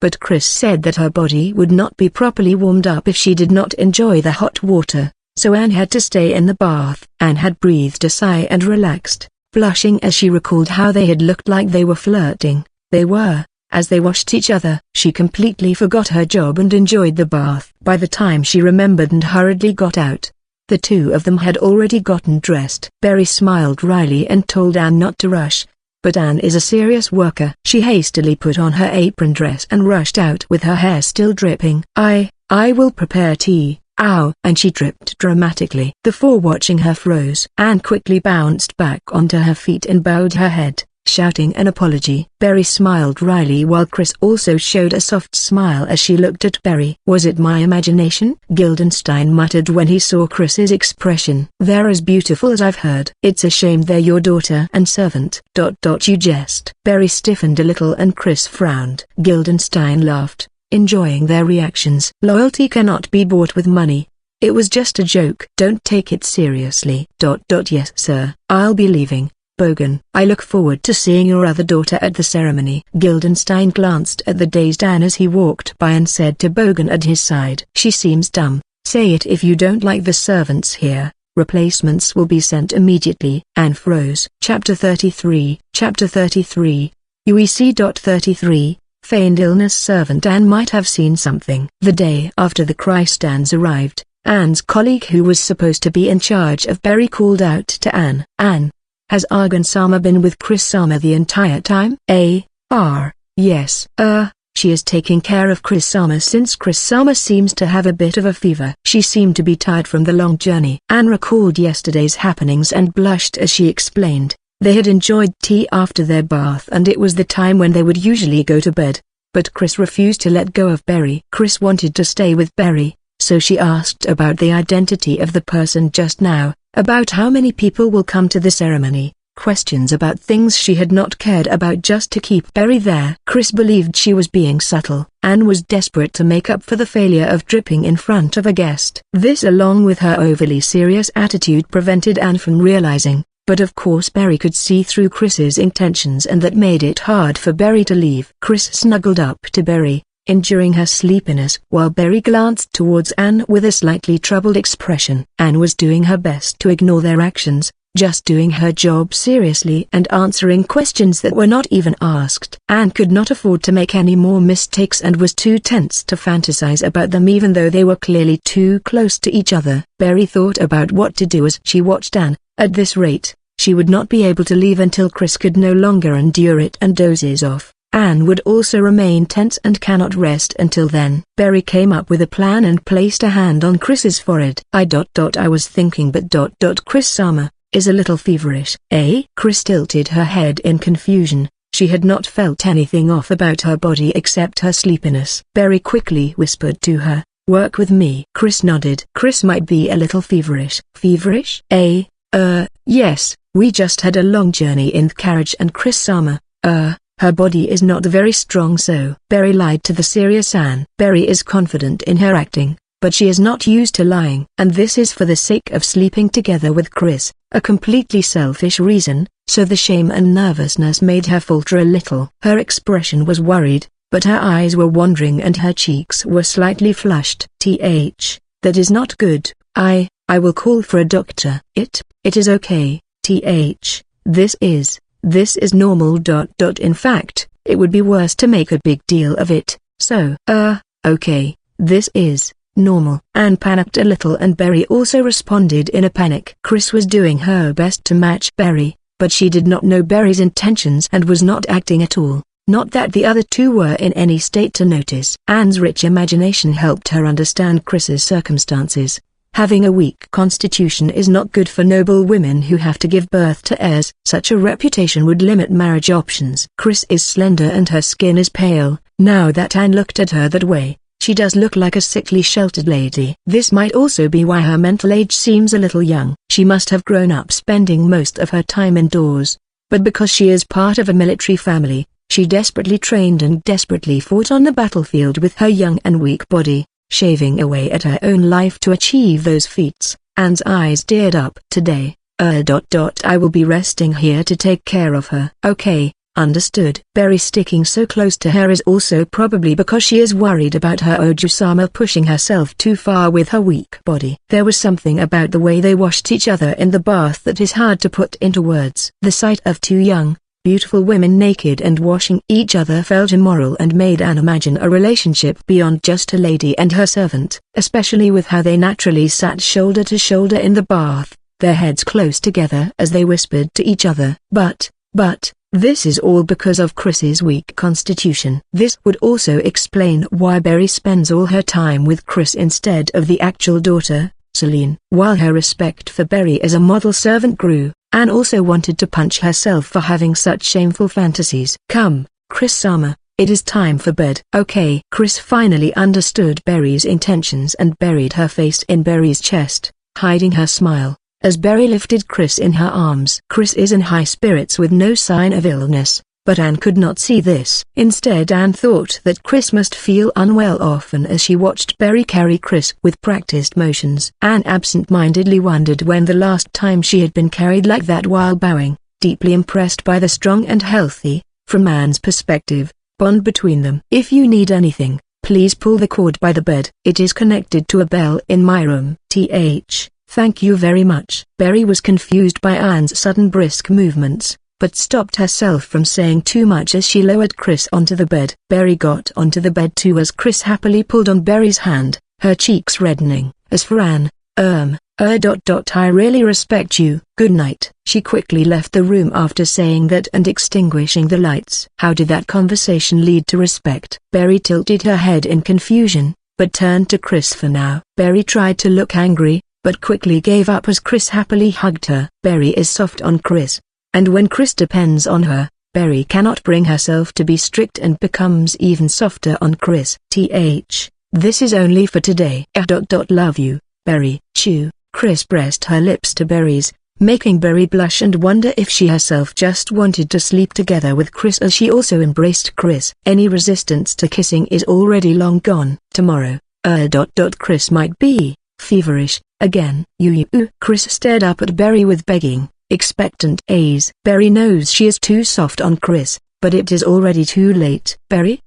Berry shook off her weird thoughts and sealed Chris's lips, then embarrassedly replied good night. Anne explained concisely without the fantasies. Her colleague nodded in understanding after hearing Anne's explanation. I see. Well, she certainly does not look to be very healthy. But still, if I could get that beauty for the price of a healthy body, I would also. That's rude. You should not say that even as a joke. I know. Don't shout so early in the morning. Then I will be going to help out in the kitchen.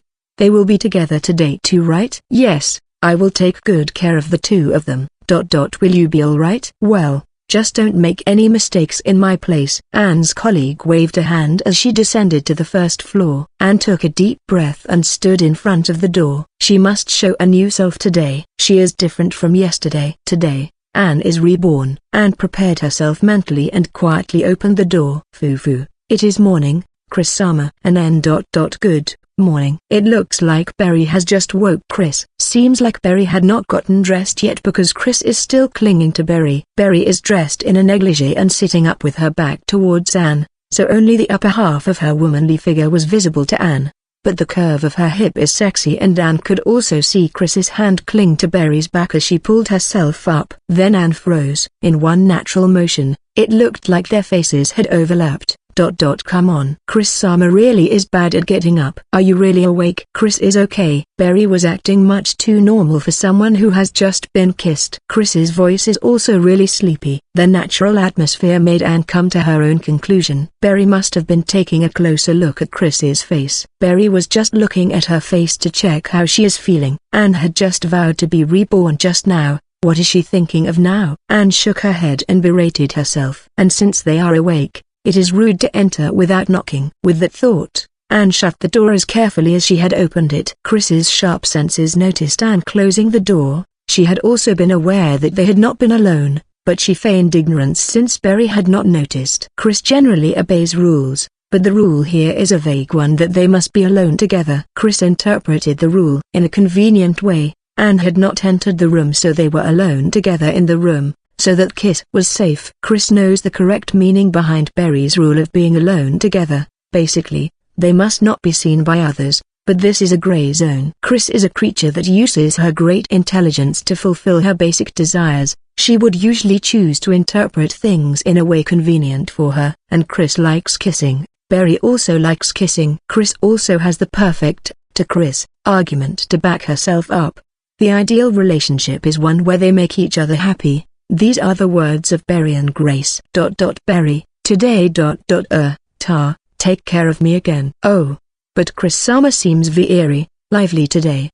Chris froze, feeling like the ladder had suddenly been pulled out from under her, but Barry laughed gently. This chapter is scrapped from readlightnovel.org, but Chris Sama works too hard. If Chris Sama gets dressed and does your best to keep your promise today, Chris Sama might get a fever again from working too hard. Then, Chris will try her best. Yes, please do your best. Barry smiled and kissed her brow. Ignorant of their interaction, Anne headed to the kitchen to prepare tea. She was praised by her colleague in the kitchen for her forward thinking as she carried the teapot on a tray and went to knock on their door. A gentle voice granted permission, and when Anne opened the door, she saw Barry just about to head to the teapot to brew tea. They had already gotten dressed. Barry stopped as she saw Anne and bowed her head. Thank you very much, Aunt Sama. No need to thank me, please, have a seat. Barry's mannerisms seems more beautiful the more Anne watches her. Even how she sits is beautiful. Chris also sat on the same sofa.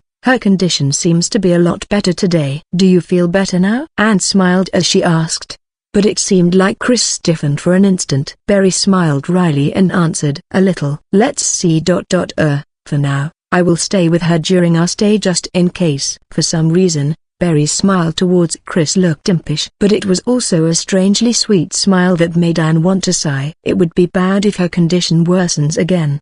Right, Chris Sama? Yes. Chris was lightly holding on to Barry's sleeve and seemed to be hiding her face as she answered, but her face seemed to be a little red. She might be feeling ashamed about her weak body. Anne interpreted it positively and thought that Chris is an admirable and earnest person. They then talked a little until it was time for breakfast. Anne was guiding them to the dining hall when a beautiful blonde girl, Celine, stepped out of her room. Good morning, Celine Sama. Morning. Barry and Chris too. Did you sleep well? As Celine stopped, Anne's colleague attached to Celine signaled to Anne with her eyes to take care of this, then headed towards the dining hall first. Chris and Barry also greeted Celine and nodded. Celine is a girl who exemplifies what a noble is. Refined, beautiful, but not unpleasant. I can never become like her, thought Anne, then remembered that she should inform Celine. Last night, Chris Sama was not feeling well. Huh? Chris? Celine looked at Chris. Chris's eyes wandered. Celine frowned and looked at Barry. Barry averted her eyes. Chris and Barry's expression seemed a little stiff. Celine's expression looked angry for an instant, but it quickly became a nice smile when Anne's gaze turned towards her. Her eyes did not look like they were smiling, but it might be Anne's imagination. Barry, did you take good care of Chris? Why, yes. Told you, Sama. Just in case. Berry-sama will be watching over Chris-sama during their stay, and has the flaw of not being able to pick up on the mood, and added onto Berry's words. Celine's smile grew deeper, like a wolf baring its fangs. I see. Yeah, her health is important. Chris works too hard, and is very bad at depending on others, right? Berry, having you take very proper care of her is really a great help. You are a great servant. Ahaha. Celine slowly drew closer as she spoke, but Berry avoided her eyes. At this point, even Anne felt that something was off. The atmosphere is extremely thorny. Celine twisted around and cocked her head as she turned her gaze to Chris. But, Chris, we are not at home. Falling ill and having to be taken care of when we are outside is very embarrassing. Berry is really, extremely, helplessly kind, so she will spoil you. But do you understand what I mean? Oh my, you really do not seem to be feeling well. Let me take a good look at your face. Celine placed her hands on Chris's cheeks and pulled. Rather than checking on her, it looked more like she was pulling Chris's cheeks. No, not looks like. She is clearly pulling on Chris's cheeks. Poor thing. It must have been so painful that you could not bear it. You promised me that you would behave like a proper lady here. But it was so bad that you had to break that promise the instant we arrived.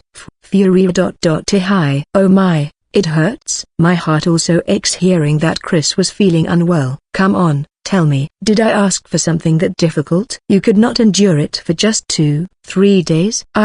I'm showy. Chris's snow-white cheek was being stretched to its limit by Celine. Anne quickly stepped in to stop Celine. Chris looks like she was about to burst into tears at any moment. Say, Celine-sama. That should be enough. That was embarrassing. I'm sorry. Could you go ahead and tell them we will be slightly late for breakfast?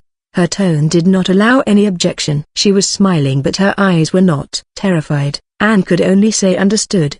And watch as Celine grabbed Berry and Chris's hands and dragged them into the room, still smiling. Then in contrast with that smile, the door slammed shut violently. Anne could only wonder what was going on, but she has work to do. Anne turned away from the door and headed towards the stairs when, you idiots, can't you just endure it a little? Berry, you too. Didn't you also agree that just spoiling this child is not good for her? Don't you know that each and every one of your actions affects Otisama's reputation? Anne jumped as she heard Celine shouting at them. A sickly younger sister and her kind servant, and a responsible but strict older sister that scolds them for their weakness. That is the image built up in Anne's mind. Chapter 34. C.34. Conferring of decorations. The day of the ceremony. Chris was sat on a chair in between Celine and Berry, who are facing off. Celine's vibrant blue and white dress contrasted Chris's black and red dress. Celine glared at Berry as she pointed at her own hair, done in a left-side ponytail, at a sword hairpin. Like I said, it has to be a sword. Oju-sama really does not understand. It has to be a flower. How many times do I have to say this? Chris is participating in a ceremony to be conferred the title of senior knight, so this sword hairpin is more suitable for the ceremony. I even planned for our dresses and hairstyles to match. Chris should use the same hairpin as me. Chris's hair had been done up in a side ponytail on the right, the opposite of Celine, which was the intention behind this hairstyle. But Celine and Berry are now arguing over which hairpin to use. Up until that point, they had harmoniously worked together to make Celine and Chris match, but once it came to choosing the hairpin, their opinions differed. Celine wants to focus on elegance and style. Berry wants to focus on cuteness and beauty, and Chris does not care. She just wants to eat breakfast. Anne watched helplessly while Chris hung her head, pressing on her stomach to endure her hunger. To Chris, breakfast is especially important, but it has been ignored by the other two because of the extremely important debate of which hairpin to use. For Chris, all meals are important, but breakfast is the most important among them. After waking from a nice warm night of sleep while hugging Berry, it is natural that she will be hungry. This morning Chris had woken up and flirted with Berry, then had to go through a hard schedule of bathing, makeup, hair arrangement and changing into a dress all in the morning. This might have been fine back in the village, but after Chris moved to the estate, she developed the habit of pre-breakfast, snacking on leftovers in the kitchen as she made breakfast. So for Chris, going through all this without breakfast is unimaginably tough. She endured it all with strong self-control. For Chris, yet she ended up in this situation. Chris had felt something unsettling about Celine and Barry's exchange and spoken up.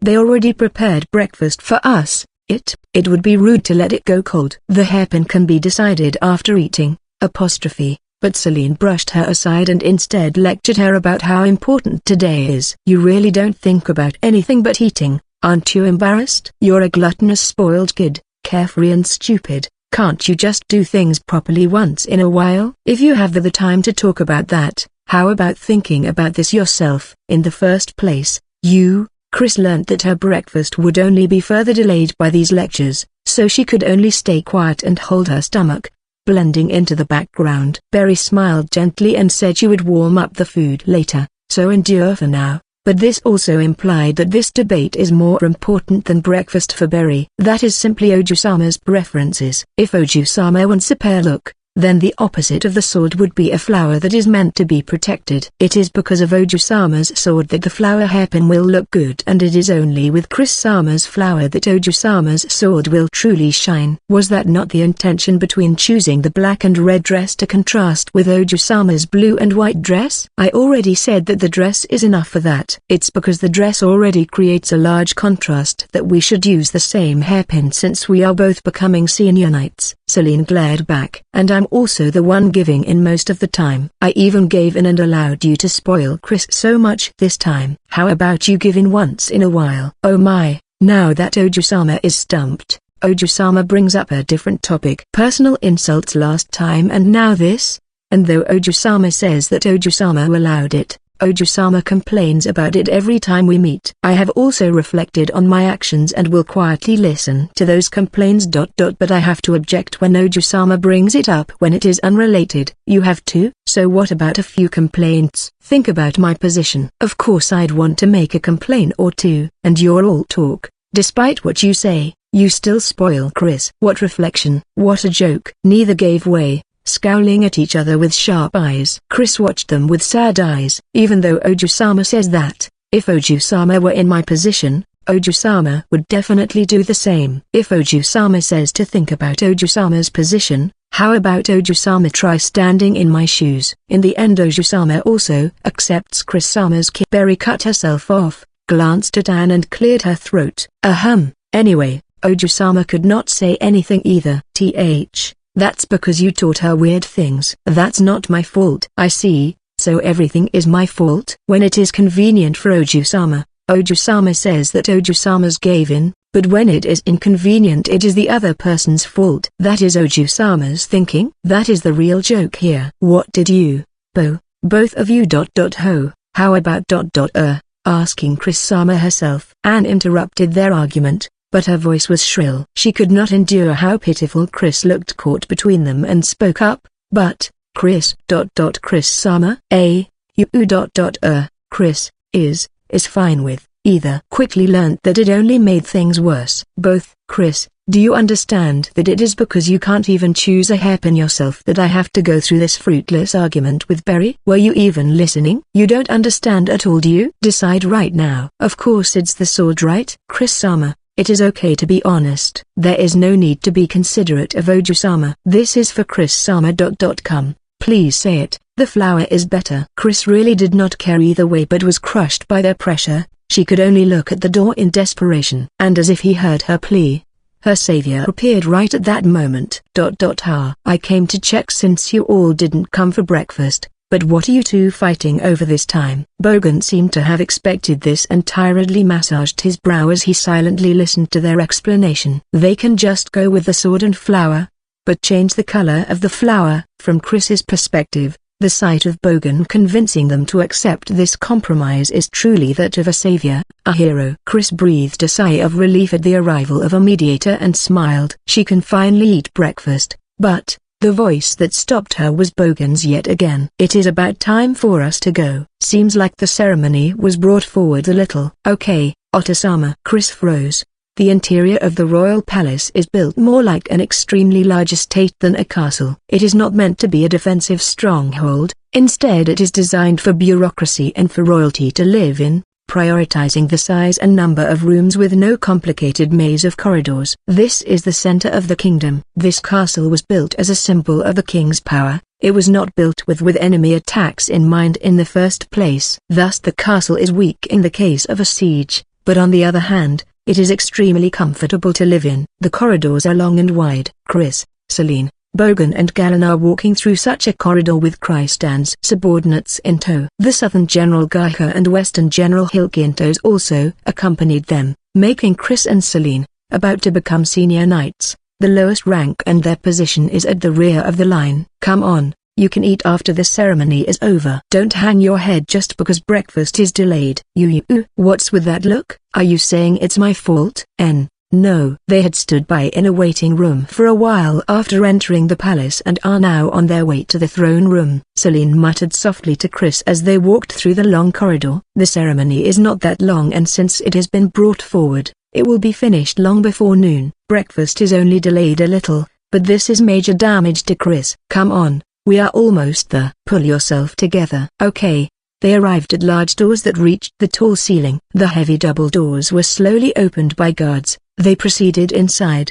The sounds of drums and trumpets filled the air as they stepped into a white hall. A brilliant red carpet passed through the middle of countless pillars supporting a ceiling that is so high you had to look up to see it. At the end of the carpet is a small dais and a single throne. A man wearing a crown sat upon it. Next to him stood the royal prince and princess. Everyone else stood at the sides of the carpet. This red carpet is also known as the King's Road. Red is the color of blood, and it represents all the blood the kingdom has lost. The royal family's reign is supported by that blood, and normally only those related to the royal family can step on this carpet, but during ceremonies and audiences with the king others are temporarily allowed to stand upon it. This represents their involvement with royal blood and permission to share the support of that blood. T/N. Not sure about this line. More standard interpretation would be permission to join their royal bloodline. Thus anyone allowed to step upon this carpet, even if they were commoners, are granted the honorable title of nobility. Bogan has been here many times before and his stride is confident,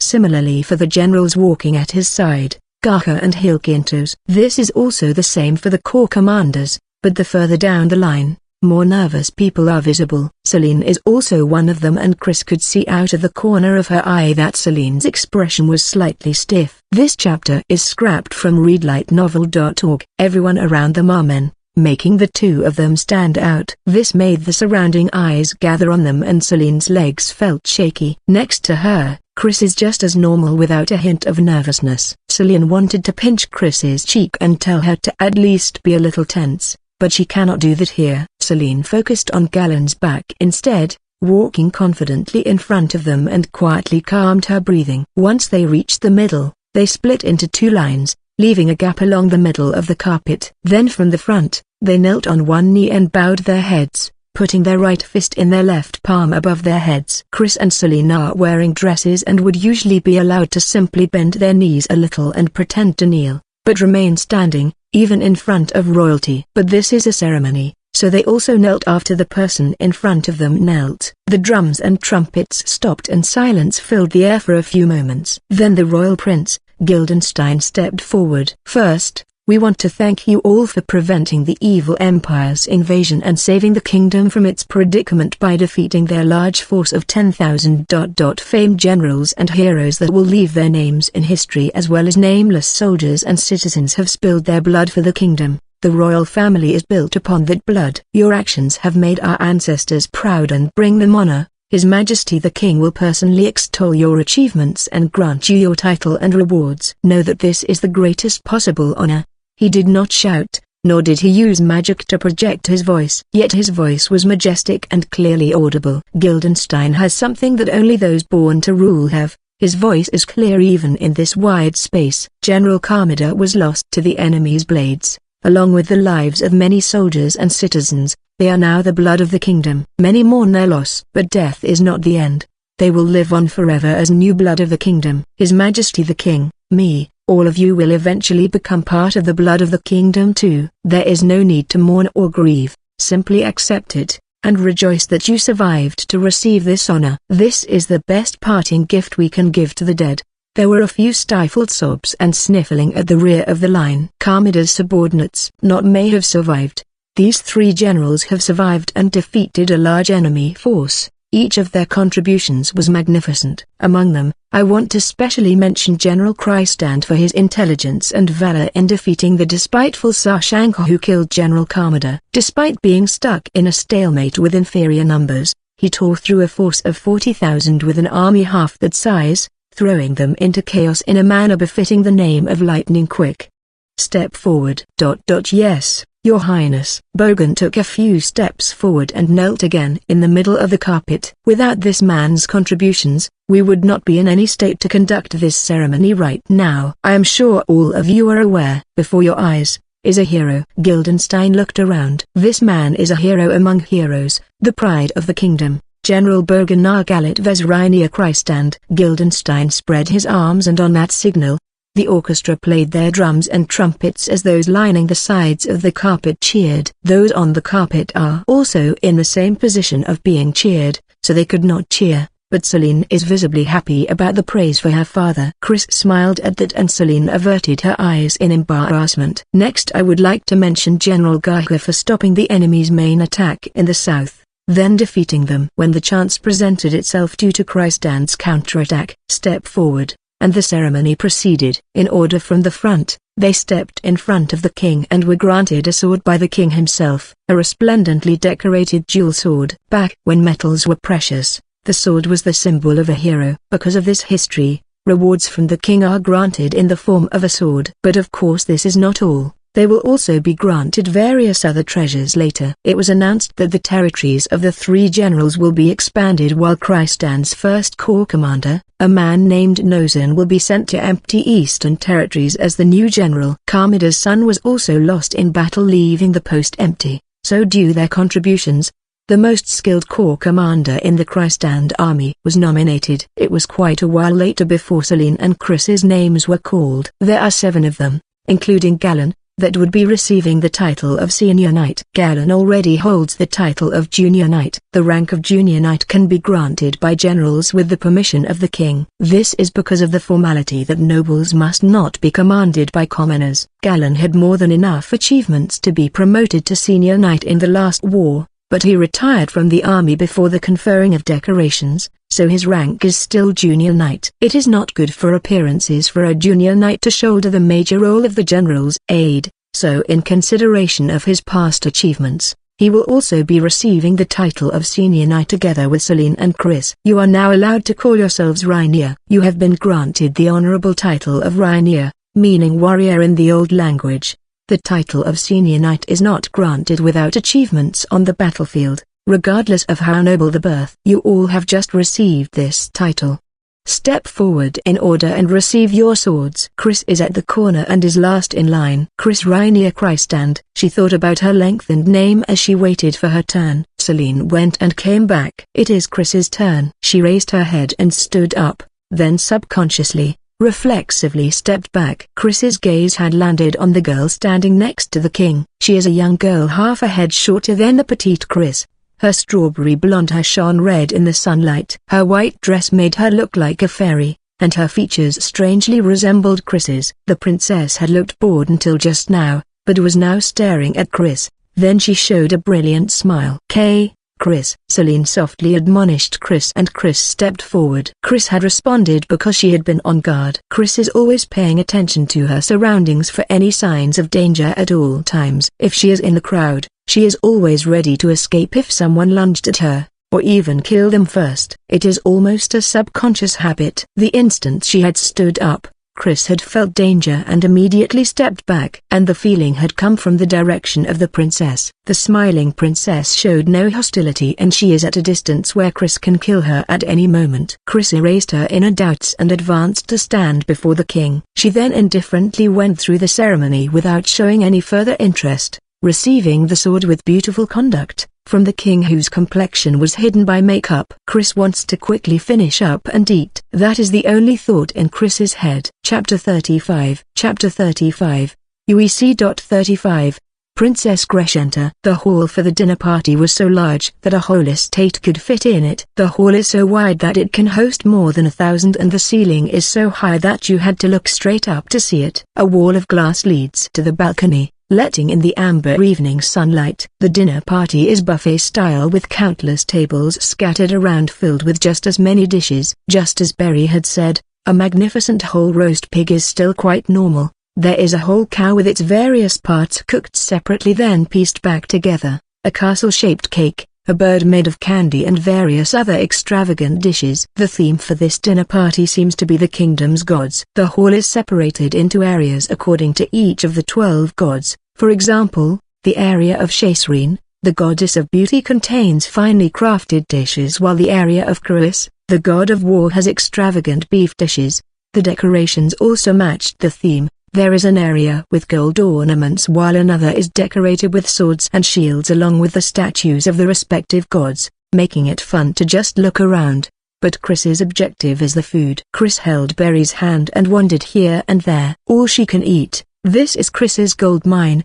But someone stood in her way yet again. Gahaha, I've heard the rumors that the other Christstand is also beautiful. But the rumors really are mere rumors. They do no justice to the real thing, and if your swordsmanship is as they say, then many soldiers are put to shame. The man was like a wild beast. A beard covered the area around his mouth and his black hair is slicked backwards, but his hair is so stiff that it looks more like it is standing up. His height is about 6 feet. Quite tall, but more than that, he is thick. That does not mean he is fat, it is all muscle. He looked hopelessly out of place in his formal attire. He looks more like a bandit pretending to be a noble. This man's name is Dagran Nakaldugariniagaka, the fierce general that defended the south and dealt the final blow to the Empire's invasion army. Despite his appearances, he was born to the old Gaka family and is a duke, which means he ranks higher than Christand, and it would be rude for Chris to excuse herself. Chris had just finished greeting each corps commander and was finally released. It was almost a full hour of them lavishing her with flowery praises of her achievements and other repeated talk about the war until Berry cut them off. Of course, Chris has not been able to enjoy the food and has only had a few drinks. Just as she finished talking with the corps commanders and was about to enjoy the food, this bandit-like Dagran appeared. A man just as loud as the second corps commander Kokis. Chris's expression looked a little annoyed and even Berry's smile was slightly troubled. As a servant, Berry is aware of who Chris needs to speak to. It is simple manners to greet each corps commander, so Berry subtly guided Chris towards them. But Berry believes that Chris does not need to greet anyone else and subtly guided Chris away from the other gazes on them so that Chris could enjoy the food. But they could not avoid this man. He had pushed through the crowd and beelined straight to them. There is a silent agreement to only speak to those nearby during dinner parties like this. In the kingdom, stand-up buffets are considered informal. Anyone could enjoy a meal in the presence of royalty and speak to anyone else regardless of rank. Berry made use of that common sense to conduct herself and Chris in such a skillful way that it is unbelievable that Berry is inexperienced with high society. But if someone ignores that common sense and homes in on them, there is no way for them to escape. Berry pondered over what to do as she watched Chris, who is clearly thinking about nothing but food. After speaking with Bogan,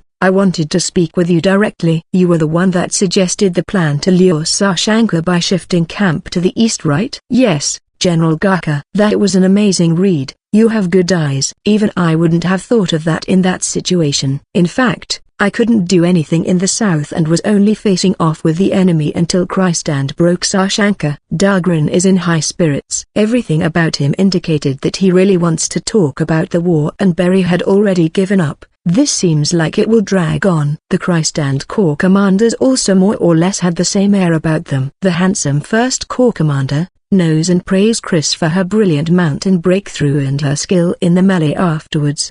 He was happy to become a general, but he owes a great debt to General Christand and is worried about leaving a large hole in his forces. But with Celine Sama and Chris Sama present, the bear-like second Corps commander, Kokis thanked Chris for giving him a chance to play an active part. He also thanked her for rushing to aid the isolated Second Corps fighting in the west and striking the enemy in the rear, destroying their morale and making them retreat. If only his son could learn from her. Gahaha, the eagle-eyed Third Corps commander, Darius admired her skill in constructing the fort and told her how much easier it made things and helped them conserve their forces. He wanted to learn from how she built such an effective fort in that short period of time. If they met again at the training grounds, he would like to discuss more about it. Actually, now would be a good time. The skeletal 4th Corps commander, Elroy Uga, quietly praised her skill in infiltrating the mountains and said that their great victory is Chris's achievement. It is thanks to Chris's lead that they succeeded in flanking through the mountains with almost no casualties and had less than half the expected losses in the end. Despite his antisocial appearance, he seems to dote on his son and started talking about his son halfway through, saying that Chris Sama reminded him of his son and how his son is much better than him. All of them would have gone on and on if let be, so Berry had politely cut them off, but she cannot do anything here since Dagran is of higher rank. Dagran talked about the southern battlefield and explained his position to Chris using cups and plates on a table. What do you think about this situation? Since this is on the plains, the Empire has the advantage with their nomadic cavalry. Chris's plan involved killing their mobility using the terrain, but that would be impossible in that area. Chris would have pulled the army back instead. You would let them take the land? Chris nodded and pointed at the representative map on the table. The enemy would not have gained anything from our tactical retreat. During the temporary stalemate, the villages and towns could have been evacuated and emptied. Just by luring out the enemy and making them extend their supply lines, we could have put great strain on them. This is because the Empire mostly relies on procuring their supplies locally. But would they have chased? In the early stages they would have, since their objective was to capture territory. It might become a little difficult during the stalemate later on, but if you retreated towards Wolfenut when Master was shifting to the east, the enemy would definitely give chase. The enemy saw Kristan's movement as a precursor to a recapture attempt on Wolfenut. If Dagran's army had moved towards Wolfenut, the enemy would have definitely tried to stop it. If they chased, you could choose the battlefield, and by moving closer to Wolfenut, there were more advantageous areas like the forest or desert. Chris would have chosen the desert here. Dagran looked towards where Chris pointed and frowned. She was pointing at a white patch of tablecloth. Naturally, there is no actual map on the table, but Chris had accurately calculated and pointed at the location of the desert in the south based on the positions Dagran described. Dagran turned to her with a serious expression. You've memorized not just the northern and eastern geography, but the south too? Yes, I see. No wonder Christand is all praises for you. I'd want you for myself too. I owe a debt to the Master for taking me in, and it is all I can do to repay that debt right now. Chris declined using the excuse Berry had taught her, word for word. Berry had told her to say this if anyone proposed to her, and Chris dutifully obeyed. Gahaha, I see. That's a problem. But I owe a debt to you. Come to me if you ever need anything. Thank you very much. Chris finally felt the end approaching and glanced towards Berry. Berry nodded back and was about to act, but Dagran is a man of steel. Then next, and he started moving the glasses and plates again. Next. Yeah, you know what happened. I didn't move, and when I received the report that Kristan broke Sashanka, I took the chance to attack. At that time my force was 30,000 and the enemy was 40,000. The battlefield was like this. In the end, Chris was stuck with Dagran for another half hour. Berry smiled wryly as she guided Chris by the hand. Chris looked like a dog that had been told to stay in front of treats. Chris was finally released after the sun had set, and Berry guided her extremely well now. The way Berry exploited the chinks in people's awareness is similar to Chris, but even in a hall full of noble women, Chris's beauty is eye-catching. They ate a little, moved to the next area, ate a little and on to the next again. It was quite rushed, and eventually Berry changed plans and they headed to the balcony. They found a quiet corner on the wide balcony, set the slightly inappropriate amount of food they had secured on a table and took a break. There are not many people around. Conversation is prioritized over food at stand-up buffets such as this one. Connections between nobles are formed on occasions like this,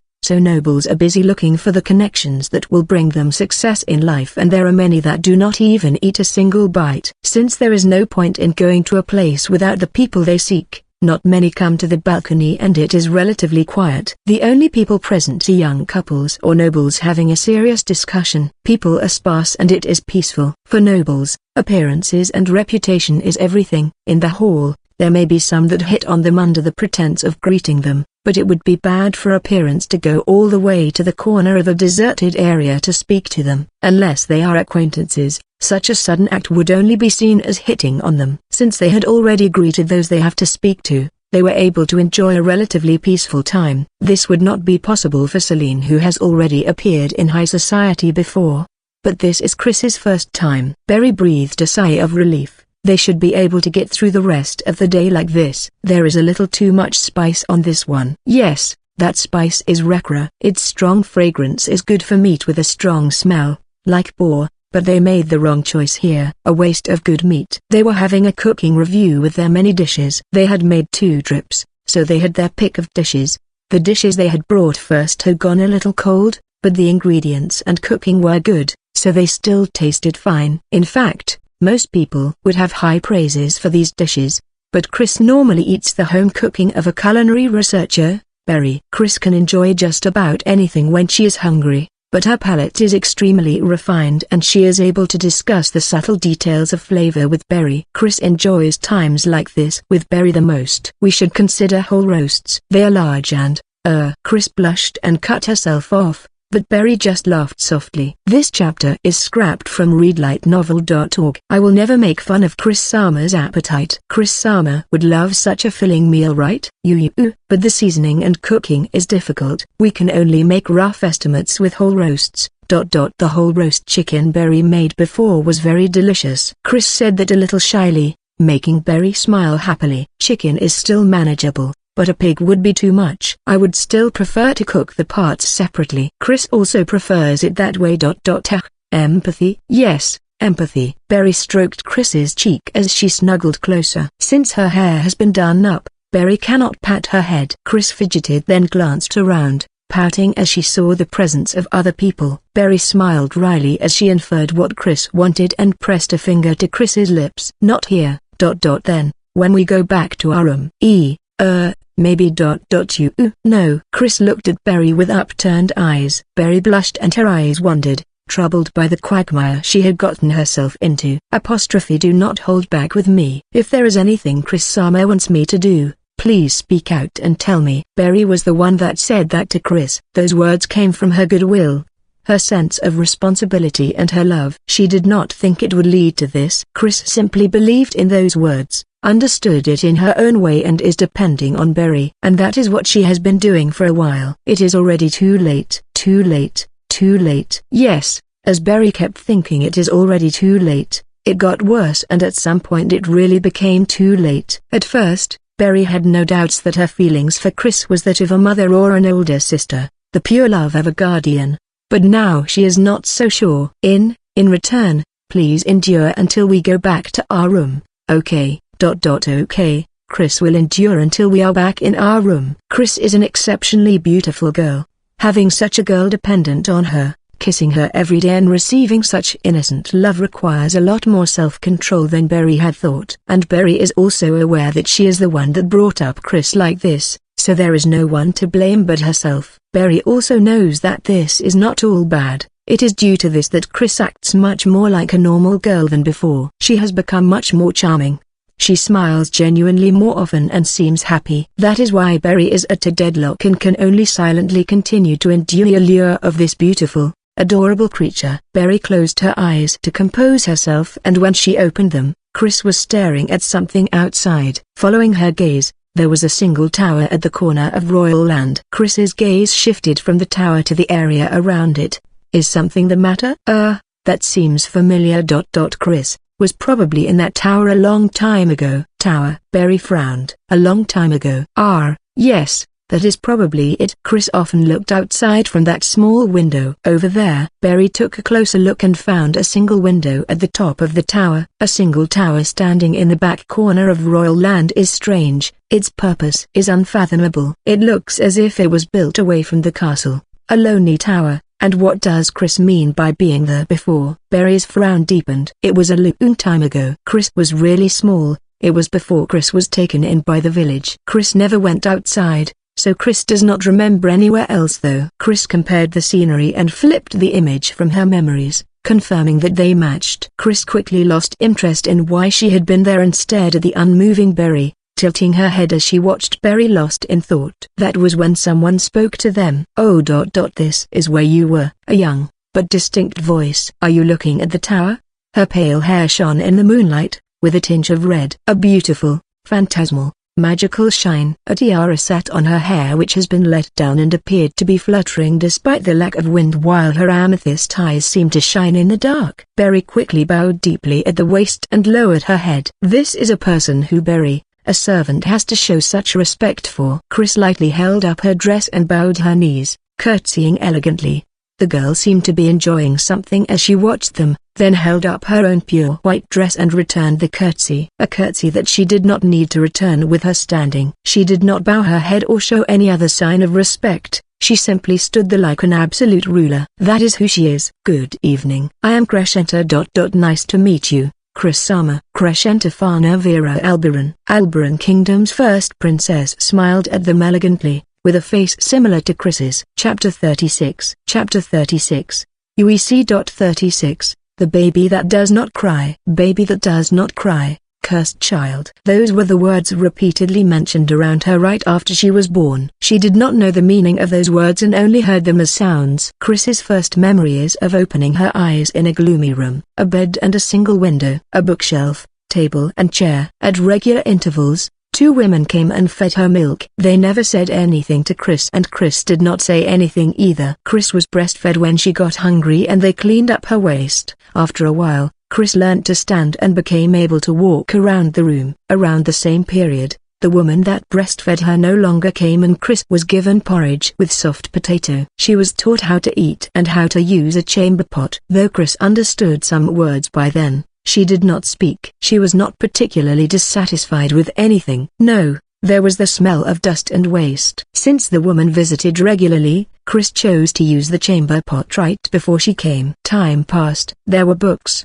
but Chris could barely speak, never mind read. She could only stare out the window. The outside scenery was dominated by a white building. She stared blankly at flying creatures and watched as their birth and death. Chris moved the floofy thing around her body. She counted the floorboards. She counted the number of stairs based on the footsteps she could hear. Aside from that, she just ate and slept. At some point, the frequency of calls of nature decreased and her hunger increased. The amount of food was no longer enough. That was the first time Chris made a request and the woman looked at her dubiously. After many repeated attempts to signal that she was hungry and there is not enough food, the woman finally understood. Her expression was initially confused, but when she understood, she looked strangely sad. That was a slight change from the usual uneasy way she looked at Chris. "From now on, if there is not enough food, please tell me." The next time the woman came, she taught Chris a few simple words. Thanks to her, Chris learned to understand simple words and became able to hold a simple conversation. But it seems like she was not allowed to talk to Chris and she only taught Chris the bare minimum. Though it was not allowed, conversing with words was a lot easier than signaling. The woman did not stop Chris either. That rule was probably not that important. Though the woman did not speak to Chris, she would answer when Chris said something to her. The time the woman spent in the room gradually grew longer. She spent more time cleaning the room and it became cleaner. Since Chris did not like dust, she got permission to help, and when Chris helped, the woman patted her on the head. Chris enjoyed that and she was bored. She did not have any problems with cleaning, and the more she helped, the more she got patted on the head. So Chris happily helped. Stare blankly. Woman comes. Eat. Help. Pats. Chris was satisfied with that life and it continued until the day the woman came with swollen eyes. Sorry, repeatedly apologizing. She wrapped Chris in a cloth and carried her somewhere. Chris could not see outside, but they probably got in a carriage. Chris was not aware of that at the time. She only knew they spent a long time rocking in the carriage. Chris and the woman were alone in the carriage. The woman gave Chris her meals in the carriage. After a few days, the carriage stopped and Chris and the woman entered a forest. The woman was holding a knife and she embraced Chris for a while, trembling. Then she let go of Chris, pulled up her skirt and cut her own leg. She let the blood stain the knife, then bound the wound with cloth. She then pointed in a direction and told Chris to keep walking that way. The woman patted Chris on the head, then just stood there. Chris nodded and walked in the direction she was told to. The woman had treated Chris well and Chris did not doubt her. Chris kept walking as she was told, She kept walking as her legs grew tired and her stomach grew empty, until she collapsed. Salba, there's a child. Don't be stupid, Gorka. There's no war. You're serious? That's bad. We shouldn't get involved. It's probably some noble's abandoned child. But we can't just leave her here. Let's bring her back first, then we can decide what to do. These are Chris's memories before arriving in the village. She was asked many questions in the village, but she did not speak. Chris laid in bed, weak from hunger and exhaustion. Listening to the villagers' conversations, she learned that she was abandoned. She did not know why she was abandoned, but at that time she thought it was because she broke the rule of not speaking to the woman. The villagers also talked about Chris being some noble and that they should throw her out if she really is some noble's abandoned child, making Chris avoid speaking even more. Chris cannot afford to be thrown out and chose to wait and see, observing the villagers. She was not able to speak much in the first place, so it was not that difficult to act. Eventually, she became Gorka and Grace's child and was given a name. People forgot about her origins. That is how Chris became a member of the village and started living there. Although Chris has these memories, she never recalled them. Chris had no interest in those memories. She only recalled them because she saw that tower and the woman standing behind Crescenta with a tense expression. She used to look to be in her late teens, but now she looks older. But she does not look that different and her face has not changed. Her hairstyle with her black hair gathered in a bun at the back of her head and her black and white apron dress are the same. Chris hesitated on whether to greet her, then chose not to. It is a rule during this kind of events to not greet servants. Chris stared at the woman, then looked at Crescenta. Crescenta is dressed in a relatively simple white dress, beautifully decorated with lace. The dress had gold embroidery and silver necklace hung around her neck. Her large, upturned eyes looked up at Chris. Nice to meet you. I am Chris Christand. Next to me is the Christand family's servant, Barry Argan. Pleased to make your acquaintance, Your Highness. Chris greeted Crescenta with the standard greeting that Barry had taught her. Crescenta giggled. That feels off. Call me Crescenta. No need for Sama or the like. There is no one that can hear us anyway. Okay. Then, nice to meet you, Crescenta. Chris Sama. Barry hastily called out. When Chris responded too obediently, Barry had not expected this situation and had not taught Chris how to reply in this scenario. Yufu, I do not mind, Argan Sama. Relax. Sama. Is too much for me, Your Highness. It is a habit. Then I will make it an order. Do not mind it. Understood. Crescenta stared at Chris. She really seemed to be enjoying something. This is the first time we have met, but it does not feel like it. I have always wanted to meet you. Does Nora look familiar? Crescenta pointed at the woman next to her. At Nora. Chris nodded. Yes, she took care of me when I was younger. Nora stiffened and Barry's eyes widened in surprise. Chris Sama is my Ani-sama. Since you two were talking as you looked at the tower, I had thought that Argan Sama also guessed that. That is, indeed. From what I saw in the hall, Ani-sama seems to be very important to Argan Sama, so I trust Argan Sama will not spread this. Chris Sama. May I call you Ani-sama? Okay. Chris nodded, completely unperturbed, making Crescenta laugh. Crescenta turned to Barry. That tower is where the royal family's cursed children are confined. They cannot be let out, but nobody wants them in the castle either. That is why that tower was built. And Ani-sama used to live there, with Nora over here taking care of her. The woman called Nora glanced about uneasily, but Crescenta ignored her and continued. Ani-sama, please keep it a secret that Ani-sama was in that tower. From what I have seen, it appears Ani-sama is not very familiar with palace politics, or even noble society as a whole. Yes. Not really. The Christans are nobles and serve as a general. The king is their patron and is very important. That is Chris's understanding of nobles and she does not particularly care to know more. Of course Chris had been taught the structure of noble society and has the knowledge, but her understanding of it is poor. Although she can explain the structure of noble society, she is completely ignorant of how to act in it and only does as Barry tells her to. Since Ani-sama is my Ani-sama, Ani-sama was originally Otasama's, His Majesty, the king's daughter and the first princess. But because of certain circumstances, Ani-sama is not supposed to exist and there will be a lot of troublesome problems if this became known, so it is better to keep it a secret. Crescenta did not beat about the bush. explaining the key points only. This direct explanation is very easy for Chris to understand, and Chris found it slightly curious that Crescenta explained it this way although they had just met. Crescenta saw Chris's questioning look and smiled. I am the same as Anisama. I like simple explanations. I am most likely the one person that can understand Anisama's feelings the most. Really? Yes. That is why I have always wanted to meet you, because Anisama is also the one that will understand me the best. Crescenta's cold, inhuman eyes seems to heat up. I believe that if we understand each other and seek the same thing, then we can obtain the only place in this world where we can relax. This chapter is scrapped from readlightnovel.org. Relax? Yes. Relax. A place where we are not threatened by anyone. I believe I can create such a place with Anisama. So will you stay with me forever? Crescenta proposed. It has not even been a quarter hour since they had met. Berry looked at Chris in confusion. It is hard to believe that the princess had just said that. Chris briefly looked between Berry and Crescenta before answering. Chris likes Chris's current home. Really? Crescenta suddenly looked at Berry. She was smiling, but her eyes were inhuman, like a snake's. Strangely, Chris was able to vaguely understand what Crescenta was thinking. Crescenta, number. If Crescenta does that, Chris will have to kill Crescenta. That will be very troublesome for Chris. Berry tensed, looking from Chris to Crescenta. Their age is different, yet their faces are similar. Of course there are slight differences, but the air about them is identical. You like her that much? Yes. Crescenta pouted and looked up at Chris unhappily. Absolutely not, Chris said as she pressed a finger to Crescenta's lips. Crescenta looked stunned for a moment, then her lips relaxed into a smile as she happily stepped closer. Understood. I will never do anything to Anisama's favorite. Crescenta, good girl. Ah. Chris patted Crescenta's head and Crescenta seemed happy for a moment.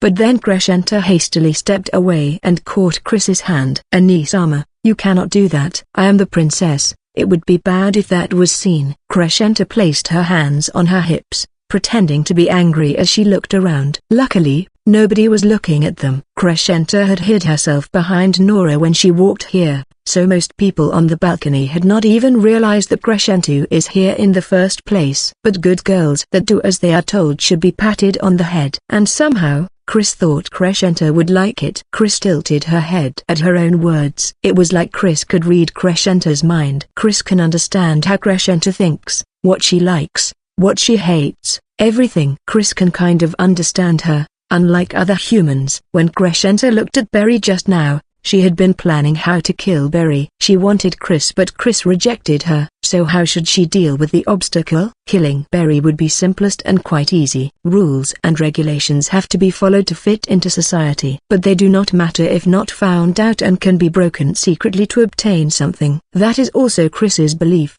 so it is easy for her to understand. Crescenta looked slightly happy when Chris pressed a finger to her lips, and Chris understands that feeling. So Chris thought that she would also be happy to be patted on the head. For some reason, Chris can understand Crescenta's logic and emotions. She glanced towards Berry, wondering if this is empathy. But Berry did not notice Chris's gaze. She was watching Crescenta with a tense expression. That is true, but I may be a child, but I am also a princess. Anyway, you cannot do that in the palace. Seriously, Anisama needs to understand your own position better. Crescenta blushed and seemed happy as she stepped closer to Chris again. You were abandoned, so I can understand that you are not aware of the situation, but it seems we need to catch up with each other. Catch up? Crescenta smiled and answered Chris's question. We need to share what each of us has learned with the other. We can learn faster if we teach each other what the other is lacking. It is already late today, so tomorrow I will visit Anisama. It would be dangerous to let Anisama wander around here. Chris is going back to the estate with Master tomorrow morning though. Chris wants to hurry home and cook, so she turned down the invitation. But Crescenta drew even closer with an exasperated look. Anisama, invitation from royalty is usually absolute. A Margrave would stay a few more days. If I said I want to talk to Anisama, I see. Seems I will have to start from the fundamentals. Crescenta puffed out her cheeks. Chris poked her cheeks and pushed the air out. I just said you cannot do that. Crescenta glared back, embarrassed, before sighing and then turning to Berry. Argan-sama, Could I ask you to pass a message to the Margrave in Anisama's place? Why, yes.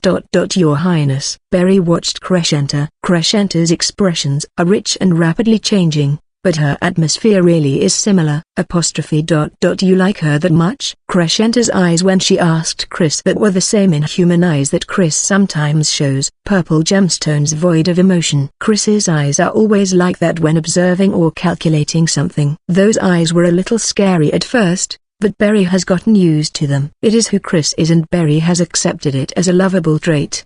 But similar eyes from Krescenta sent chills down Berry's spine. It felt like she was a frog under the glare of a snake, as if her life was at Krescenta's whimsy. There is no need to be scared. I may lie to others, but I will not lie to Anisama. She would notice immediately, and unlike other people. It would be scary to make an enemy of Anisama. And the way she thinks is also similar to Chris. Thought she wants Chris as a sympathizer. She is also coldly analyzing Chris. Krescenta is calculating everything. What will happen if Chris became an enemy? What to do in that case? She is thinking in terms of gains and losses, not sentiment. Berry could understand this from the long time she has spent with Chris, and felt uneasy. Chapter 37. Chapter 37. UEC. 37. The Heroic Epic. A Maiden Wanted. The estates in Trance Way. Bogan and Celine were kneeling to welcome Krescenta. Since the princess is visiting, both of them are dressed in simplified dress uniform for military nobles. Riding pants with a cloth vest, quilted armor with a cloak. Chris and Berry are wearing skirts, so they are not kneeling. Instead they bowed deeply at the waist and lowered their heads. Oh, please raise your heads. This is an anonymous visit. Yes, Your Highness. Right after an anonymous visit from Gildenstein, here is another one from Krescenta. He had just been warned to stay away from politics. This situation is making Bogan's stomach hurt. Why has she come here? Berry had also seemed confused when she told him about this yesterday. I do not have any friends around my age. So I would like to get along with Chris-sama. Right, Chris-sama? Yes, Your Highness? Krescenta nodded in satisfaction, but Celine glared at Chris. Chris's explanation had been vague, as was Berry's. Their explanation that the princess had taken a liking to Chris and will be coming over to play as a friend did not make sense. Berry had seemed troubled and asked Celine and Bogan to wait and see for a while, but in the end, they still do not know Krescenta's true intentions. No matter how you looked at her, Chris is not the type of person to easily make friends. In fact, she is hopelessly bad at it. It is quite hard to believe that when the princess just happened to talk to Chris not only did not anger her, but even became friends. There is also the question of why Krescenta showed up here instead of summoning Chris to the palace. Celine looked closely at Krescenta's face. A pretty, fairy-like, adorable face. The princess beauty is famous in high society, and she is just as beautiful as rumored. Her young, but perfect features looked somewhat similar to Chris. The matching dresses with Chris-sama was beautiful. But you also look wonderful, dignified in dress uniform. It is an honor, Your Highness. I have heard about your and Chris's contributions. If there is a chance, I would like to hear more about it. It would be my delight. If you would like to, we could talk about it with Chris now. Krescenta looked like she was enjoying something as Celine replied with a smile. I have a promise with Chris-sama. Sorry, but not today. Please forgive me for my impertinence, Your Highness. It is fine. I was happy to hear it. Could you guide me to the room? Understood. Berry bowed her head. After watching the four of them go, including Nora silently following behind, Celine sighed. I don't get it. Why did the princess come? There was no response. She turned to Bogan, but he seemed lost in thought. Otto-sama? No, I just had a stupid thought. Well, as Berry said, let's wait and see. Berry is a smart girl. Indeed. I just hope Chris does not do something stupid. In the end, that is Celine's main concern. Once they were in Chris's room, Krescenta and Chris sat on diagonally opposite sofas as Berry brewed tea for them. Krescenta stared at her, then at Chris, adding plenty of milk to her own tea. Chris noticed her gaze and also added the same amount of milk to Krescenta's tea. Chris adds a large amount of milk to her tea to lower it to a more suitable temperature, but it is quite a lot more than what most people would add. Berry looked at Krescenta in concern. Krescenta looked embarrassed, but also seemed quite happy. She happily took a sip. Their preferences are the same too. Berry went to stand at her position as a servant as she discovered that similarity and watched them from an appropriate distance. Krescenta's servant, Nora also stood there without saying a word. For a while, Crescenta asked Chris various things about her past. About how Chris was taken in by the village and raised by Grace and Gorka. How they were killed by bandits and how Chris was forced to leave the village because she killed those bandits. How her grandfather left her in the care of his acquaintance and she was adopted. Chris owes a lot to Barry,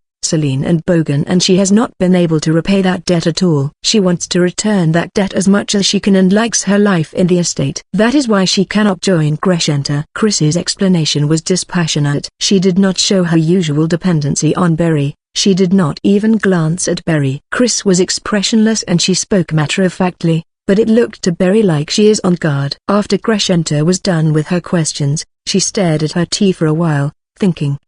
My visit is also to confirm something. Since my uncle seems to have visited the day before yesterday, he might have spoken badly of me. The Margrave looked a little troubled, and without commenting on Chris's story, she started talking about something else. This is the main topic. Barry mentally braced herself as she replied. Is that so? Yes, I could see it. Argan-sama, what are the Margrave's intentions? There is no way the princess, Crescenta made the effort to visit them simply because of her stated reason of not letting Chris wander around the castle. She had come to investigate the reason for the royal prince, Guildenstein's visit. She had visited to see Bogan's reaction.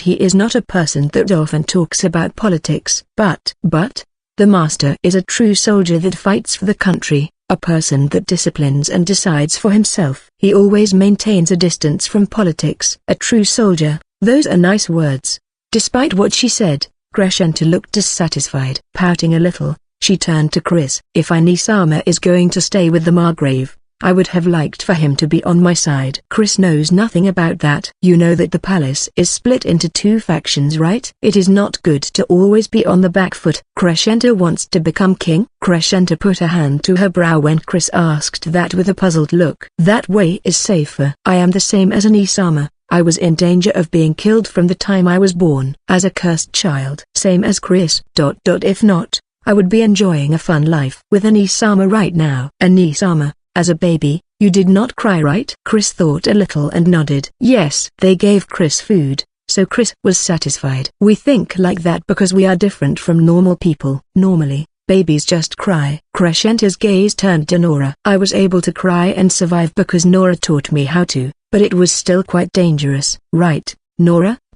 My apologies. There is nothing for you to apologize for. Thanks to you, I was not killed and am able to meet Nisama now. Nora silently ducked her head, tightly gripping her own skirt. A baby that does not cry will bring calamity upon the royal family, or so the legends say. Something must have happened in the past. Because of that, Anisama was confined in the tower with Nora in charge of you. Apparently Aroka-sama, T/N, mother, begged for your life. In contrast, Crescenta is calm. She is only slightly past the age of 10, too composed for her age. Otasama hesitated and postponed the decision by confining Anisama in the tower. After Oka-sama got pregnant with me, he decided to dispose of you. Since there is going to be another child, he probably wanted to pretend you never existed.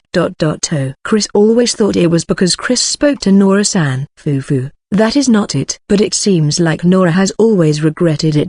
After all, she abandoned Anisama in the forest as a young child. Crescenta looked at Nora. Nora trembled and looked down, hiding her face. A bead of sweat crawled down her cheek.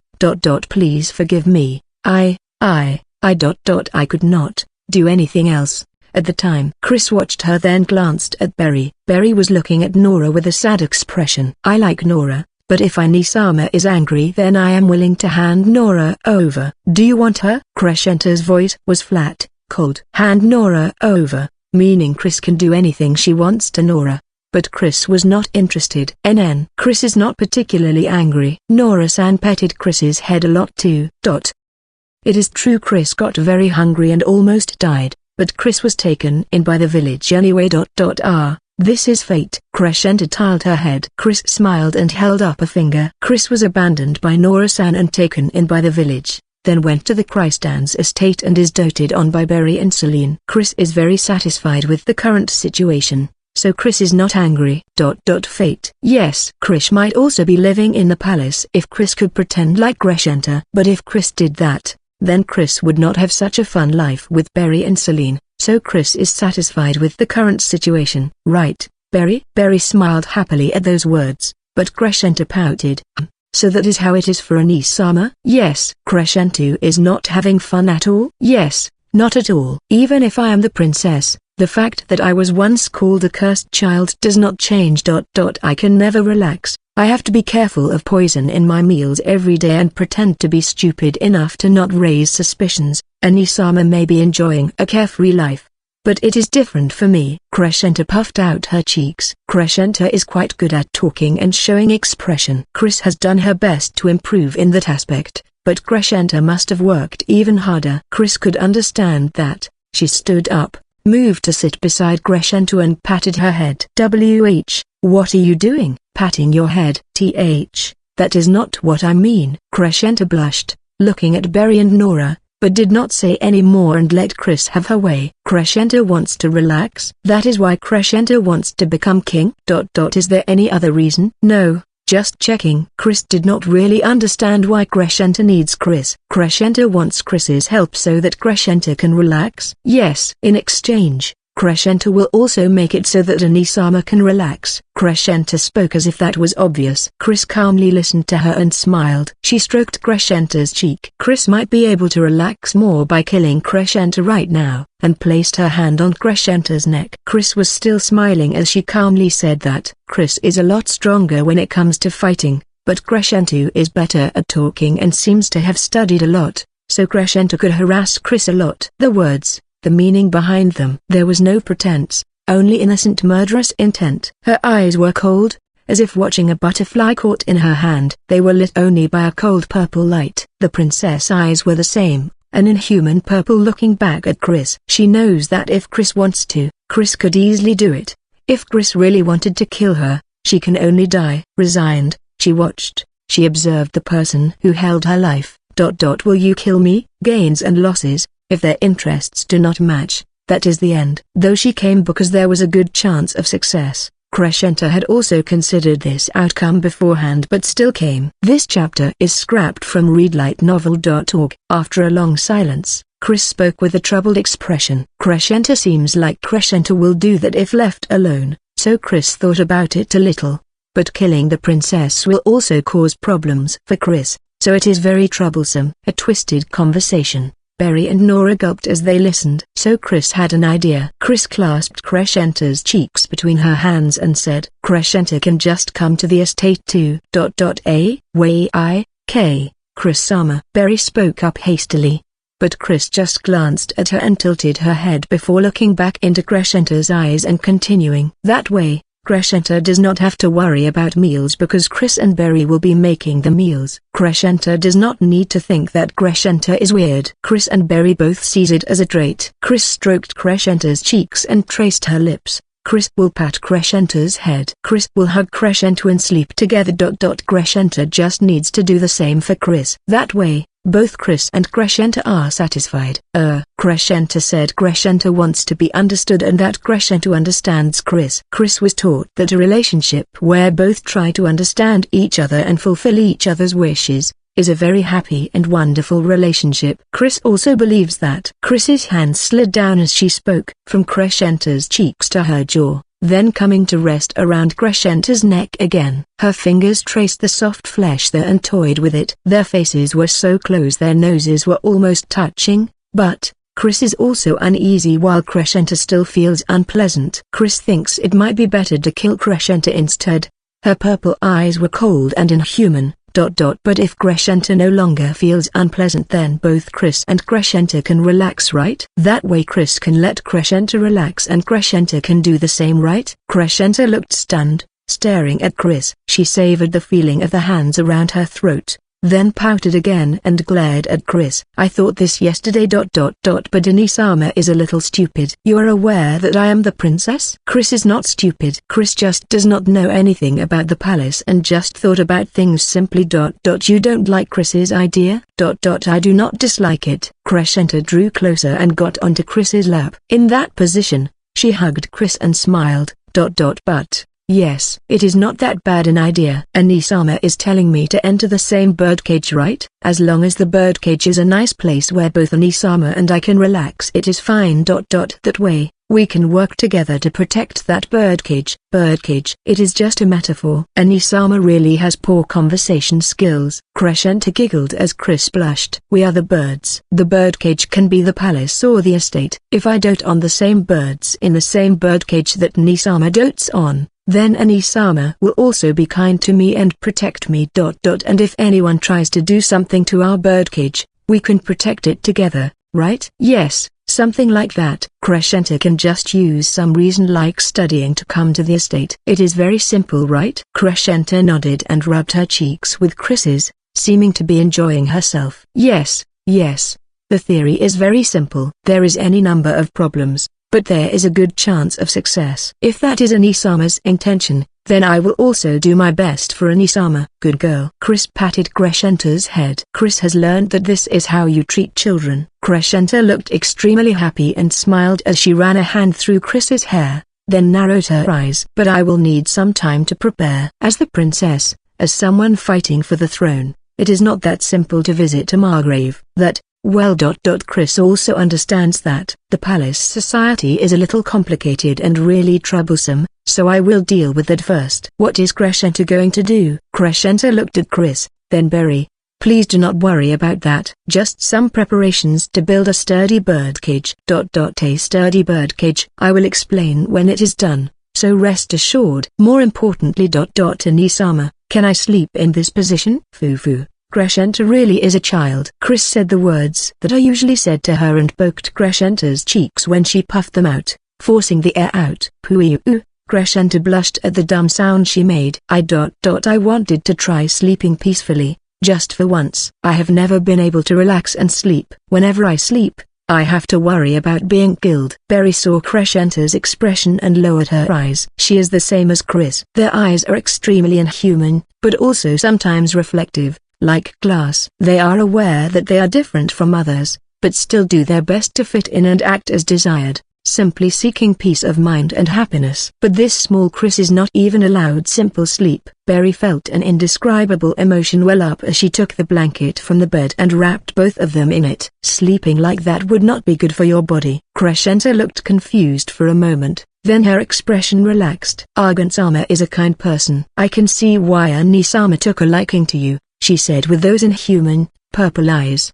The next day, they left the capital and returned the way they came. Crescenta told Berry to stay quiet and only told Bogan on the way out that she wants to come over to the Chrystans' estate to play. Berry hesitated a little on how she should explain things, but Bogan told her not to say anything if the princess had forbidden her, so she kept it to herself. And as if nothing had happened, they returned to the estate. Their journey was the same as before and they returned to their normal lives upon arriving at the estate. But a few days later, Bogan received a report that the king has passed away. The messenger said that it was not due to illness, it was clearly poison, and also that the princess has gone missing. Berry felt a chill run down her spine when she heard about it, but she did not let it show. But another few days later, on a rainy night, Berry heard a knock, opened the door and froze when she saw the girl standing there. It has been half a month, Argent-sama. Her hair peeked out from her rain-soaked cloak. That hair shone an elegant gold with a tinge of red. The face peeking out from the cloak is young and similar to Chris's, a beautiful fairy that beguiles people. The king had been assassinated, the princess fearing her political enemy, the royal prince, sought safety with the loyal subject, Margrave Chrysand, whom I got to know at the dinner party. After I confront the royal prince with Chrysand, with Anisama and win, I obtain the crown and peace. Glistening drops of water dripped off her wet hair as she removed her hood. In the dark of night, she looked phantasmal. She did not feel real. Don't you think that is a good script? Anisama does not need to leave the Chrystans that she likes. I get to live with Anisama and the masses will praise me and the Chrystans. Her sweet, cold voice was quiet, but clear despite the sound of rain. I have studied quite a lot. In every age, the key to a stable rule is the support of the masses. The masses are usually docile, but it is always the stories that move them. I wrote this script based on a widespread and familiar story. Isn't it nice? Isn't this the heroic epic that everyone wants? Crescenta smiled bewitchingly. Albaran year 457. The Great Civil War known as the War for the Albaran Crown began not long after the kingdom defended the invasion from the Elsren Holy Empire. The gravely ill King Shilbasa was assassinated. The first princess, Crescenta, feared her political rival, the royal Prince Guildenstein, and sought safety with the hero of that time, Chrystand. Guildenstein was infuriated. He claimed that it is all the princess' blood and asserted his right to the throne. He demanded that Chrystand hand over the princess. But before Guildenstein could be crowned, the nobles against him, those of the princess faction, claimed that Guildenstein's faction had assassinated the king and they sided with Chrystand. The princess faction was advantageous at that time and had no reason to assassinate the king. They loudly proclaimed Guildenstein to be an usurper of the throne. The confrontation grew more intense and could not longer be resolved through politics or words. The war for the Albaran crown broke out, splitting the kingdom into two. This is the beginning of the war as described in history books. Chapter 38. Chapter 38. UEC. 38. A shame. The Chrystand estate, parlor. The rain-soaked Crescenta had bathed, changed and is now seated here. Bogan and Celine sat across from her while Berry stood at Crescenta's side. You doubt me? No. Absolutely not, Your Highness. Bogan shook his head. The king had been assassinated. The princess had gone into hiding, then showed up here. The natural course of action is to shelter her, and Bogan does not believe there is any other option. Without any prior information at all, Guildenstein would appear to be the usurper. It is completely reasonable to assume that he took the king's life to take the throne by force. Crescenta would be the poor princess caught up in that, appointed by the king as his heir, putting her young life at risk. Then she showed up here alone. Her expression looks sad and she seems uneasy. Crescenta looked just like a normal, terrified child. Take her in and take down the usurper. It is natural to think like this, but be very careful. Crescenta is merciless if you get in its way. Whether you believe me or not, remember what I said. Do not be fooled by appearances. Guildenstein's words replayed in the back of his mind. In terms of good or bad, Guildenstein would be bad. Bogan believes that he could even be called evil. But they had fought together on the battlefield. Bogan knows him. Guildenstein is extremely pragmatic.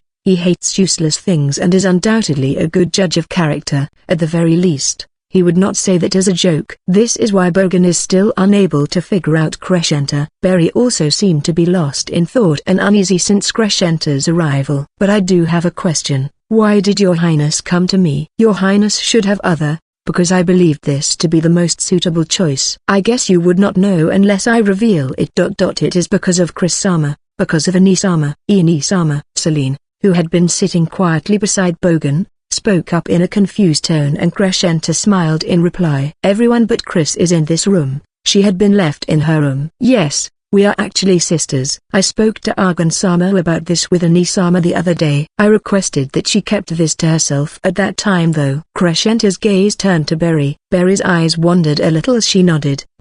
My apologies. No. It's fine. That can't be helped. Bogan shook his head. This is a topic that cannot be carelessly spoken of. Bogan would also obey if royalty told him to keep something to himself. In the royal family, a baby that does not cry is considered a cursed child.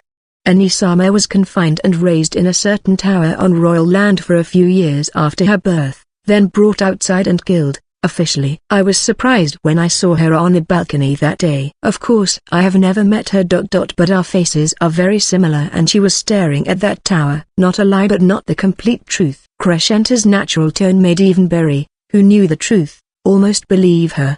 The servant with me at the time recognized her at a glance. Apparently, she was formerly in charge of caring for Anisama. She was also the person that told me about Anisama. I went to meet her that day because I was elated. Crescenta lowered her eyes sadly. I should not have done that. Margrave, did Oji-sama, T/N, uncle, perhaps tell you about cursed children? That is, I was also almost killed for not crying when I was born. Of course, because I was seen as a cursed child. It seemed to have been a misunderstanding and I was raised as the princess, but this is just my imagination, she mentioned before continuing. Naturally, Oji-sama would remember what happened back then, including where Ani-sama was to be killed. Our faces are alike. He might have realized Ani-sama is the cursed child from back then because I carelessly went to meet Ani-sama. The way she lowered her eyes was both beautiful and pitiful. She has not taken a single sip of her tea. Oji-sama must have feared Christ joining my side and did this terrible thing. Bogan fell into thought, as did Celine. Bogan trusts Guildenstein. But Crescenta sounds convincing. Bogan had noticed Guildenstein's strange reaction for an instant when he saw Chris. He has also felt that Crescenta and Chris's appearances are similar, and now that he sees her at such a close distance, it is undoubtedly true that they are sisters. There are no holes in her explanation. Xish is the lost princess and Crescenta was in the same position as Chris, a cursed child. If the two joined forces, it is natural to assume that Christand would join the princess side. At least, from Guildenstein's point of view. Guildenstein has effectively taken control of the capital. As justification for himself to take the crown, he would probably declare that Crescenta was born curse. That is why she assassinated the king, and also that the reason why Christand would shelter the princess is because of the other cursed child, Chris. In which case, Bogan would have no choice but to take to the sword to protect Chris, to protect his daughter. No matter who is right, Bogan is in a position where he has to shelter Crescenta.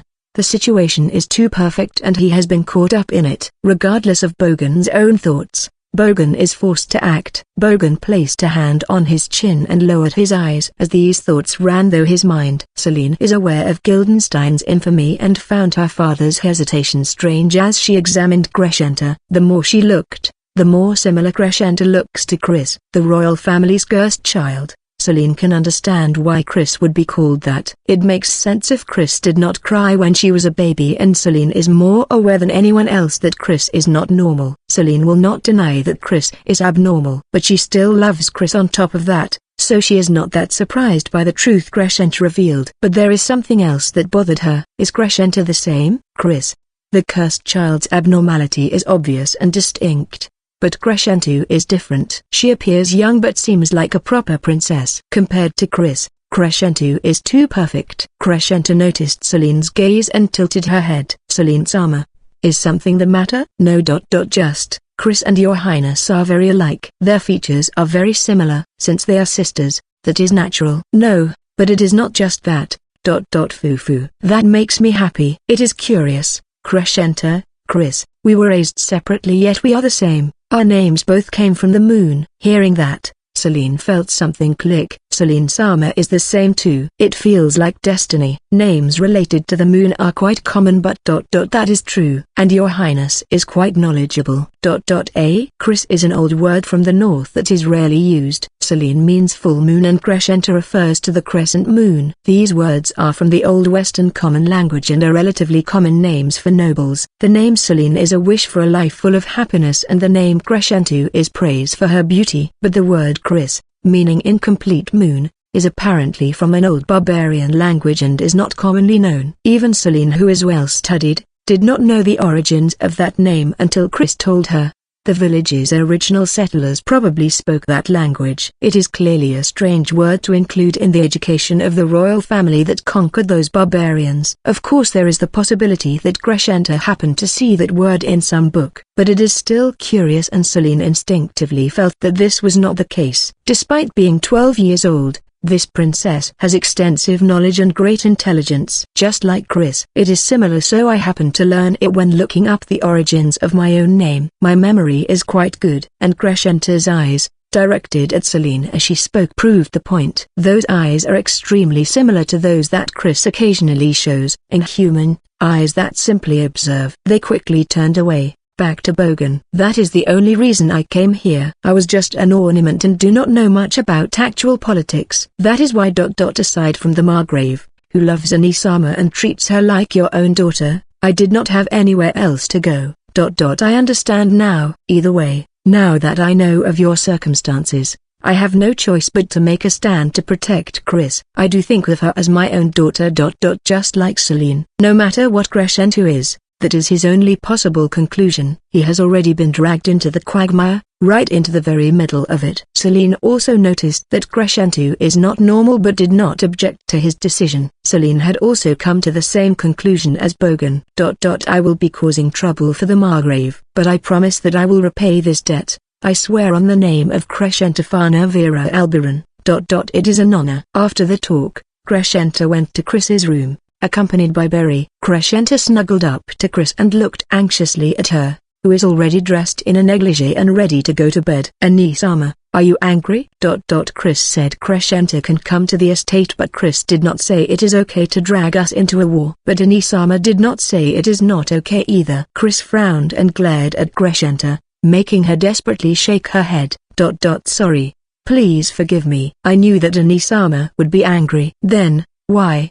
Because it is not all bad. If I obtain the throne, the Christans will be secured for life and Anisama can also relax. The Margrave can move to the capital as the head of the nobles and general of the army. Even Celine Sama and Argan Sama, Anisama's important people, will be in the safest place. Chris closed her eyes as she calmly calculated the potential gains. In the long run, it is certainly not bad. I am also doing this for Anisama. In the previous war, if not for the Margrave and Anisama, we would have lost all the southeast territories. There is a limit to what I, or Anisama, can do. If we lose land and troops, we will eventually lose peace. Stabilizing this country and having Anisama at the center of it would be the safest. That might be true, but Anisama is a lot stronger than me. I have never wielded a sword and never studied war. I am a cursed child. I had to be careful to not draw suspicion by showing interest in strange things. But instead, I can see things from a wider perspective and in the long run better than Anisama. Chris looked into Crescento's eyes and thought for a moment, then embraced her.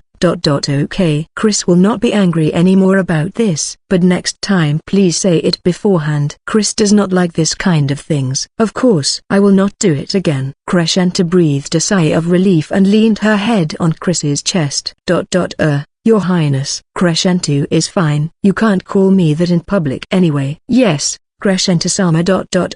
Where is Nora-sama? She died. Does that I did not kill her. Crescento lifted her head a little as she said that. Her expression was blank, unreadable. I escaped with Nora and we were together for part of the way. Since we traveled in a disguised carriage, there was also other soldiers. Which means, you were attacked. Yes, that is part of it. Well, that is how we were separated from the soldiers, but the day before I arrived, she asked me to let her die. Let her die? Crescento nodded. I had taken quite a liking to her. Really? When I was a baby and was almost killed because I did not cry, Nora was the one that desperately hit me and shouted at me to teach me to cry. It seems she has always regretted abandoning Anisama in the forest. She spoke with vacant gaze, leaning back into Chris. Apparently she also could not endure the fact that I killed Asama T/N. Father, I do not really understand why she died. She said that once she is sure that I can reach this estate, she wanted to die and atone for her sins. That is. I do not know about Anisama, but I have used various means to kill those in my way since I was young. If not, I would be killed. But back then I was poor at it and there were times when it was precarious. At those times, Nora helped me. She spoke in a nostalgic way, but also seemed confused. This time was the same, right? I have always explained to Nora why I do it. Nora always understood, but this time, Berry could not endure it and lowered her eyes. Nora had a guilty conscience, but did it for Crescento. If Chris was like Crescento, Berry might also have done the same. Nora-sama must have loved Crescento-sama. Then why did she die? If she loved me, then doesn't it make more sense to live for me? There is no meaning in saying please find happiness then dying, so she should have done that. She must have always had a guilty conscience. She did it for Crescento-sama, but she still felt guilty, so she did that before arriving at this estate. You haven't even spoken properly with Nora. Yet you speak as if you understand her. I do, because I served by Chris-sama's side. Berry closed her eyes and calmed her breathing. It may be rude, but if she does not say this, things will not change. Nora must have hoped that her death would have that effect. That is what Berry believes. For Crescento-sama, there was no choice. It was necessary. Even now, I believe Crescento-sama does not think of it as a sin. But in Crescento-sama's place, Nora-sama took on that sin as her own and atoned with her death. Including Crescenta-sama's share. This chapter is scrapped from readlightnovel.org. People get angry if the person they love is insulted. They feel sad if that person is scorned and are happy when that person is praised. Similarly, when the person you love commits a sin, it is painful. It might not have affected Crescenta-sama, but it must have been painful for Nora-sama. Berry knelt in front of Crescenta and gently touched her shoulder. Because I feel that way about Chris-sama, I can understand. Chris-sama is a kind person. But like Crescenta-sama, her way of thinking is different from normal. Like Crescenta-sama, she might also unknowingly sin. Berry smiled wryly as she patted Chris's head. No matter what sins Chris-sama commits, I'll always love Chris-sama. But still, it is very painful when a person I love commits a sin, even unknowingly, so I have taught Chris-sama various things to avoid that. I just want Chris to live happily without committing any sins. She then turned to Crescenta. But if that cannot be avoided, then it is my responsibility for failing to guide her properly, so I will atone for that sin in her place. The same as Nora-sama. As Nora. Yes. She loved Crescenta-sama and took on all of Crescenta-sama's sins as her own. I believe that she hoped that from now on, Crescenta-sama can find happiness without committing any more sins. She will take responsibility for all the sins of the past. Crescenta lowered her eyes as she thought, then pouted. She frowned as she looked back up at Berry. You say the same things as Nora. You two really are selfish, worrying about things that I don't care about. Humans are selfish creatures, Crescenta-sama. People do what they believe is good. Even this time, Crescenta-sama believes it would be good for Chris-sama and cause this conflict, right? Crescenta clung to Chris, as if escaping from Berry's words, but Chris pinched her cheek. Berry is Chris's teacher, so you have to listen to her. Nii-sama's teacher? Yes. Chris can understand what Berry is saying, because Chris loves Berry. It is unpleasant and Chris does not like it when Berry is made light of. This is empathy. Seems different. Why? Yes. That is different, but foo-foo. Thank you. Berry smiled awkwardly, then turned to Crescenta again. Excuse me for my rudeness, but Crescenta-sama appears to be poor at understanding other people's feelings, like Chris-sama. Crescenta-sama judges based only on how people act, right? What else is there to judge from? Just like how Crescenta-sama thinks about Chris-sama, there is a deeper part. Crescenta-sama said that Crescenta-sama can understand Chris-sama the best. If Crescenta-sama can understand Chris-sama, then I believe Crescenta-sama can also understand other people. Crescenta thought for a while, then sighed. It is a waste of time. Everyone other than Nii-sama are idiots. What's the point of doing that? Because including me, the world is full of those idiots that Crescenta-sama speaks of. Berry smiled as she answered. In order to conduct yourselves well in this world, would it not be better for Crescenta-sama to learn how to perceive and understand how those idiots feel? I understand the logic. But why explain all that to me? Because Crescenta-sama wishes to stay with Chris-sama. As I said, I love Chris-sama. Berry then leaned right over Crescenta's head and kissed Chris. Crescenta's eyes opened wide in surprise and she froze. Chris was surprised that Berry did that right in front of Crescenta, but still smiled happily. I am willing to risk my life for Chris-sama. To put it in a way easy for Crescenta-sama to understand, I do not care about Crescenta-sama. To me, whether Chris-sama is happy is most important. If Crescenta-sama makes my beloved Chris-sama unhappy, then Crescenta-sama would be a hindrance. You said it. Crescenta's smile widened as she glared at Berry. Berry felt like a frog glared at by a snake, but still returned the look with a smile. No looking at Berry like that. Unnew. Chris squished Crescenta's cheeks between her hands.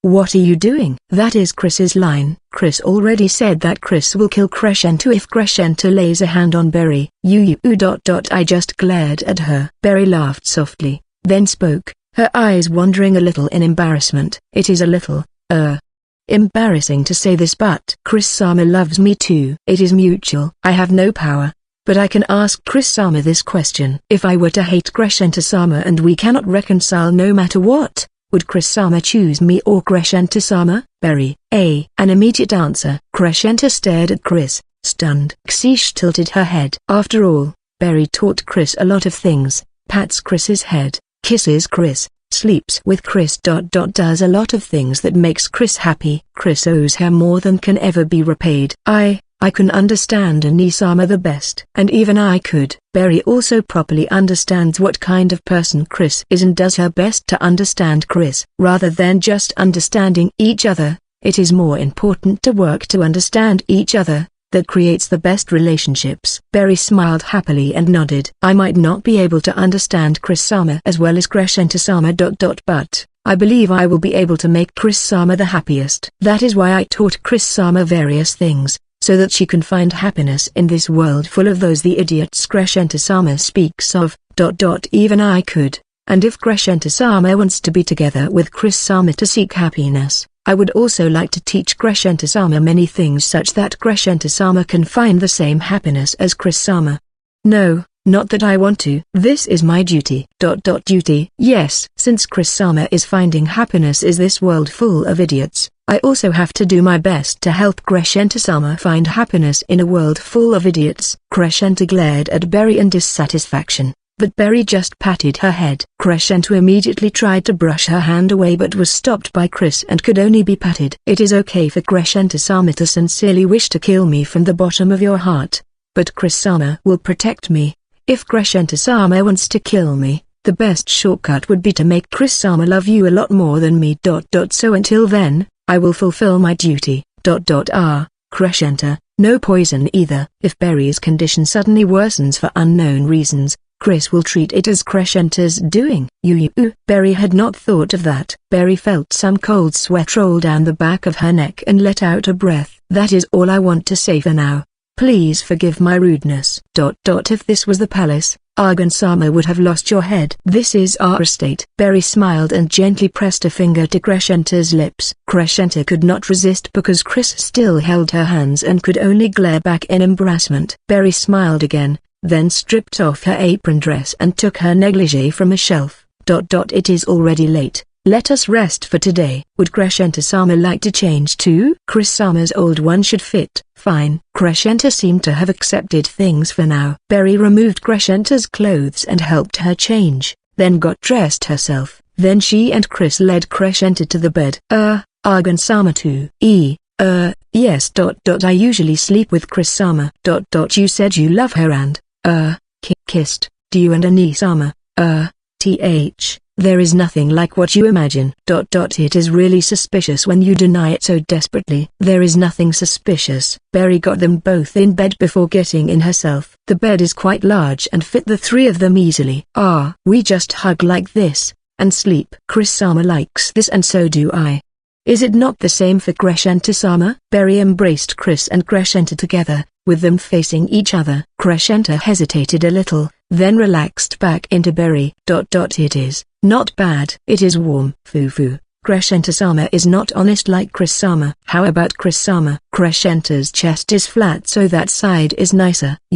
Berry laughed softly and patted Crescenta's head. From today, would Crescenta-sama like to sleep together like this every day? This way you should be able to sleep soundly. I would rather sleep alone with Anisama. I cannot sleep soundly with the fear that Argan-sama will do something weird. I will not. Berry sighed, then embraced them tighter. Come on. Please stop saying strange things and rest. At the very least, you can relax more than when you had to fear for your life. Well.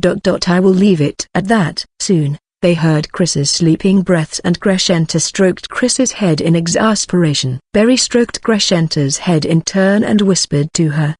I believe Nora-sama also wanted to treat Crescenta-sama like this and let Crescenta-sama relax. I believe she helped Crescenta-sama because she wanted to resolve Crescenta-sama's anxiety, so that Crescenta-sama can relax and rest. It is the truth that she loved Crescenta-sama and did so much for Crescenta-sama that her guilty conscience made her choose death. That might be stupid. But I would like Crescenta-sama to remember that Nora-sama did love Crescenta-sama. Crescenta gently patted Chris as she replied quietly. You say good night then say all that. Do you want me to sleep or do you want to talk? Foo. My apologies. I learn fast. And I do feel that. It is a shame. Berry felt Crescenta's body relax as she said that. Berry's eyes widened, then breathed a sigh of relief and tightened her embrace around the two of them. Excuse me for my impertinence. Chapter 39. Chapter 39. UEC. 39, the baby that cried. Baby that does not cry, cursed child. Those were the words repeated around her when she was born. She did not know the meaning of those words and only heard them as sounds. Her memories began with a crazed, screaming voice. Cry, cry, you must cry, cry, you have to cry. An annoying sound. When she opened her eyes, there was always someone there, a woman, standing by her side, repeating the same thing. The woman slapped her cheeks while tears flowed from her eyes. Cry, please cry, I beg you. The woman pointed at her own eyes and kept repeating that. It was painful, unpleasant. The woman kept doing that even as her voice grew hoarse, so she tried copying the woman and shed some tears. The woman seemed relieved, then started making a strange sound loudly, again and again. This time she knew what the woman was trying to do and copied her. The woman repeated that many times, teaching her that this is crying. She was taught to cry when told to,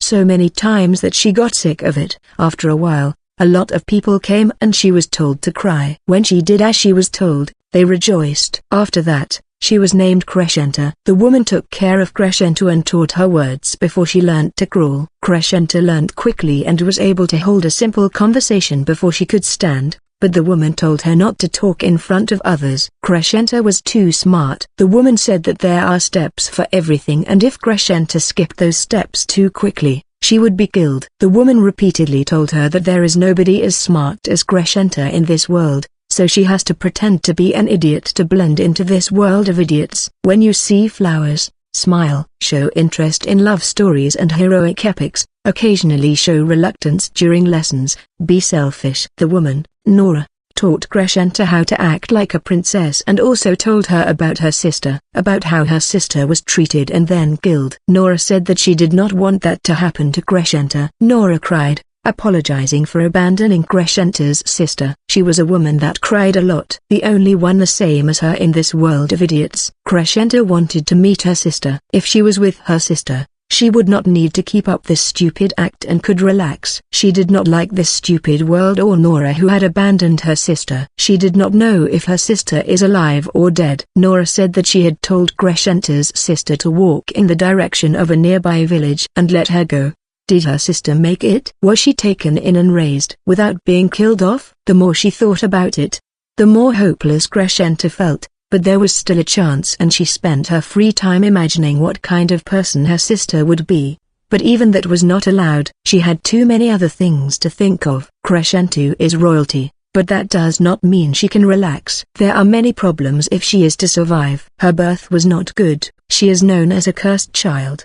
The best method for Crescenta is to become queen, but there are others in line for the throne and Crescenta had two younger brothers at the time. Since males have priority in the line of succession, Crescenta is at a disadvantage and there is a good chance she would be wedded off. Even if she opposed them, there is the chance that they would hear the rumors that she is a cursed child and use it against her if they wish for the throne. If they have children, then there would be even more competition. Their father, the king, has a difficult time bearing children, but that might not be the case for them. The first problem is marriage. Getting married and having to give birth is out of the question. Going through immense pain and the risk of death to leave offspring is ridiculous. And since the child born would be an idiot, that makes it even more pointless. In order to avoid that, there is a need to reduce the number of royal children early on. If she is the only princess, then she would not be wedded off. She killed her two brothers, leaving a period of time in between. No one would think a girl 4 or 5 years of age did it. Nobody suspected Crescenta, but as Crescenta relaxed, Nora noticed the second time. But when Crescenta explained to her that unless she did this, she could not sleep in peace, Nora seemed to understand. Crescenta was always uneasy about when she would be killed for being a cursed child. If people openly showed it in their expressions, Crescenta could know. But Crescenta cannot tell what they are thinking behind their smiles. Even thought she acts as a proper princess now. There are many that realized Crescenta is not normal when her acting was still poor. Each and every one of them was a source of anxiety and Crescenta killed them off. Nora helped her. Crescenta poisoned the king to obtain the throne earlier and also tried to kill the royal prince. But Guildenstein seemed to suspect Crescenta and it did not work. Since Guildenstein's conduct is poor, Crescenta used that to gain allies and bided her time. Then the previous day, she coincidentally met her sister. Her eyes were different. They were intelligent and logical, just as Crescenta imagined. When Crescenta tried showing a little killing intent, she was the only one that responded and looked at Crescenta. Crescenta went to meet and spoke with her. She was poor at acting and seemed more stupid than imagined, but she is Crescenta's older sister. There is only the two of them. She could perfectly understand what Crescenta was thinking. She was clearly more skilled than Crescenta in certain areas, and Crescenta could immediately tell that she would die if Crescenta ever made an enemy of her. This is the first time Crescenta had felt that since the time she was unable to move her body properly. Her sister is not able to conduct herself as well as Crescenta in this world. Instead, she is extremely strong and pure, a superior individual. As expected of her only sister, with her, Crescenta would be able to relax. What would be the best way to get around their various circumstances so she can live with her sister? Crescenta thought about it and acted. Phew, I hate traveling. But I will be with Anisama by tomorrow. Will Crescenta-sama finally be able to find happiness? And then yes. Anisama might get a little angry, but, foo. She will understand. She is my Anisama after all. That is wonderful. They were walking down a deserted path in a forest. They took a small break. Nora does not have as much stamina as Crescenta. Crescenta stood up after resting for a while and started walking. Let's go. But Nora did not follow. Nora's eyes were cast down as she shook her head. What's wrong? Are you injured? Well, that's fine. I will just carry you then. No. That is not it. Then are you feeling unwell? If we rest here then we will only arrive the day after tomorrow. Well, one day won't make a difference. Nora has treated me well. I can indulge you a little. I'm in a very good mood right now. No. That is not it. I would like to resign. Crescenta frowned at those sudden words, then glared at Nora. What, you hate me now? No. That is definitely not the reason. This chapter is scrapped from readlightnovel.org. Then why would you say that? You are in charge of caring for my needs. It is your duty to follow your master where she goes. Yes. But, since we have made it this far, I believe Crescenta-sama can relax. With Chris-sama, Crescenta-sama can also sleep in peace. With the various causes for concern resolved, I believe Crescenta can finally find happiness. What are you talking about? Crescenta tilted her head, but Nora just smiled sadly. That is why I have decided to die to atone for Crescenta-sama's sins. Killing the king, the princes, many others. It is not Crescenta-sama's fault. It is my sin for not being able to teach your highness what I should have. You understood too, right? And I do not see what that has anything to do with dying. The law is simply rules. It is not a crime if not discovered. There is no need to care about such pointless things. T/N, word used here means both crime and sin. But I have watched Crescenta-sama commit those sins, by your highness' side, all along. Then isn't the normal response to report it to the proper authorities? Nora nodded. Yes. But I could not. I could understood why your highness did it. But a sin is a sin and must be paid for eventually. Crescenta-sama must be judged. But I am the only one that knows, and I also know that Crescenta-sama did not commit them out of malice. When a starving child resorts to stealing, how could anyone call it a sin? Tears spilled from Nora's eyes and she wiped them away. This woman cries a lot. Even if Crescenta orders her not to cry, Nora would still cry. So troublesome and unpleasant. But Crescenta had given up on that and kept Nora by her side. At the very least, this woman is devoted to her. That is why, in exchange, I decided I will atone for Crescenta-sama's sins. From now on, Crescenta-sama can find happiness. Crescenta-sama can finally relax and sleep. So there is no longer any need for Crescenta-sama to commit any more sins. Nora raised her head and looked at Crescenta, the remaining tears spilling down her cheeks. I believe that Crescenta-sama can simply live happily, without committing any more sins. That is why I will pay for the sins of the past. I want Crescenta-sama to find happiness without shouldering any sins. That is a selfish reason. It is selfish. But she cannot do anything about it.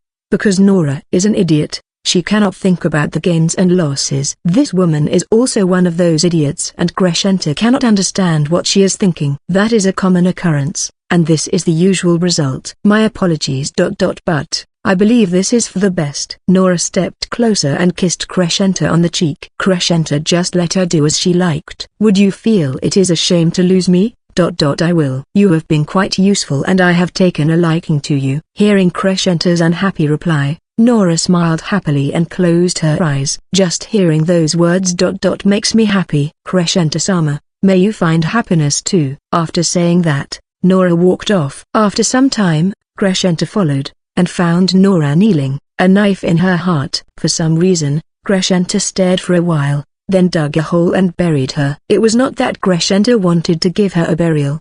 It was just that it would be troublesome if she were found. She woke up feeling something soft on her cheek. She could feel her sister behind her. Something was stroking her head, something warm, comfortable. Have you woken up? Crescenta understood the situation after hearing that whisper. She had been hugging Berry in her sleep. Once she realized that, her face grew hot and she closed her eyes without moving. Fufu, are you embarrassed? Chris-sama was the same at the start. It is still early, so you can still sleep. Her face grew even hotter, but she stayed still to avoid waking her sister. Among the things I want to teach you, this is the first. Please presume upon me. I like pampering, so both of us would be happy. Berry spoke in a gentle tone while patting her head. Despite the comfortable feeling, Crescenta also felt embarrassed. She felt embarrassed for sleeping so deeply. She had been defenseless. After a while, Berry spoke again. Yesterday night, I spoke arrogantly. But in reality, I want to get along with Crescenta-sama. If we are to live together, then it is more enjoyable to get along. So please allow me to pamper you like this. You are weird. I am often told that.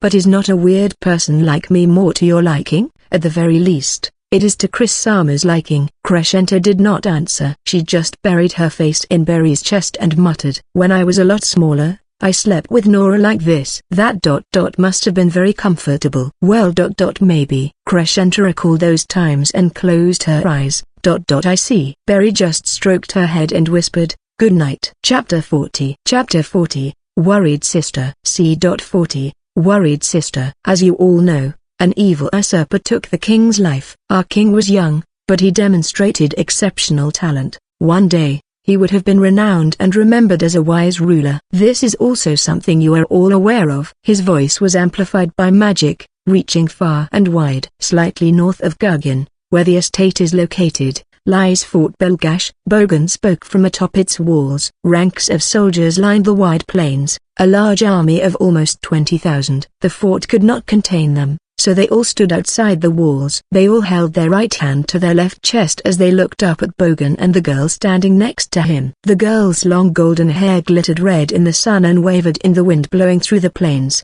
Her one-piece dress and cloak, too modest for a princess, displayed her current predicament, chased by the palace. Crescenta Farnavira Albiran, the Albran Kingdom's first princess, stood beside Bogan. I swear upon my life that I am just a sword. If the palace is to be split over the succession of the crown, then I have always watched for enemies that might strike during the confusion. I am a soldier like all of you. I have sworn to myself to be one. My blade was never meant to be turned on the capital, only on enemies. But seeing as the evil Gildenstein has taken the king's life and shamelessly claimed the throne, I cannot remain as a mere sword.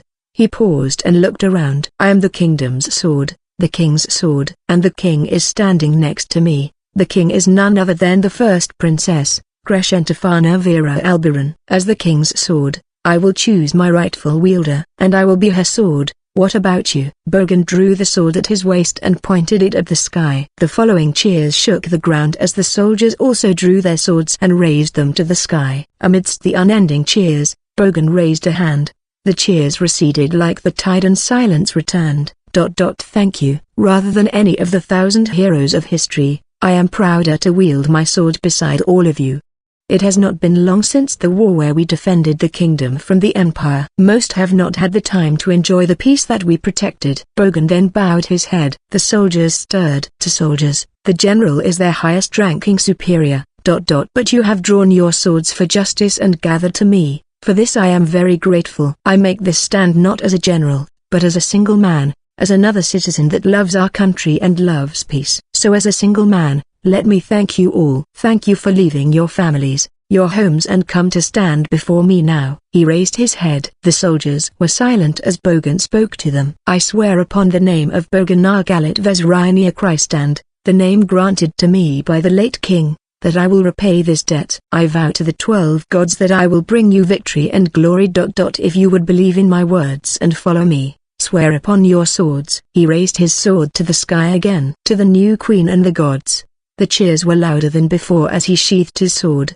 He then put his right fist to his left chest, his thumb pointing at his heart. After saluting, he turned away. Crescenta followed him, smiling. That was a wonderful speech. Their excitement was palpable. "It is a scam. I am telling them to die for honor." They descended the stairs and found Celine and Chris waiting for them. "Celine, as I said before, the utmost priority is taking the Dragon's Maw. You are in charge of the remaining recruitment and training, as well as guarding the princess." "Yes, I understand." The whole at Corps Commander Velra left behind is large. Nozen rule well for Rainier Velra, the former commander of the corps that was said be the strongest in the powerful Christand army. He was assigned to the east and the most of his subordinates in the first cow followed him. The transfer was already completed during the conferring of decorations, so he cannot be recalled by this point. Though they achieved a great victory, Nozen has to deal with the aftermath of the occupation of the Eastern Territories as well as guard against the Empire. He is devoted to Bogan and would definitely join Bogan's side,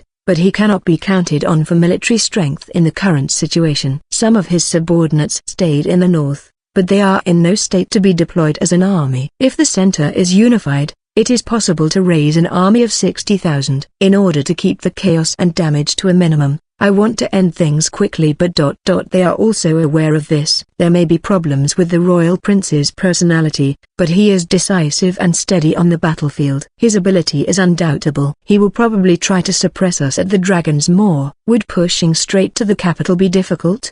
It might be possible if their confusion drags on longer than expected. We also have to be wary of the movements of General Hilkintos in the west and General Gaiha in south. As for the Arno Empire I cannot predict at all. Less than a week has passed since Crescenta's arrival. Bogan had conducted an emergency mobilization, calling in the reserves and reorganizing the army. He is rushing to secure Kingdom's northern fortress, the Dragon's Maw. No matter how things turn out, the princess side has a high chance of being at a numerical disadvantage and must secure this location. Otherwise, Gildenstein can secure a beachhead to the north and overwhelm them with the population of the Central Territories. Once the Dragon's Maw is taken, enormous amounts of blood must be spilled to retake it. Your Highness, what does your Highness think about the Empire? I have only visited once 2 years ago.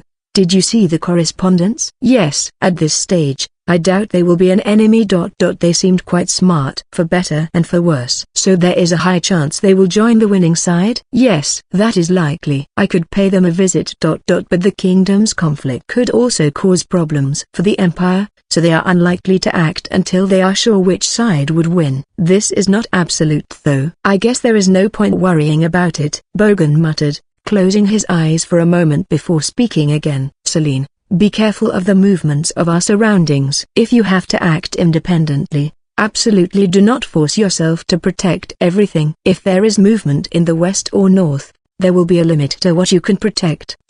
Yes, Otosama. Chris, can I ask you to support Celine? Yes, Master. Bogan nodded and placed a hand on Chris's and Celine's heads. Both of you are more talented than I am. Do not try to accomplish the impossible. At worst, take the princess and Berry and go into hiding. No thank you, Otosama. Don't say such ominous things. Of course I don't intend to let that happen. I am not boasting when I say I have excellent subordinates. I will be off then. I leave the rest to you, Christand Army's First Corps Commander. Yes, General Christand. They faced each other, put their hands to their chest and saluted. In the carriage on the way home, Chris was constantly glancing outside, at Celine atop her horse, while Crescenta watched Chris curiously from the opposite seat. Anisama, what are you worried about? Celine, she seems very anxious. Death is part of soldiering after all. Xish stared at Crescenta, then nodded. Even Chris knows that is their job. But Chris also kind of understands Celine's feelings. This chapter is scrapped from readlightnovel.org. Berry has said that Chris is a lot stronger mentally than other people. Chris thinks Crescenta is also the same and very strong mentally. Chris closed her eyes as she reminisced. When Kasama, who took care of Chris in the village, was killed, Chris found it a great shame. Chris liked her a lot. Shame. Has Crescenta also felt that way about something before? Yes, but Crescenta thought of Nora as Chris smiled at her. At those times, other people find it a much greater shame than we do. They feel a very strong feeling of disappointment. Barry said that is the feeling of sadness. Chris does not know what Celine is feeling, but Chris can imagine the feeling of great disappointment. Chris can also imagine not wanting to experience that. So Chris believes Chris can understand. Crescenta stared blankly at Chris. Chris glanced at Celine with a troubled look, then hesitated, her eyes wandering. Chris also loves Celine. That is why Chris does not like seeing Celine anxious and wants to assure her. But Chris is not good at talking like Barry or Crescenta, so Chris does not know what to say. She lowered her eyes. Those gem-like eyes. She looked like a doll, but one made to express sadness.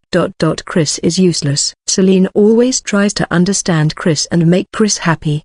But Crescenta crouched in front of Chris and cupped her cheek. She stroked Chris's white cheek, staring into those amethyst eyes framed by long silver lashes. Anisama is a very kind and wonderful person. Please do not make that face.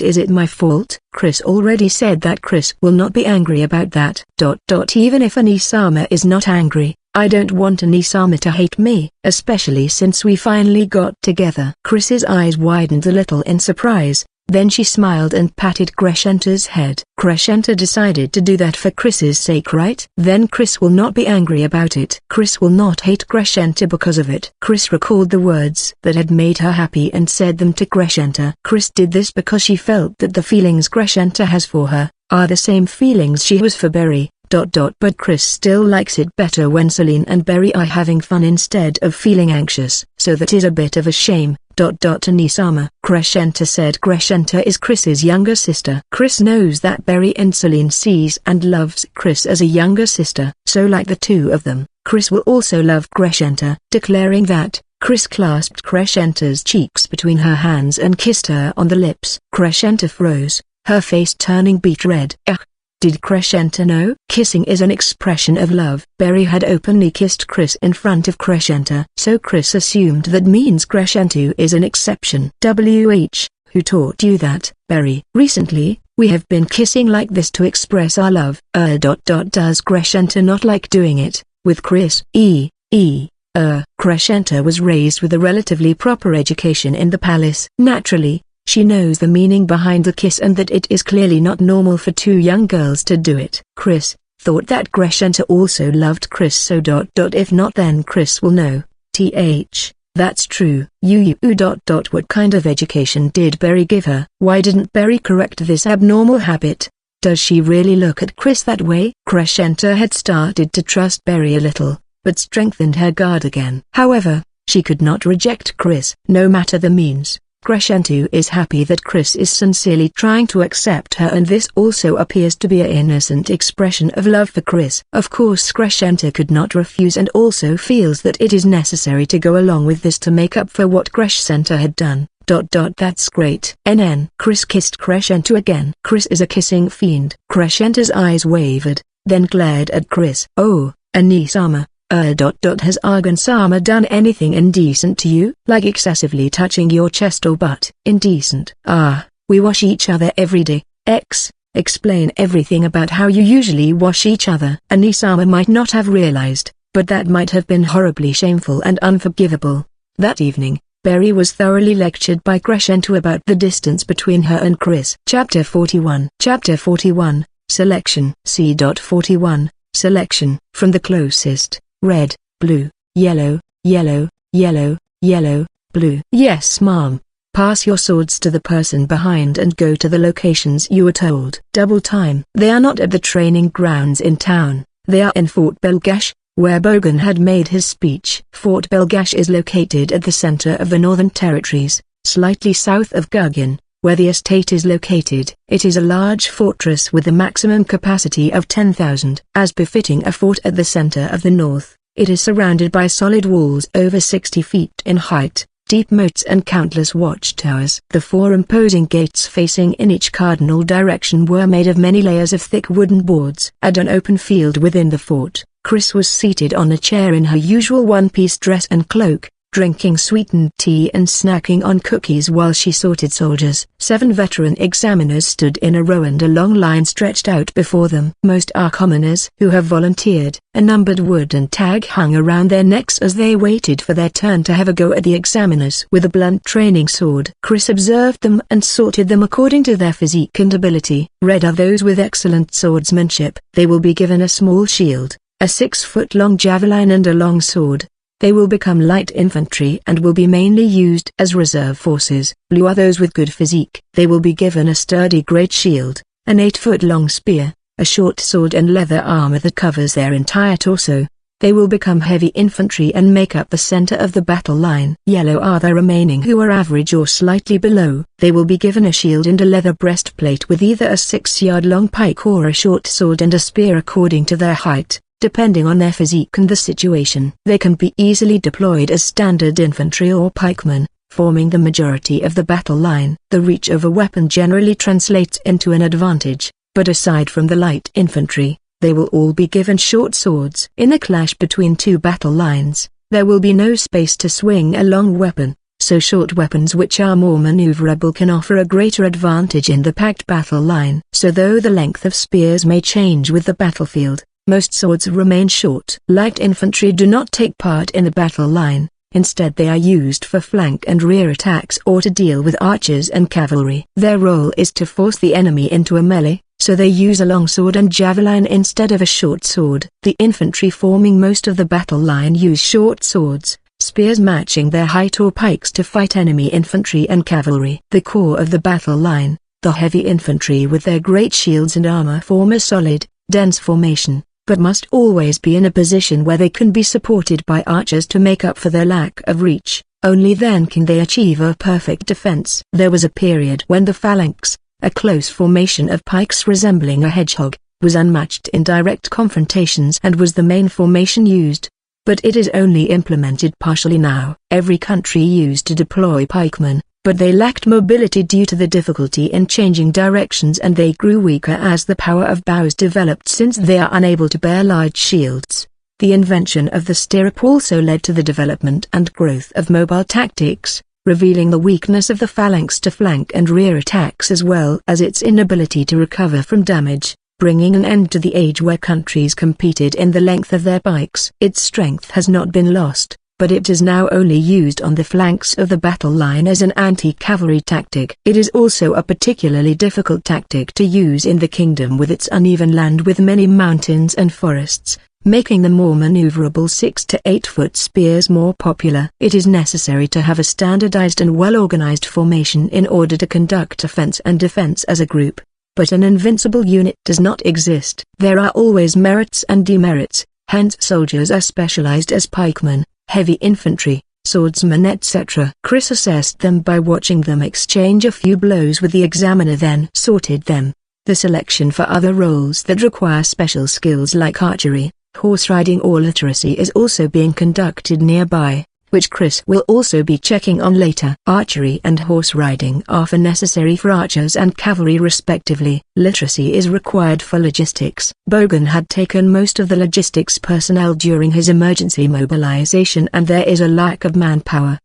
Examiners. Switch. Yes ma'am. The Vice Corps Commander has ordered a switch. Hand over to the next shift and take this chance to rest. There are more volunteers than expected. This is because Bogan Christan's fame combined with the presence of the princess and the infamous rumors of Guildenstein, which are widely known even among the general populace. Add in the presence of Chris and Celine, the 2 beautiful princesses, and an endless stream of volunteers gathered. It also helped that they sent troops to visit villages despite the extra expense. People who were originally unable to handle the expenses required to travel here were able to volunteer thanks to that and greatly increased the numbers. The Christans' stable finances and ample coffers helped greatly. The examiners entered a nearby shed and their replacements stepped out. The first 7 at the front of the long line were called forward and they braced their weapons.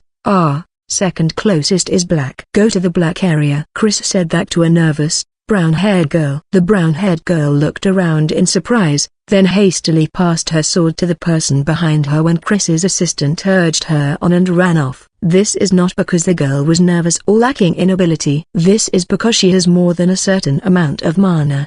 It might have been due to some noble blood in her lineage or a random occurrence. It is rare. But there are commoners who have mana but are unaware of it. Only a small minority of them can use physical enhancement, and most of those that do are unaware of it.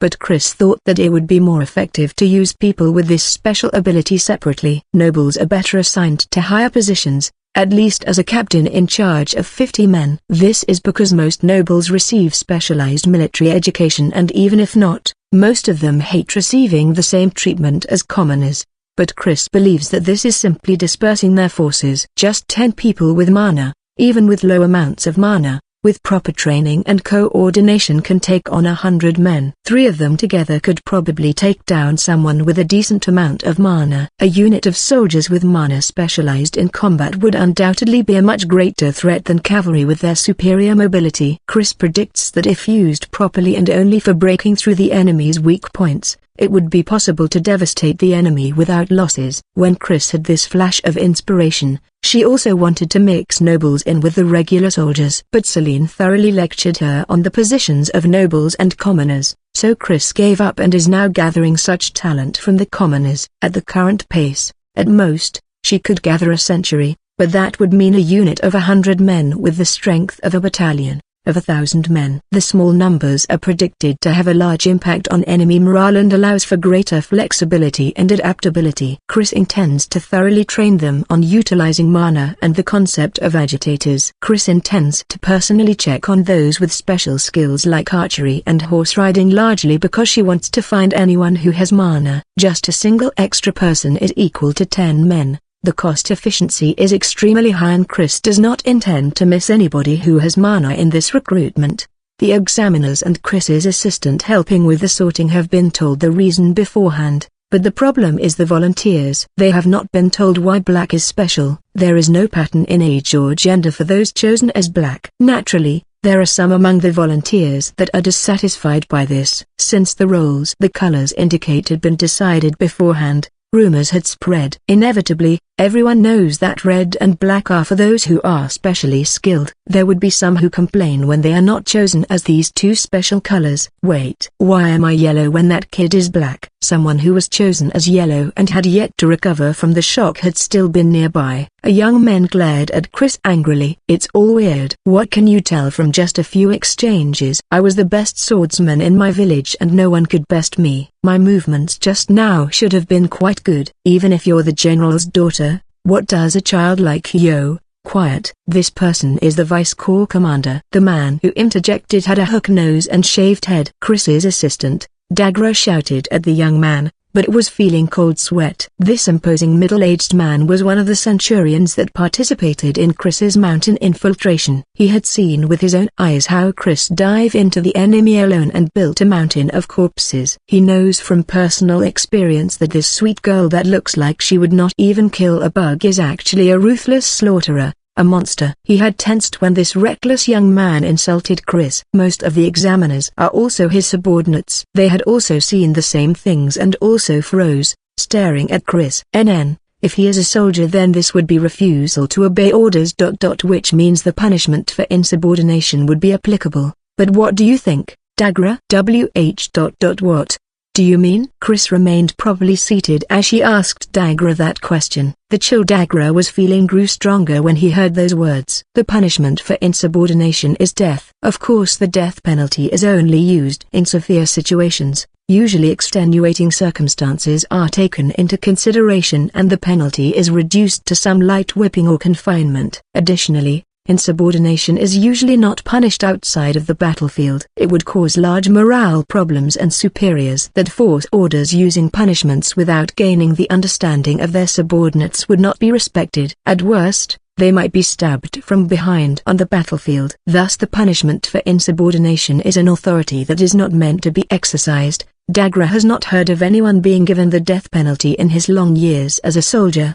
But Chris is the one speaking here. Dagra does not believe she is so lenient. She has no fear. Dagra does not know anyone that can stab this girl in the back. She has no hesitation or conscience. Otherwise she would not be able to cut down people so dispassionately. Punishment for insubordination. These are the words on the surface.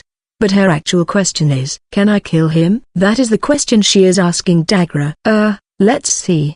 He has just been sorted after volunteering, so it is questionable if he can be called a soldier, so Chris is not sure about this. Chris's silver hair fluttered as she placed her left index finger to her cigarette lips, falling into thought. Chris had been taught to consult the officers under her for uncertain matters not in the rules, so Chris had simply asked Dagra an honest question. Her mannerisms looked just like a young, adorable girl that is confused. But Dagra did not have a shred of leisure to appreciate that cute gesture. Dagra had been presented with an extremely terrifying choice. Chris has stated that she interprets this as refusal to obey orders. She might not expect a different interpretation, which would mean she asked Dagra this question to create a pretext to kill this unpleasant young man. In fact, Chris's right hand had been fiddling with the handle of the small curved blade at her waist. Dagra recalled how she could swing that sword at speeds the eye could not follow and felt sweat dripping down his back. The punishment for insubordination should be applied. Dagra knows that the instant he says this, her sword would slice away the flesh of the young man's neck. She has an unhealthy obsession with avoiding the bone and slicing only the soft flesh of the neck with that Naruto-like sword of hers. Dagra has seen her kill more than 100 men that way, using that single sword she brought to the battlefield, just so that it would not grow blunt. Obsessively, carefully, dispassionately. Dagra stayed frozen,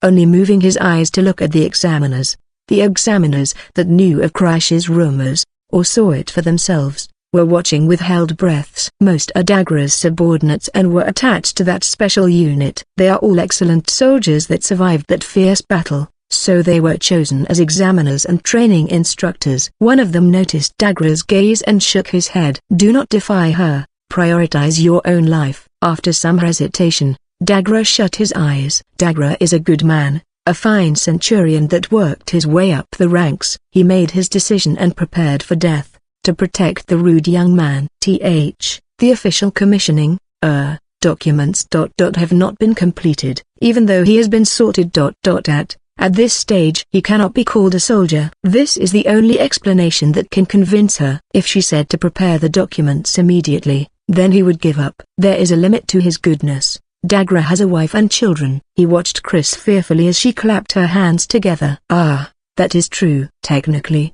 it is only official after the documentation is complete. But it would be a little troublesome if there are more people like this. Chris smiled as if she was satisfied by the answer, but Dagra did not feel relieved. He does not have the slightest idea what this adorable monster is thinking. Anyway, please let me try again. I should be read with my skill. The young man spoke again, unaware that he had almost died. Stop talking. Dagra shot him a murderous look, but Chris nodded. It would be troublesome if there is anyone else like this in the line, so Chris has to make sure this does not happen again. Chris took two blunted swords from the examiners and handed one to the young man. Then she wielded the other. Come, there is no need to hold back. Please attack me. No, but if you do not, then you will stay as yellow. No, wrong. Even if you do, you would still be yellow. The young man heard those casual words as a provocation. This chapter is scrapped from readlightnovel.org. It's not my fault if you get hurt, he muttered and stepped forward. The young man was not lying when he said he was the best swordsman in his village. In fact, he had dropped to yellow by a narrow margin.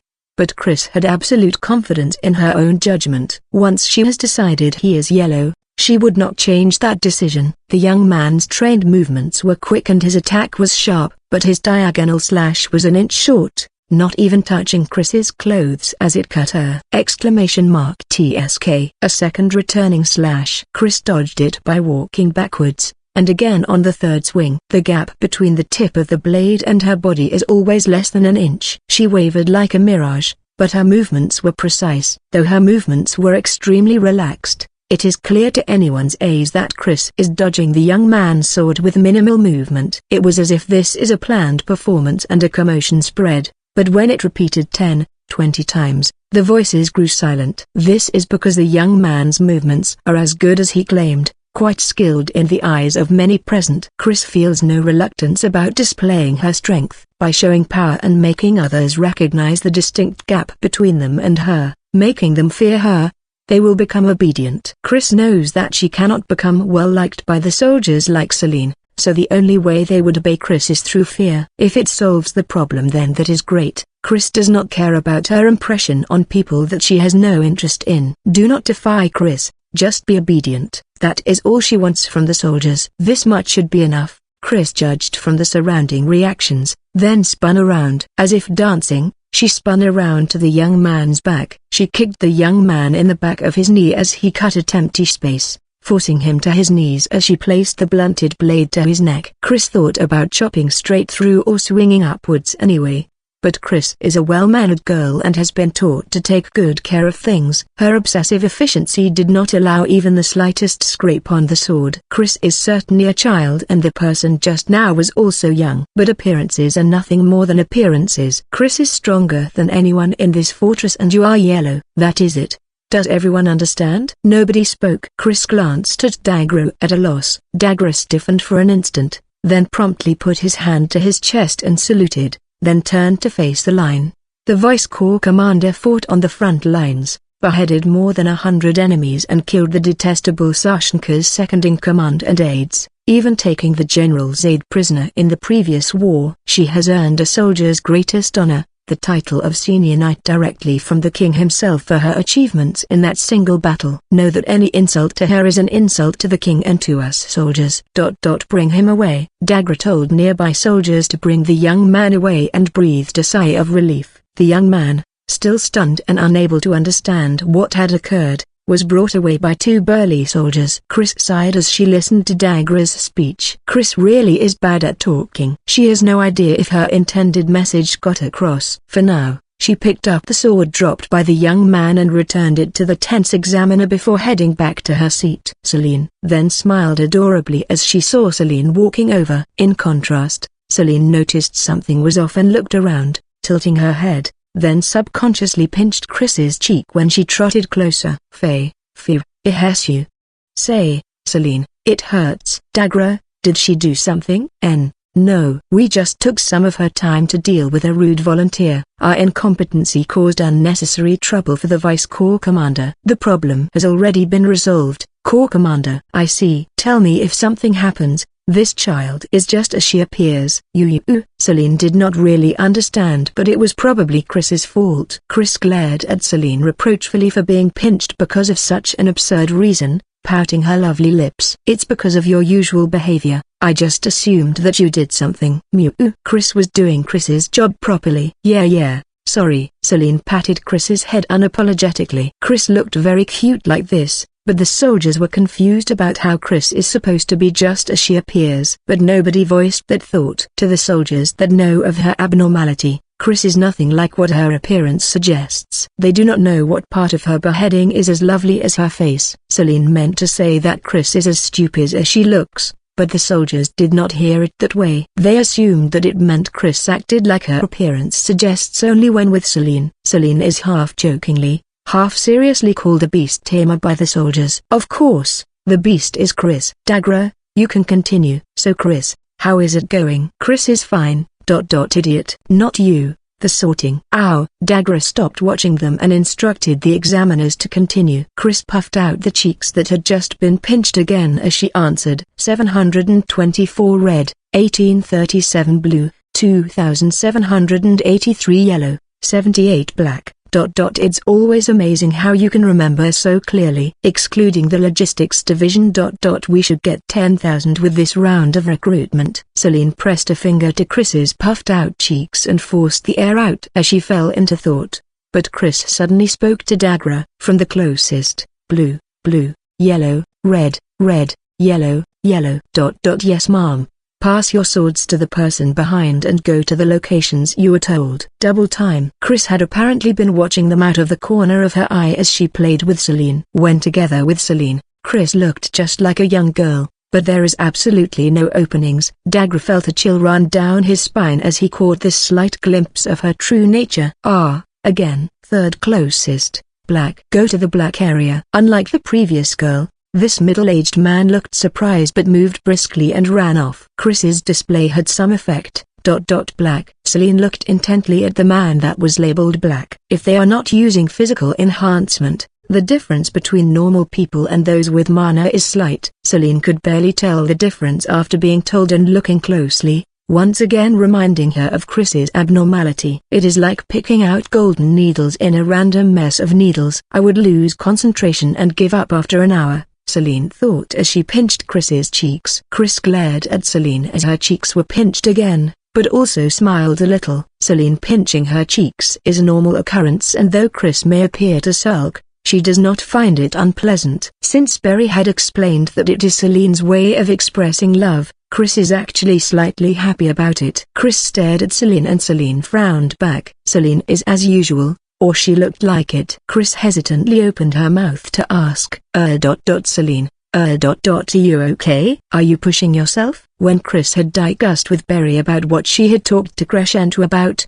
Berry had told her to just ask directly, because just by doing that, Celine would understand Chris's feelings. You've learnt to be a little considerate. Celine looked a little surprised, but smiled happily as she patted Chris's head. Fufu, I'm fine. Otisama is the kingdom's best general. I'm just a little from the closest. Yellow, blue, blue. Read Fu. Ow. Your inability to read the atmosphere really is irritating. Dagra.